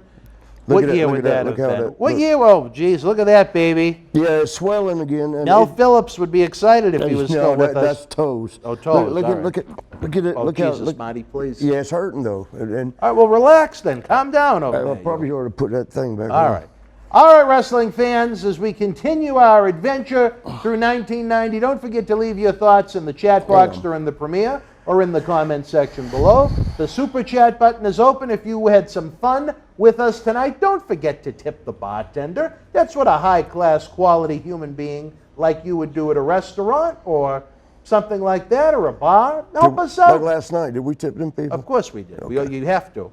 Oh, you have to. It's all about respect. in there. Yeah, I mean, you want to. You don't not do it. Well, I mean, if you don't have the money, anyway. Let's bring Marty back sooner than we have planned. We love to have Marty with us. Oh, yeah, we're the wrapping more up. you guys contribute, the more we can make it happen. It's not cheap to put these shoots together, unfortunately. In addition to that, give the video a big time thumbs up like Hacksaw Jim Duggan. Oh. Subscribe to the YouTube channel. Let YouTube know you love what we're doing, so they'll showcase our video to the millions of fans that don't know we exist. New friends we have yet to make. In addition to that, our eBay store is open 24/7. You can find the link in the description box below. Not only will you purchase great merchandise for your collection to help keep Wrestling Legends working, but we'll give you a shout out on the air, whether it's Marty or one of our other featured superstars. And of course, something that no wrestling fan, no diehard wrestling fan can live without. It is becoming not a fan, not a friend, but a family member of Boston Wrestling MWF by joining the Patreon community. Patreon.com/Boston Wrestling. Early ad-free access to all of our Wrestling Insider episodes. For those of you that don't like the ads on the screen, guess what? Head on over to Patreon. You won't get them. You also have access to our world-renowned studio shoot interview DVD library that's been seen by millions online, millions on the Howard Stern Show. We have some Patreon exclusive videos, and you have the knowledge that you are helping keep Wrestling Legends working. And best of all, Marty, as we've noted, now that life is becoming a little bit more normal for our great Patreon fans, we're going to try and allow them to come into the studio, that'd be fun. Right? Slowly. I was thinking that earlier. Slowly, we're going to let them in. And of course, don't forget, fans, there's more information over on BostonWrestling.com now, as all roads lead to Memorial Hall in Melrose, Massachusetts, just 2 blocks from this studio, Saturday night, November the 13th. It's our 20th anniversary, and we're going back to the 80s for WrestleFest, baby. Yeah. We're going to have a plethora of legends from the era we're talking about now, live and in person, posing for photos, signing autographs, kissing babies. And then once that bell rings, the superstars and legends of yesterday, today, and tomorrow are going to blow the roof off of Memorial Hall and light that ring on fire. Ticket information, BostonWrestling.com. For Marty Jannetty, I'm Dan Marati. We'll see you when? Next week. What day? Thursday. Even he remembers. Next Thursday night, folks, 10 o'clock. We'll see you then. Until then, you and yours be well. Stay healthy. Good night. That's a beautiful building. Wrestling fans, it's time to rock. WWE legend Marty Jannetty of the Rockers returns for 3 big nights, Wednesday, September the 1st through Friday, September the 3rd. Marty will be taping historical Wrestling Insider episodes, live specials, Insider autograph signings, support wrestling superstars, pre-order autographed 8x10s now over at bostonwrestling.com. This September, get your sunglasses ready. It's time to party with Marty. Marty is back every Thursday night at 10 p.m. after Impact Wrestling. Don't miss a brand new episode. Again, Marty returns live to MWF Studios for 3 big nights of tapings. Wednesday, September the 1st through the 3rd. There continues to be, again, I want to make it clear, this misconception that we either cut ties with Marty or Marty cut ties with us. 110% untrue. Again, there was the incident in June, but Marty is our friend. We have to keep in mind that this is a man in extreme pain, overcoming 2 major reconstructive ankle surgeries this year. So we're trying to create the best game plan possible to give you guys the best content possible. As I've said to Marty before, and I've said it to you fans before, I don't want Marty with us in 2021. I still want Marty with us in 2031, sharing his vault of knowledge about this great sport. I look at it as a long-term partnership and friendship, and we want you guys along for the ride. Fans, where are you going to be in just under 3 months?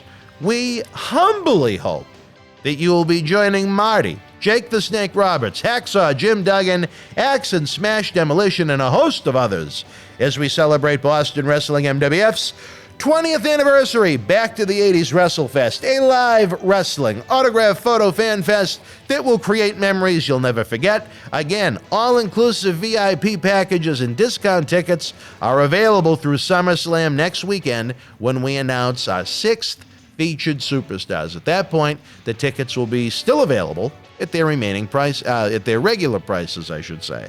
As we close out Wrestling Insiders Week in Review this week, he's back. We're not talking about Jason Voorhees the day after Friday the 13th. After 2 weeks on Temptation Island, John Cena Sr. is back with an all-new Wrestling Insiders Fabulous Fridays. This week, Cena discusses his son's roles in the movies Suicide Squad 2 and Fast and Furious 9, Vince McMahon's Cuts, the premiere of AEW Rampage, CM Punk and Daniel Bryan potentially headed to AEW, and more. Let's get fabulous with Johnny. All right, wrestling fans around the corner, around the world. Dan Marty, John Cena Sr. here. Johnny, we missed you the past couple weeks. Been busy, been traveling all around the world, all around the world. I understand your cardio has improved quite a bit. It has. It's absolutely correct. Now, I am going to ask maybe a question. I don't know if you can legally answer on this show, but there were rumors going around that you and Majo were part of the cast of USA Network's Temptation Island Season 4. That must have come from a different website or podcast, because the answer to that is there's no truth to that at all. No sunglasses either? No, I'm afraid not. Only when I'm out in the sun do I wear sunglasses. Well, I could see you living in the house with the 12 women. Never know. Never know what Fabo and Cena's going to... Then it would be Suicide Squad. Well, now, we'll talk about that for a second. The fans have chimed in. Did you see the new Suicide Squad? I did. I watched the new Suicide Squad movie. I was impressed. I think that it tells a different side of the Suicide Squad. I think it brings in some characters that needed to be there from the beginning. All in all, I thought it was a good movie. Forget the character that I know people are asking about. I think all in all it was well done, put together. Now see, I know nothing about the series and I know nothing about this movie. What do you mean by that? Well, was John's character not a big part of the movie? No, he is a very big part of it. He's a very big part of the movie. He absolutely is. Well, now how do you think he performed? For me to say excellent would be biased. People would say I'm biased. I would say feel it was good? If I would stand back, Moniz watched it, my sisters watched it, my nephews watched it, Mark, trademark. They all said it was a great movie, and John did an outstanding job with the character. Something good must have happened, and as I say to everybody, when you have a DC movie, never leave till the credits are finished, because there's that little clip at the end. Was there a little surprise? There's a little surprise at the end. Are you in it? I don't think they'll ever give you a shot at that. Well, if there's a Suicide Squad 3, maybe they could find a spot for you. I've told you if they make that Daddy's Home 3, I came up with the perfect role. You, John Lithgow, and Mel Gibson, all three of you to be the grandfathers. But wow. Now, a busy summer, he was also in Fast and Furious. Now, did you see that one? I did see Fast and Furious 9. That's a typical, in my opinion, I don't follow the franchise. So people need to know that up front. All I know is that it's about car racing. It's more than car racing. Oh, well. Fast and Furious. Well, Fast and Furious, the way that Vin Diesel, it's his baby. And it started out as car racing, but each one develops its own story. For example, Fast and Furious 9, we now find out that he has a brother. As you look at the trailers, it says, he now has an unknown super enemy. And of course, that's John, who is trying to basically take over the world.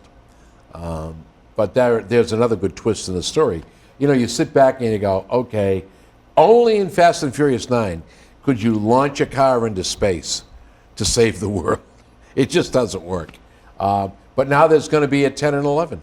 I could see you driving around the streets of Miami in one of those Lamborghinis that you have up in Newburyport. Maybe there's a spot for you in the, they could call it the Fabulous and the Furious. They could do a spin-off. I'd love to do the Joker in any one of the shows, or the Penguin. I think those are great characters. There will never be a better Joker in my book than Heath Ledger. Really? That man, better than Cesar Romero? That man had the Joker down pat. Better than Nicholson? I'm telling you. Really? I've watched all those movies, and as a matter of fact, when you watch Suicide Squad 1, there's a young man that plays the Joker, Harley Quinn's boyfriend supposedly, the Joker. He almost emulates a portion of what Ledger did as the Joker. Because what Ledger did was, he brought out the true Joker, not only in the character and the way he spoke. Remember, the Joker was kind of like, ha ha ha, but it was a genius. And Ledger did such a wonderful job on that. It's unfortunate, once again, how drugs can destroy a human being. A great promise to that man. But Suicide Squad 1, I saw that, and that was a big hit, was kind of okay. But when 2 came out, I'm going, it's going to be difficult to top that. Well, they did. 2 was better than 1? Yes, it was. And you say that unbiasedly? Unbiasedly.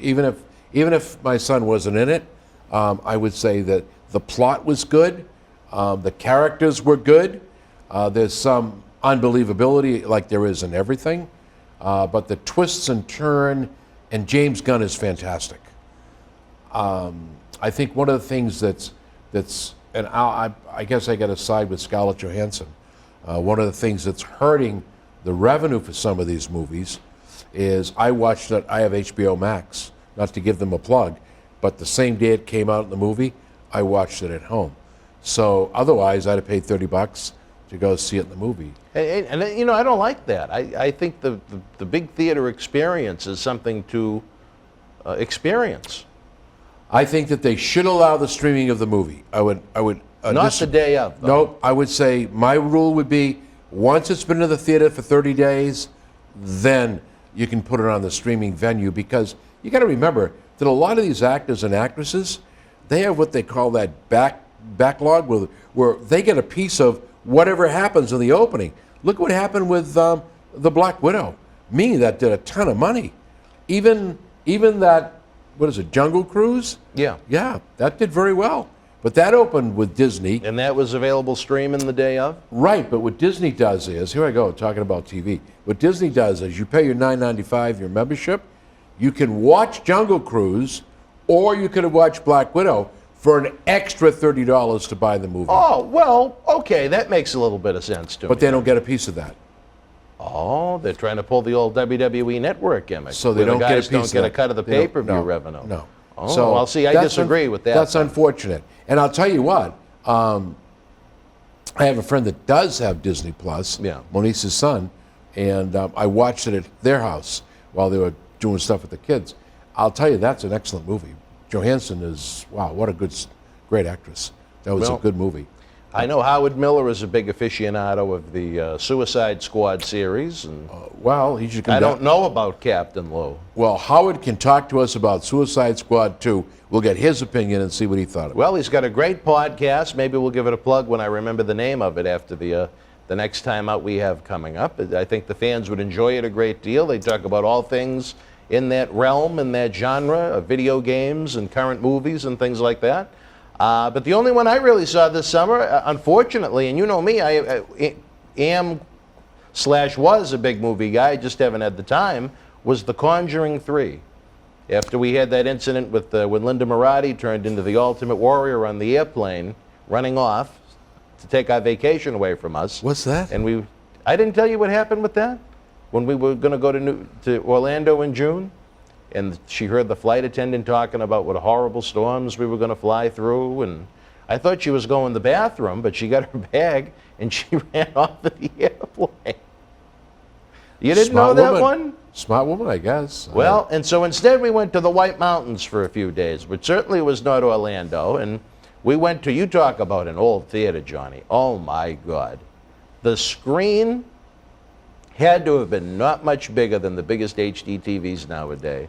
There were maybe 30 seats in the theater. It was kind of a throwback, because I remember going a few times when I was a kid up in North Conway, and we saw The Conjuring 3, and let me tell you something, if you're a horror movie buff, I thought that movie kicked ass. I don't know if you're into those types. You know, you don't like the horror movies. I do like horror, but You that's do? not one of my things.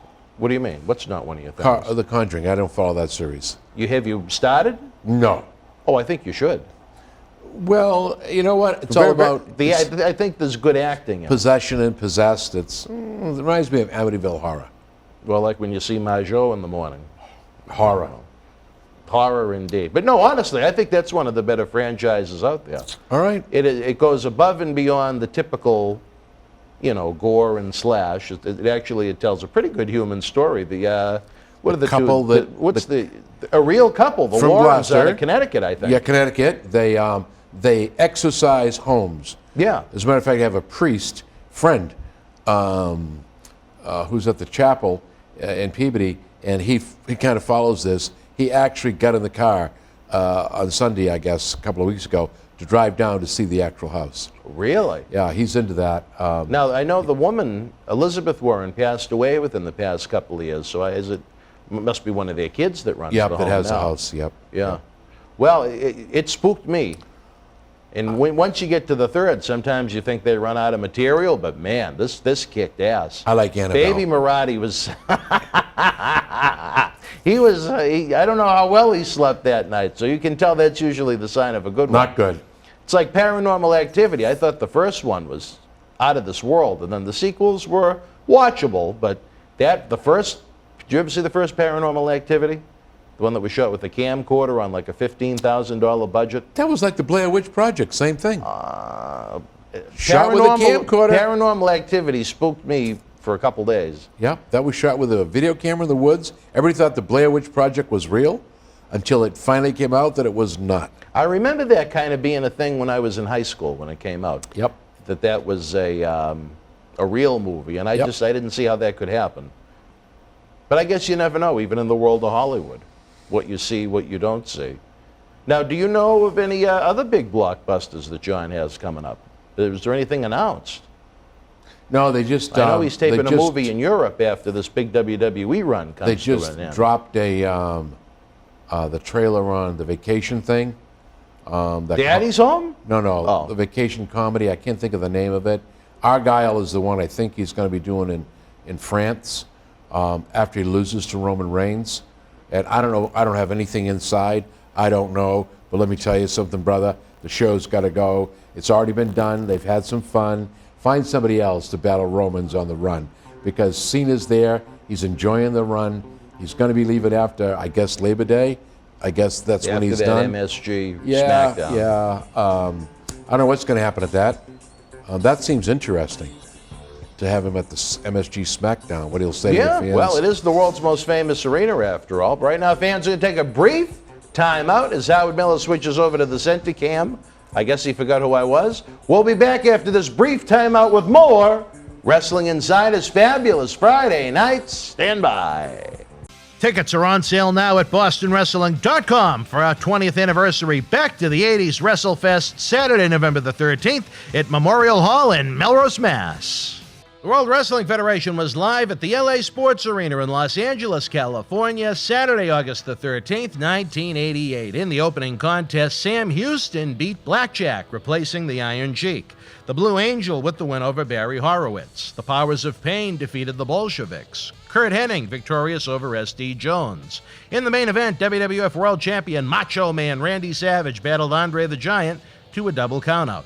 The Fabulous Rougeau brothers beat the Hart Foundation. Outlaw Ron Bass with the win over DJ Peterson, and Jake the Snake Roberts defeated Ravishing Rick Rude. If you were in Los Angeles live, share your memories in the comment section below. Use the links in the description box to keep Wrestling Legends working in our eBay store and on our world-renowned Patreon streaming service so we can bring you more interactive superstar shoot interviews to relive the good old days of professional wrestling. Check it out. Boston Wrestling Sports in the MWF explodes into a new year with professional wrestling content galore and need you to join our family. Every Tuesday night at 10 p.m. after our Monday Night Raw review, it's Wrestling Insiders at your house with WWE Hall of Famer Mr. USA Tony Atlas. Wednesday nights at 10 p.m. after NXT and AEW, join rotating legends on Wrestling Insiders Special Edition.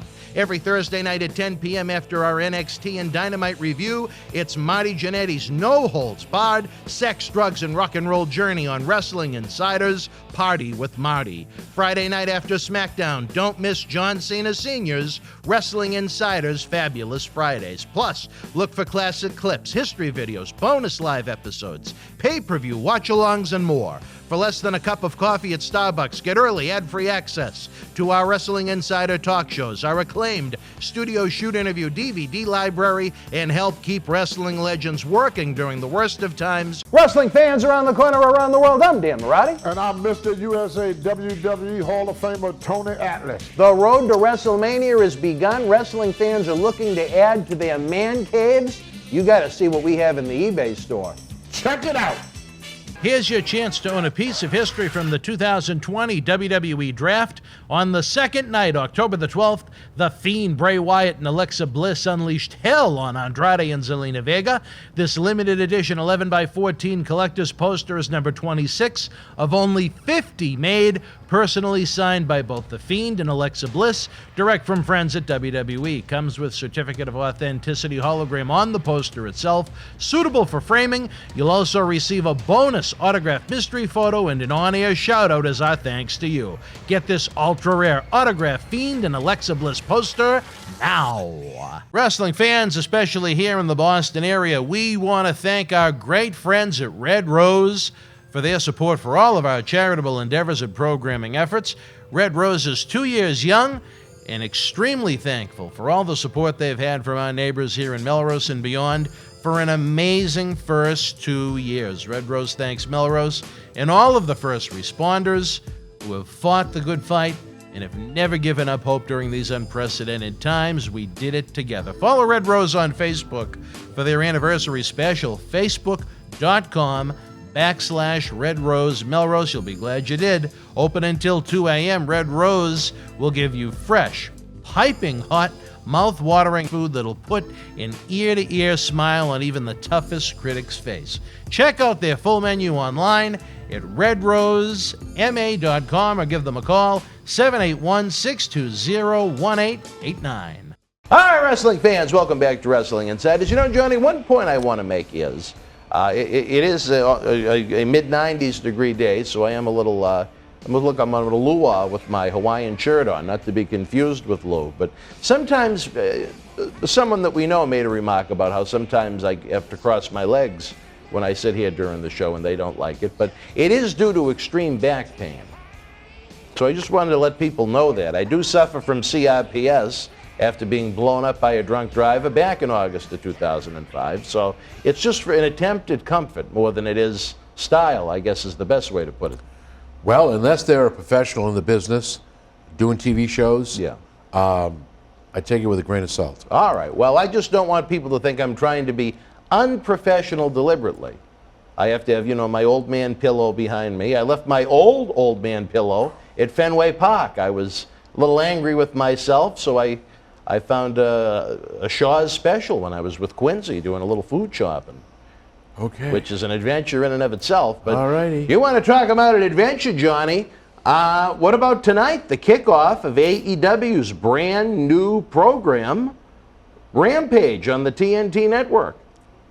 Big. 10 p.m. right after SmackDown. Big. What do you think? I'm going to watch it. Do you think it's a good idea, bad idea?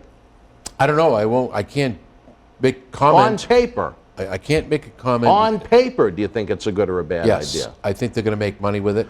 I think that with what WWE is doing, and I'm not too sure why they're letting all this talent go. Well, I wanted to save that for next week's episode. Oh, okay. Why they're letting them all go. But I think AEW has picked up the momentum a little bit. And, when Vince, as you know, I have the greatest respect in the world for, when he says they're not competition, when a man says something like that, thou protesteth too loudly. I think they are competition. I think that they're slowly eating away like the mouse on the wire. Pretty soon there's going to be a short circuit, because what's happened now is you really do, in my opinion, have a choice between two premier wrestling organizations right now.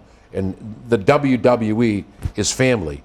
And AEW, let me tell you something, they're coming after family. And it's not like we're out to get you. They're just producing a product that the wrestling fans want to see. So why not take a lesson?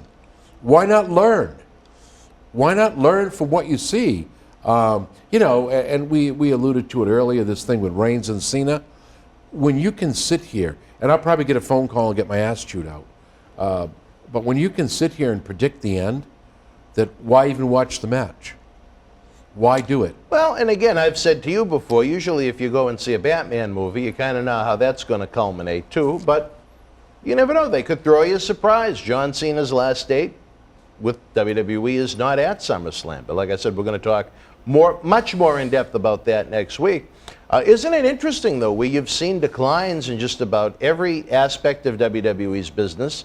Tell even on NXT, which was something that had a little steam behind it, that's starting to decline now. That's been gutted. Isn't it nice that AEW has some momentum behind it right now? I've noted before, and I'll say it again, I think there's usually a couple of segments on AEW each week that are absolutely major league, out of this world, as good as anything on pro wrestling TV. And then there's a couple of segments each week where my jaw almost drops and say, how could you put that on television? I agree. So maybe there's learning curves. I mean, we have to keep in mind, AEW hasn't even been on television 2 full years yet. So, I mean, I think that alone is very impressive that they are where they are right now. I think that a week from tonight, a week before, they have 3 events in Chicago at a smaller arena that they have sold out the United Center in Chicago, the big arena, the home of the Chicago Bulls and the Chicago Blackhawks, for an AEW Rampage that starts at 10 p.m. live, and it's got the rumor mill going, Johnny. Why would they add a 4th date in Chicago within 10 dates unless they have a major reason to? Well, we're going to see what's going to happen. Can you think of what the major reason might be? Let's see who the talent is they're going to bring in. It's got to be a surprise. Do you think it could be someone from Chicago whose name has been chanted at WWE events for the past 7 years and ferociously on AEW television of late? I think there's going to be 2 surprises. In the same night? I think you're going to have a Bray Wyatt and a CM Punk. Well, you won't get one of them. I think you're going to get both of them. When you get a 90-day no compete clause, that'd be kind of tough. Wyatt's... Unless you can recreate a calendar, I guess. Well, you know what? It's not even recreating a calendar. He doesn't have to perform. All you need is voice and darkness. Guess who? A tease? Yeah, I'm... when Ric Flair did that thing with the with Sting and the Tiger and the Woman, remember how they... goggled his voice? Yep. Nothing, there's all kinds of ways to pull this off. I'm going to tell you, though, we've talked about this before. I have the utmost respect for Phil Brooks, and I really do. That man is a genius in the business. He knows what he wants. He's a man of his word. He's a great performer. He loves what he does. If he doesn't, he walks away, and that's good. Will he draw the way they think he will? They sold out. Granted, it is supposedly, in theory, in rumor mill land, night one, and it is in Chicago. Yep. But for them to sell out a 20, well, I don't know how many seats are available. Say 20,000. Let's say 20,000. We'll go with 20. Just everything's enhanced with wrestling attendance, right, but probably closer to 15 once all the production is set up. But a sellout's a sellout. Right. For them to sell out the United Center the week before they have 3 events in Chicago. Is very impressive, and it has the fans buzzing. And I think if CM Punk does not show up on that program, I think the fans are going to be apeshit. I think they'll feel a little misled. You know what? I know I would. I've been following this this Heels documentary they're putting together. Oh, is that the TV show on Stars? Yes. Mm-hmm. Is it any good? Not the one that John is putting together. No, I haven't seen it yet, so I can't. Okay. They haven't released it. Just a trailer. Punk was a little heavy when I saw it. The trailers. Let's see what happens. Some people are saying, if Punk looks the way he looks, bang, it's not going to be good. He's in the best shape of his life. Other people are saying. I'm just curious as to how the fans will react. Because the sad part about this whole thing is people remember what everybody does. Fans are very unforgiving. Let me tell you. And Punk was at the height of his career, and he trashed the fans. He walked like Brock Lesnar, just walked away. Said, bye, I'm done. I'm not playing in the sandbox anymore. Instead of saying, yeah, what I'm into really sucks, but I've got 500 million fans out there that want CM Punk. No, that's a little bit of No, but I'm just using it as an example. Okay. Let's say 10,000. I don't really care. Pick a number. But when you millions. Okay, I'll use that. But if you do that, you sit back and say, whoa, how forgiving or unforgiving will they be?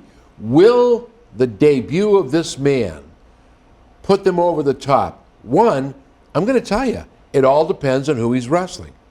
It all depends on who he's going to wrestle. I don't think he even wrestles the first night. I think that would be a waste. I would save his in-ring debut for the pay-per-view. I let him do a run-in. You're going to have sure. But I wouldn't. But that's wrestling. I wouldn't let him have a bell-to-bell match until the pay-per-view. Make the fans pay to see it. Tease, and tease? Yeah. That makes sense. Yeah. You can shoot a hot hang. I would just basically introduce him as being there on the Friday night show to get some buzz for the Rampage show at 10 p.m. after SmackDown on Friday nights. Then I would lead into, then you have next week, you have the Wednesday night Dynamite, you have the Friday night Rampage, and then the pay-per-view that Sunday.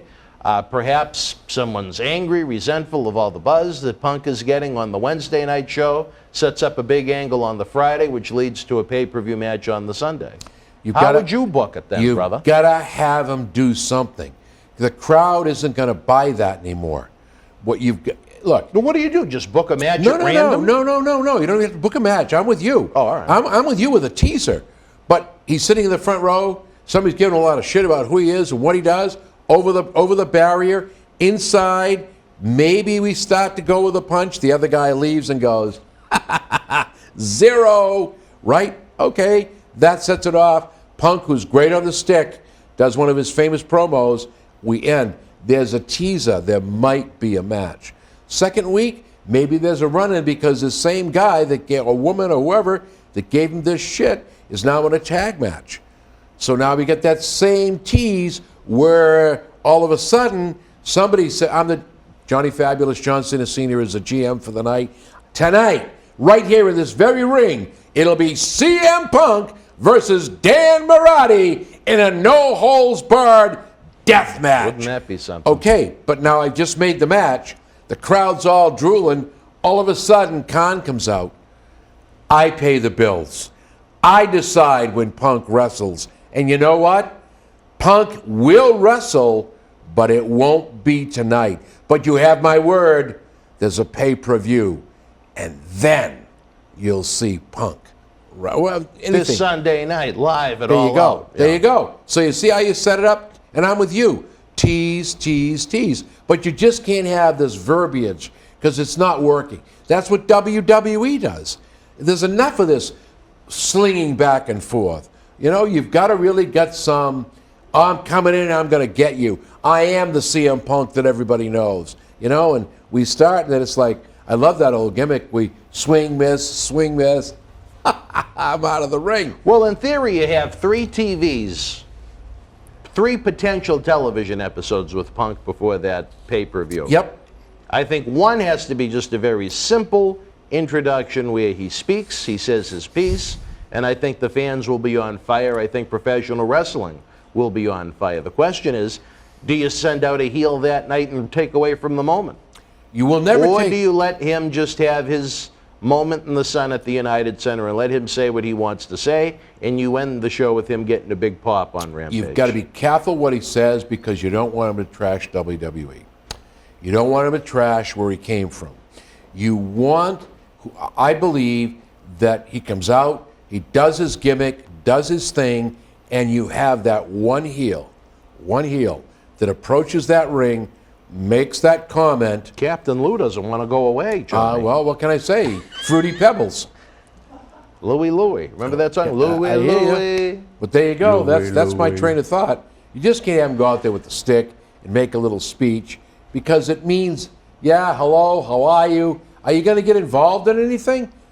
Why not get him, even if it's the temptation of involvement, the thought that he might be involved. That's what you've got to create. And when you create that scenario, I'll keep clicking that channel. Because what is professional wrestling? In my opinion, Vince McMahon, it is entertainment, and it's a serial. It's a bing, bing, bing. And I think you've got to pull that off. Otherwise, the fans are so bored right now. Bored. I'm interested to see how the draw will be for SummerSlam. Well, all right, wrestling fans, we're going to take a brief timeout. When we come back, we're going to be talking about more about All Elite Wrestling as we speak. Rampage is on TNT, going head-to-head with Fabulous Fridays. It's going to be interesting to see if that helps boost our numbers, Johnny, or if it takes away from it. Do fans want a little wrestling talk to go along with the in-ring action on Rampage, or are we going to get crushed? That remains to be seen. Right now, check this out. This needs to be seen. Wrestling fans around the corner, around the world, I'm Dan Marati. And I'm Mr. USA WWE Hall of Famer Tony Atlas. The road to WrestleMania has begun. Wrestling fans are looking to add to their man caves. You got to see what we have in the eBay store. Check it out. On October 28th, 2020, Wrestling's Scariest Night was back with WWE NXT Halloween Havoc. This limited edition collector's autograph poster is number 12 of only 100 produced and is signed by all 9 superstars featured on the poster, including Johnny Gargano, Damian Priest, Candice LeRae, Io Shirai, Dexter Lumis, Cameron Grimes, Rhea Ripley, Raquel Gonzalez, and your Halloween Havoc host, Shotzi Blackheart. Comes with WWE authentication hologram on the back. You'll also receive an on-air thank you from WWE Hall of Famer Mr. USA Tony Atlas and a bonus mystery autograph photo. Help keep wrestling legends working. Get this awesome collectible now. Cheer. Why, hello. I would ask what was on your mind, but I already know. You want to know what has got my beard looking oh so majestic. And I'll tell you, it's sexy as hell beard care. Coconut oil, vitamin E oil, almond oil, both sweet and bitter, shea butter, it's all natural. Yes, JTG has actually come out with a high quality product. So support your boy by going to sahbeardcare.com and take one step closer to becoming sexy as hell. Cheer. Ooh, cheer. You know? Wrestling fans in Chicago have a lot to look forward to, Johnny, but here in the Boston area, forget about WWE Raw. Saturday night, November the 13th, 2 blocks from this fine studio, we get ready to celebrate our 20th anniversary. 2 decades of Boston wrestling, something you've been around for almost 16 years of it. As we go back to the 80s for WrestleFest, already announced, Jake the Snake Roberts, America's hero, Hacksaw Jim Duggan, the greatest tag team in WWF history, Axe and Smash Demolition, a man that's been rocking since he came out of the womb, Marty Jannetty, and on SummerSlam Saturday, Johnny, we're going to be announcing a 6th 80s WWF legend, and at that point, we can't, what's the say? You can't give away the milk from the cow forever. We do have to increase the ticket prices to their normal price. So if you want to take advantage of the discount, all-inclusive VIP package that really has some cool stuff in it, or just an admission to come to see the event, save some money, head on over to bostonwrestling.com now, get those tickets. The response since we put the tickets back on sale August 6th has been excellent. You guys are in for a hell of a night, because I tell you this, folks, and I want to make note of this because, as you've noted before, as I think I've noted before, I should say to you, Johnny, even on these shows, I've never wanted to be the guy to help put together an event where the dad brings the son, and the son goes, oh, I want to get this one's picture or this one's autograph, and the dad can't afford it. You know what I mean? That's why we try and come up with the VIP packages that include everything. We have individual autographs and photos that'll be available. But if you just want to come and enjoy a great night of wrestling, one thing we are going to do for the fans to be able to pay homage to all of these great legends, we're going to have a little ceremony in the ring with them during the live event. So no matter what tier you come and attend Back to the 80s, November 13th at Memorial Hall in Melrose, you are going to get to enjoy seeing these legends up close and personal. There's not a bad seat in the house at Memorial Hall. Oh, no, wait, there's one bad seat, but she sits in it. But that's all right. Well, let's hope the timetable is good. We get out of there at a decent hour. We don't get out of there at midnight or 11:30 when people start to walk out on us, because there's some great talent, some great matches. Will I be there? No, you got someone that's not too happy with you. Well, you know what? Happiness is smash in the mouth. Maybe a haircut, your ass hitting self. Cam Zagami, my friend, you were an enemy, you're now. You ought to be looking over your right, your left shoulder, mirrors when you go to parking lots. I don't care where you go, buddy. I've got eyes behind my back. I've got eyes out there watching you. And Cam, will I be there that night? I said I would, but something's come up now. Maybe I won't be able to make it, but I'll tell you what, you never know. That's the thing about Cena Sr. and Johnny Fabulous. You never know. Well, one thing I do know is that Cam is going to be here in the studio in the near future for an episode of MWF Extra, and he's going to be sharing his thoughts on you, apparently. Really? Yeah. I can't wait. Let me know the night that happens. Old Johnny Cash himself, baby. But again, fans, as we get back into talking current events wrestling, we really hope you can come out and support the event. Mail order is going to be available for those that live outside of the Northeast. And another cool thing is, Johnny, along with the hot in-ring action, along with paying tribute to these great 80s legends, it's going to be the kickoff to the Paul Bearer Holiday Headlocks Toy Drive. We're going to have a giant, massive raffle jackpot where one fan walks away with everything. As we try, as we like to say in wrestling terms, update Santa Claus's GPS so he can find every kid's house.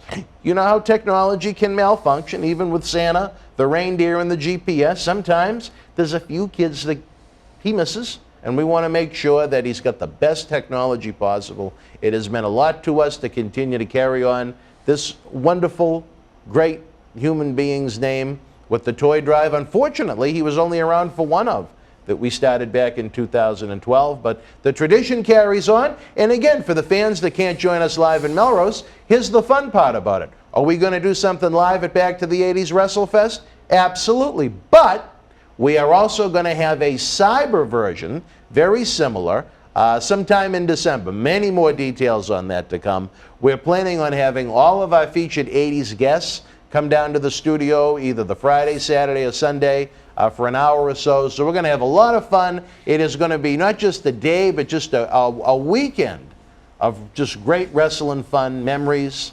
from the past, and memories that you'll create that'll last a lifetime. I can't wait. I'm just hoping that I can clear the calendar, because I've really got to clear Zagami. Now, do you think Majo may want to throw a slap at... No, but I know Moniz will. Moniz will definitely take him out. Now, why is that? She has I don't think he said anything about her. She has no... I explained to her what this slime ball did. She's been at the studio several times, heard your comments about what he's done. Dr. David Reese thought he was a nice guy. I don't know if Reese thinks he's a nice guy. I just think Reese is smart enough to realize that, you know, sometimes controversy is what stirs the pot in the world of wrestling. And whether he loves Cam, hates Cam, he realizes that Cam was, for better or worse, you know, when you were distracted with these legal matters, took advantage of the expiration of certain IPs, the expiration of certain copyrights, the expirations of certain contracts, and he used his money from Fox to capitalize on it. Feeling like he's one up to you. The star of American Grid on Fox, Cam Zagami. Club Cam. Star. I said it before, I'll say it again. He was on there with 15 or 20 other people. You know what, Zagami? You weren't a star. You were a loser. You got your ass kicked out because you couldn't win. And now, Zagami, I'm telling you right now, buddy, open those ears, pull back those long locks, brush those teeth, so when they get knocked out, you'll be able to pick them up, take them to your dentist, and put them back in. I'm coming for you.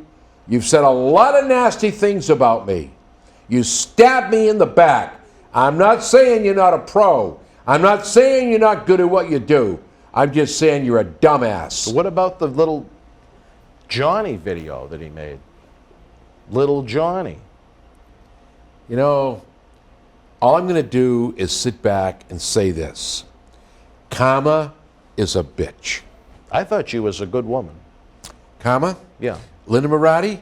All right. No, I'm talking about the former Awesome Kong, Kia Stevens. Oh, Kia Stevens. I love that woman. She was Karma in WWE. Oh, I love her. And She's you just such called a her a great bitch. person.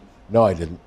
That wasn't not my girlfriend. Oh, you weren't talking about that Karma. All right. No. Well, I hope to see Karma at the CAC in less than a month in beautiful Sin City, Las Vegas, Nevada. What day is that? That what is are the dates? the 13th through the 15th, I think. I think I have one of those days I have my treatment, so I can't. I couldn't do it if I wanted to. Well, we know Majo's ready to give you many treatments. Well, I have BCG for my bladder cancer, which is doing well. Well, so we just don't want to. We thank the good Lord for that. I'm even going to miss AEW because I'm in Florida. That's right. Well, we're going to be down there the same week. I absolutely wanted to. We're going to be there a little before you, and I think we cross paths for either a day or two. The 24th. You're there the 24th, the 25th. I get down there. We leave on Saturday morning, whatever the date is on that. And then we come back on either the Tuesday or the Wednesday. I don't know. I thought you Linda's saying she doesn't want to go now. But you're going to be there in time for AEW. You're going to be able to catch. Right, so we must come back on Tuesday. So if you get to see that show, please, my regards to Dustin Roberts and Cody Rhodes and all the rest of the guys there that I know. I'm absolutely heartbroken. I mean that I can't make that show. Well, who knows? Maybe they'll stick around for and they'll do Rampage here too. Would you be back by Friday? Oh, absolutely. Well, I'll tell you this: they have an open invite to join us here in studio anytime to promote their great programs, pay-per-views, merchandise. I know their action figures are doing well. I know they're getting into the video game business. Upper Deck is releasing AEW trading cards in the near future, so they're really starting to merchandise. Wow. And I think when you're talking about some of the additions that we alluded to before the commercial break, Johnny, my gosh, I mean, what value does CM Punk have to AEW beyond the in-ring? We're talking about these third-party licensees now. I mean, that's where you get your value to me out There's of a the Mark money Henry, right there. out of a Big Show, out of a Christian. Yep. You know what I mean? Do they have a lot left to contribute in the ring? Big Show and Henry? No. Christian looks fantastic. CM Punk we haven't physically seen yet, but I imagine, you know what? He got himself into great shape for those UFC matches. I have no doubt that he's going to want to look like $1,001,001 after 7 years off of pro wrestling TV, since he vanished in January of 2014 from WWE. I think he makes a big impact on those third-party licensees. What do you think? You think his wife will come back in the business? You know, I was actually thinking that while we were talking in the previous segment. You know, AEW's women's division, to me, What is a shot something in that the arm, lacks. huh? Yeah. I believe, I don't know if she owns the last name Lee, but I think her name is AJ, because she used to go out with Jay Lethal at one point before Black Machismo, and she was she was AJ. So even if she just went as AJ, imagine the pop that would get. Uh-oh, there you go. Now that's a $1 million deal. And who was one of her nemesis in WWE? And who might that be? Excuse me?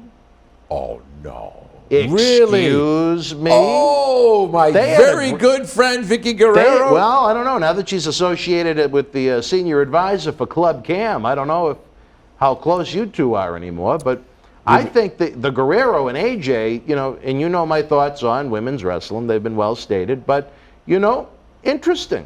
Very interesting. I think that would be something the fans would enjoy seeing more of, almost like on a soap opera when they bring back two lead females that have a dramatic history that don't like each other. I think that might be a cat fight the fans would enjoy. Vicky and AJ going at it again. I thought that was one of their better female programs for a while. You know, I always enjoyed Vicky's work. Oh, she's outstanding. Whenever I do a seminar on you know, how to train for a manager or things to say and do, I use her, Paul Heyman, Lou Albano. You know, what about Captain Lou? Vicky just had to come through the curtain. Never said one word except, "Excuse me." And Paul Heyman doesn't have to say anything. He just has to walk down the ramp. Same thing with Lou Albano, the Grand Wizard. What about that Captain Lou? Captain Lou from Fruity Pebbles? No, from MWF Studios. Oh, that guy's a nice guy. What the hell he's doing? You like Lou? Yeah, he's a great kid. What about Din? Oh, great. You like Din too? All right. What about dinner? Who? Don't be late for it. Wow. Don't go into comedy, Marty. A lot of them are inside jokes. But I tell you, you know what? For all that can be said about AEW, did you see the death match with Nick Gage and Chris Jericho that caused all the controversy with Domino's Pizza? No. Wow. What happened?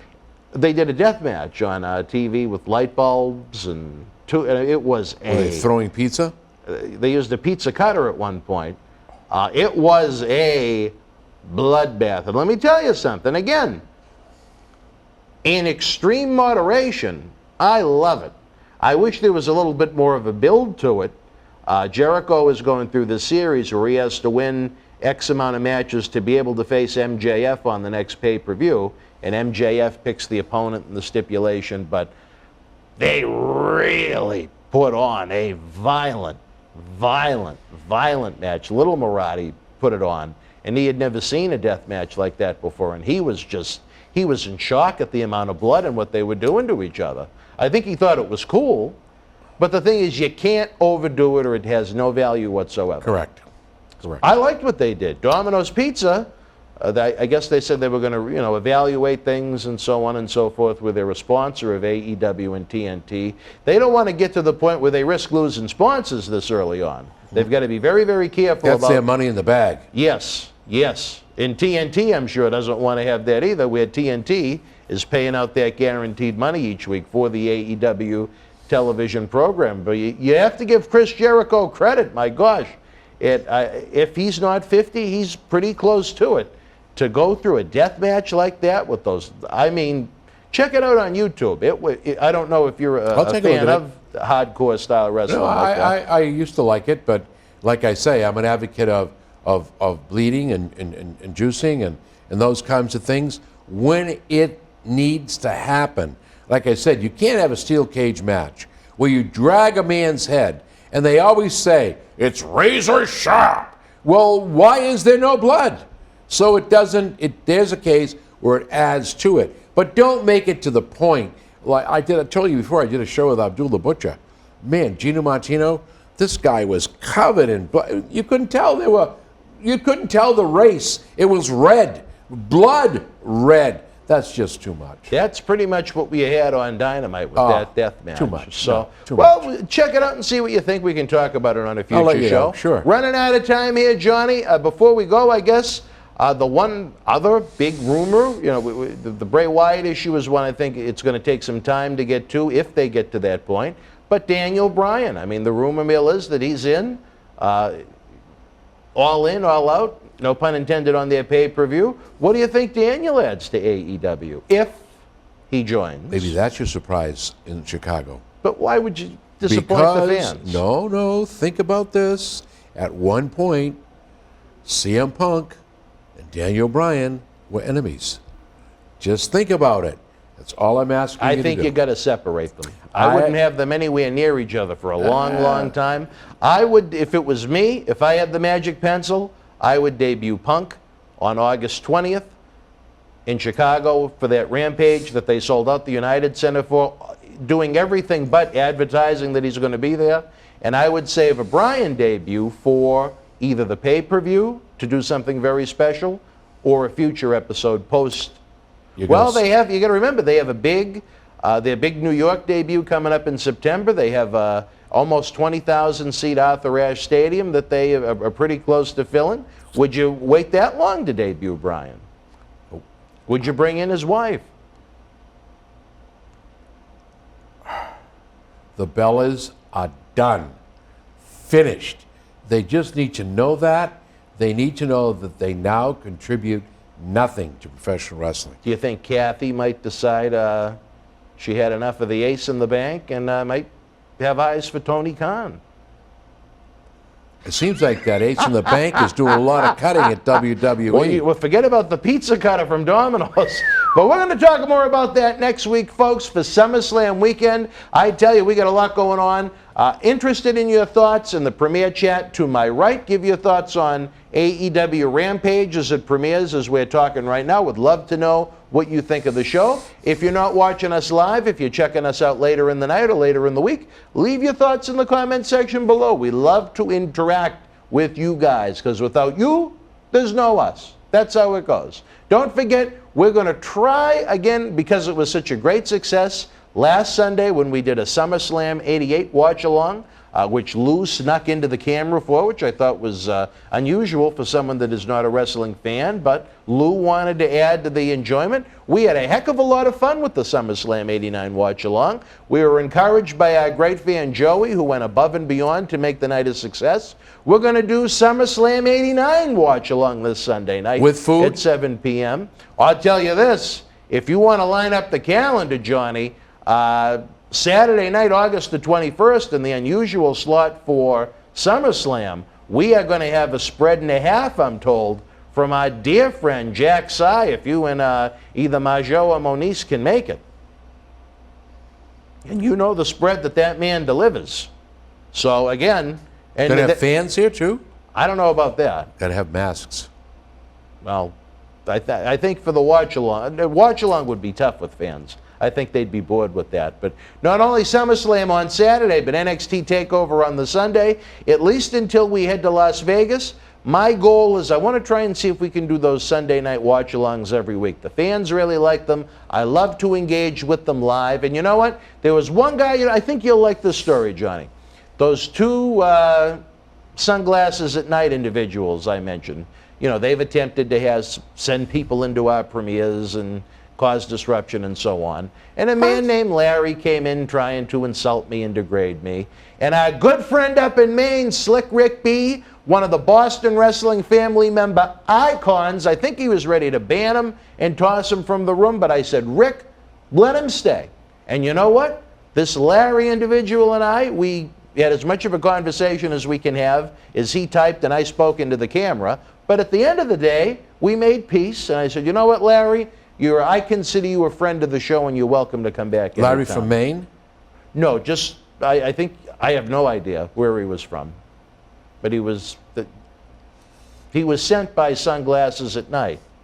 No. No, I know he was. He said No. It was all, well, it's happened. There's another guy, I can't even think of the username, but, why even put their name You didn't out bang there? your head or eat lead paint when you were a kid, did you? No, You but got these Larry delusions. and I had a nice chat.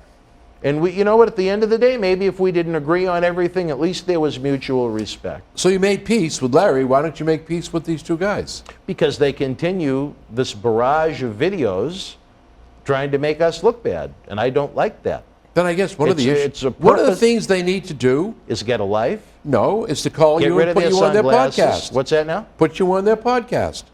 Wouldn't that be You interesting? want to open the can of worms? Let's open the worms, You guys. know what? Wouldn't that be interesting, Let's have some Johnny? Yeah. whoop-ass. You got Jannetty on there. Here's the man. He's willing to do it. Let's see. Make the call. Let's see what happens. I'll watch. And you know me, despite all the content You we be produce, honest and upfront. I'm a Virgo, so I'm a rather shy individual. I don't do a heck of a lot of interviews. But you know what?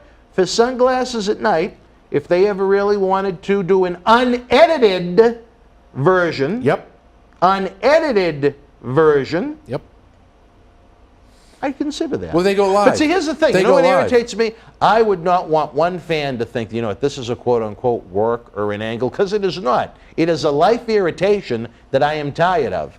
But well, it's let's almost solve like it. you with Cam. But anyway. Let's have him call. Let's do it. Get Well, him on like your I show. said, as we noted in the little video we made, if Sunglasses at Night wants to come and sit at the studio and observe how bad we treat these legends and how bad we abuse these legends, they're more than welcome to come up. Like I said, I had 2 rules. They can't record anything, and I prefer them not even to say hello to me, but you thought that was petty. That's petty. That's just... Well, I don't like them. Why would I want to say hello to someone I don't like that has badgered me, that have put things online for my kids to see? I don't particularly care for that. Have I taught you nothing about forgiveness and understanding? I'm trying. Well, I then- think I'm then- being nice, because believe me, do you know what I'd really like to say? I think you know me well I enough. understand. We couldn't put it on TV. But the whole thing is, again... I think I'm being I don't want to hospitable. I don't want to beat it to death because I don't think it's that important. They can say what they want about me. That's fine. Does it bother me? No. It's all part of the business. What if they brought up Marjo? That's her problem, not mine. Or Moniz? Then we have an issue. Or my sons, not sons, Any of them. sons. I have 5 sons. So, I think... And they're all great people in their own way. I think what you need to do is bring it down to a level where we're not setting the place on fire, where we're offering an opportunity to make peace with everybody so that there's a better understanding. And you can never do that by causing a war before you even walk through the door, because it's like saying, come on in, have a sit down, have a bowl of spaghetti. But when you come in, bing, you're going to be done. You can't say a word? Wait a minute. What makes you so friggin' special? Well, if you attend the Dr. Phil show, does everybody get to sit and talk to Dr. Phil? No, but he doesn't say don't talk to me. How do you know? Oh, come on. All right, moving right along. All right, I Johnny, had we're enough running of out this of time. stuff. One thing I wanted to mention, this Sunday, the 15th, it is the birthday of a very special individual, another man we miss an awful lot. I still think of every day. Wrestling historian, a man that helped create this great organization even before it began in 2001. You know who I'm talking about, Johnny. The voice of professional wrestling in New England. The one, the only, the man that Tony Rumble said would have been on all the A&E specials if he'd only wear his suit. Yep. The Jackal. Yeah, amen. Amen. I miss that guy. We had a lot of good conversations. And there's another man that put the cards face up always, never lied, always gave you the truth. Like it or not, he was there. Spoke that way to you, spoke that way to me, the boys in the back. What a terrible loss. And maybe in the next show we'll talk about Bobby Eaton. Another terrible loss. But that is something we should bring up. Yep, But, I don't want to, definitely. I'm trying not to water up right now, but don't. He helped, along with our friend Pat here at the studio and Tony Rumble. They are responsible for breaking me into the business in 1993. So for all the people that hate me, blame them. But the Jackal never got his just due. He wasn't exactly Tom Cruise, and he wasn't one to, he didn't really care about fashion and style. That was just him. But he had such a love and a great knowledge for this business. He belonged on a creative team in a major league organization. Absolutely. He was that smart when it came Absolutely. to wrestling, and Yep. I miss him every day. I really do. You can't wear. It's funny. Even he's been gone now. Geez, almost 4 years, I think. And there are still times something comes up, and I think, I got to email the Jackal. Isn't that weird? Or maybe not. I don't know. Well, you're different. Yeah, well, very. All right, wrestling fans, we're running out of time this week. Let us know what you think. Again, patreon.com/Boston Wrestling. If you want early ad-free access to Wrestling Insiders, our acclaimed studio shoot interview DVD library that you won't find streaming anywhere else, Patreon exclusive videos, and to help keep Wrestling Legends working, again, just ask our buddy Captain Lou in there. It's patreon.com/Boston Wrestling. And again, the eBay store, you want the great merch, baby, we got it available. Howard Miller is over there in between his podcasts. You can find the link to the Boston Wrestling eBay store in the description box below. But more than anything, we need your help. Saturday night, November the 13th, 20 years of Boston Wrestling, MWF, as we go back to the 80s for WrestleFest and blow the roof off of Memorial Hall in Melrose. If the building was to ever blow up, I'd like to see one person in it, but I won't name her name because I'm a kinder, gentler me. Wow, guys. Woo! For John Cena Sr., I'm Dan Marty. We'll see you next Friday night as we get ready for AEW Rampage from Chi-Town. Good night. Tickets are on sale now at bostonwrestling.com for our 20th anniversary Back to the 80s WrestleFest, Saturday, November the 13th at Memorial Hall in Melrose, Mass. Hope you enjoyed the return of Mr. Cena. You had some quality time with him this week, but certainly not as much quality time in summer heat as John Cena Sr. has had with Marjo Ouellette. Of Miz and Mrs. fame. Johnny's looking forward to coming face-to-face with Club Cam Zagami and a host of others Saturday night, November the 13th. The hatred between those two is incredible, and what's funny is Johnny groomed Cam Zagami to be the lowlife that he is. So it makes for an even more interesting night. Speaking of our 20th anniversary bash, we're officially less than 3 weeks away, just 13 weeks from tonight. It's our Back to the 80s WrestleFest. Again, it's the last week for you guys to get discount tickets and all-inclusive VIP packages before we announce our 6th featured superstar next Saturday, which is SummerSlam. We find out who's going to join Jim Duggan, Jake Roberts, Axe and Smash, Demolition, and Marty Jannetty. Head on over to bostonwrestling.com. Get the best tickets in the house as they're going fast. Between the hot in-ring action, the VIP Legends Q&A session, the autographs, the pose photos, the Legends ceremony, we're going to create memories that are going to last a lifetime. Again, save some money. Get your tickets now over on bostonwrestling.com. Saturday, November the 13th. We'll be here before we know it.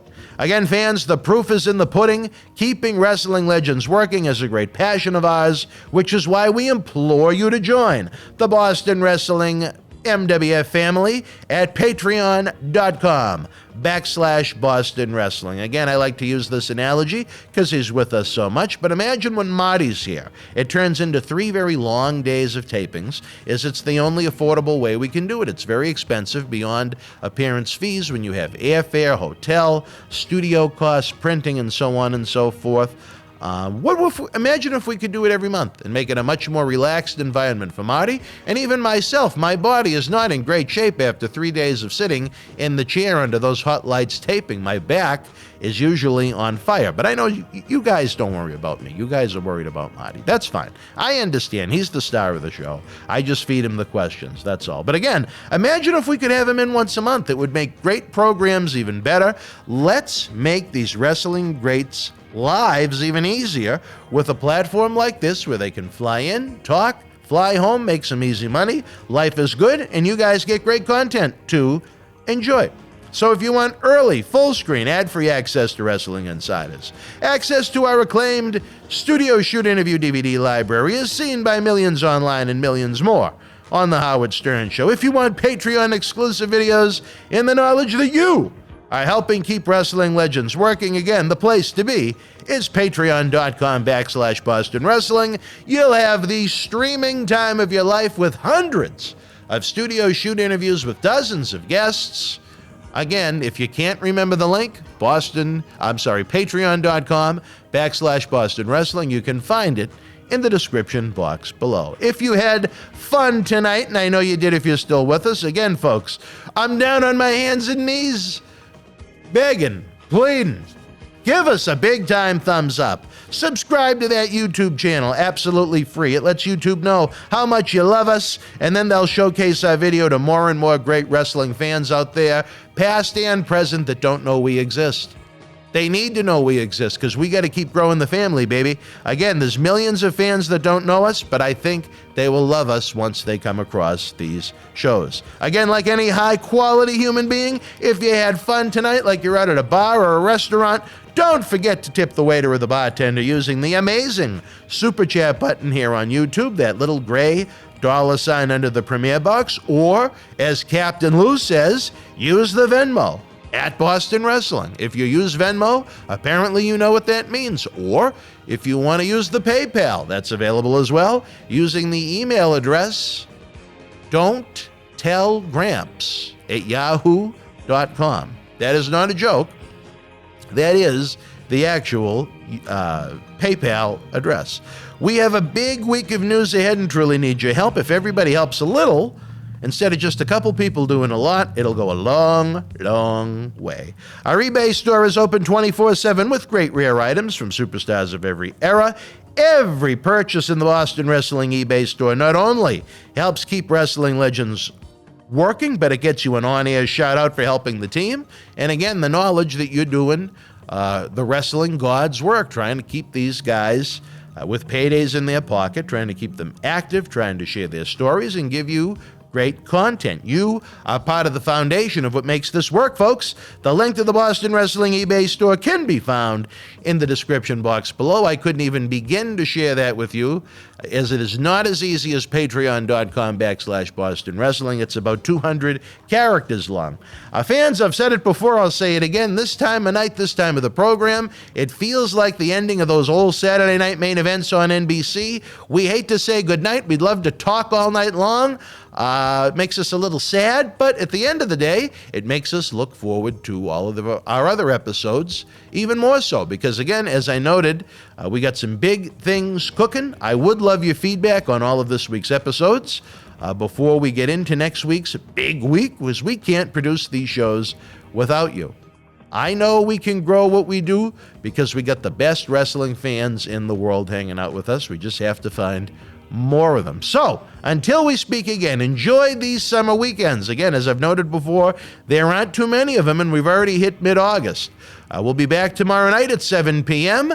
for our live SummerSlam 1989 watch-along. Set a reminder, then at 10 p.m. after the watch-along, I'll be joined by the former and first Boston Wrestling MWF Heavyweight Champion Tiger Mulligan for Wrestling Insider's Stern But Fair. I hope you'll join us. If you have not had the chance to check out Wrestling Insider's Stern But Fair, please do. I really think you'll enjoy the current events wrestling talk. Tiger is noted. He competed on the very first MWF event back in September 2001. He was our first champion. We're right around the same age, so it's kind of an interesting back and forth banter that we have if you enjoy current events wrestling talk. So with that said, fans, as I sit here looking out the window as the man known as Seven walks down Main Street here in Melrose. That's a different story for us, different time. We're not talking about the summer of Seven. We're talking about the man named Seven. He's making his way, looks like, towards Dunkin' Donuts. All I can say is, we love you all. Good night from Boston. Thank you for joining us. Please give the video a big thumbs up, leave us a comment, and subscribe to the channel to enjoy more great content. Don't forget, you can help keep wrestling legends working. Check out our eBay store and join the Boston Wrestling family at patreon.com/Boston Wrestling so we can produce more in-depth shoot interviews.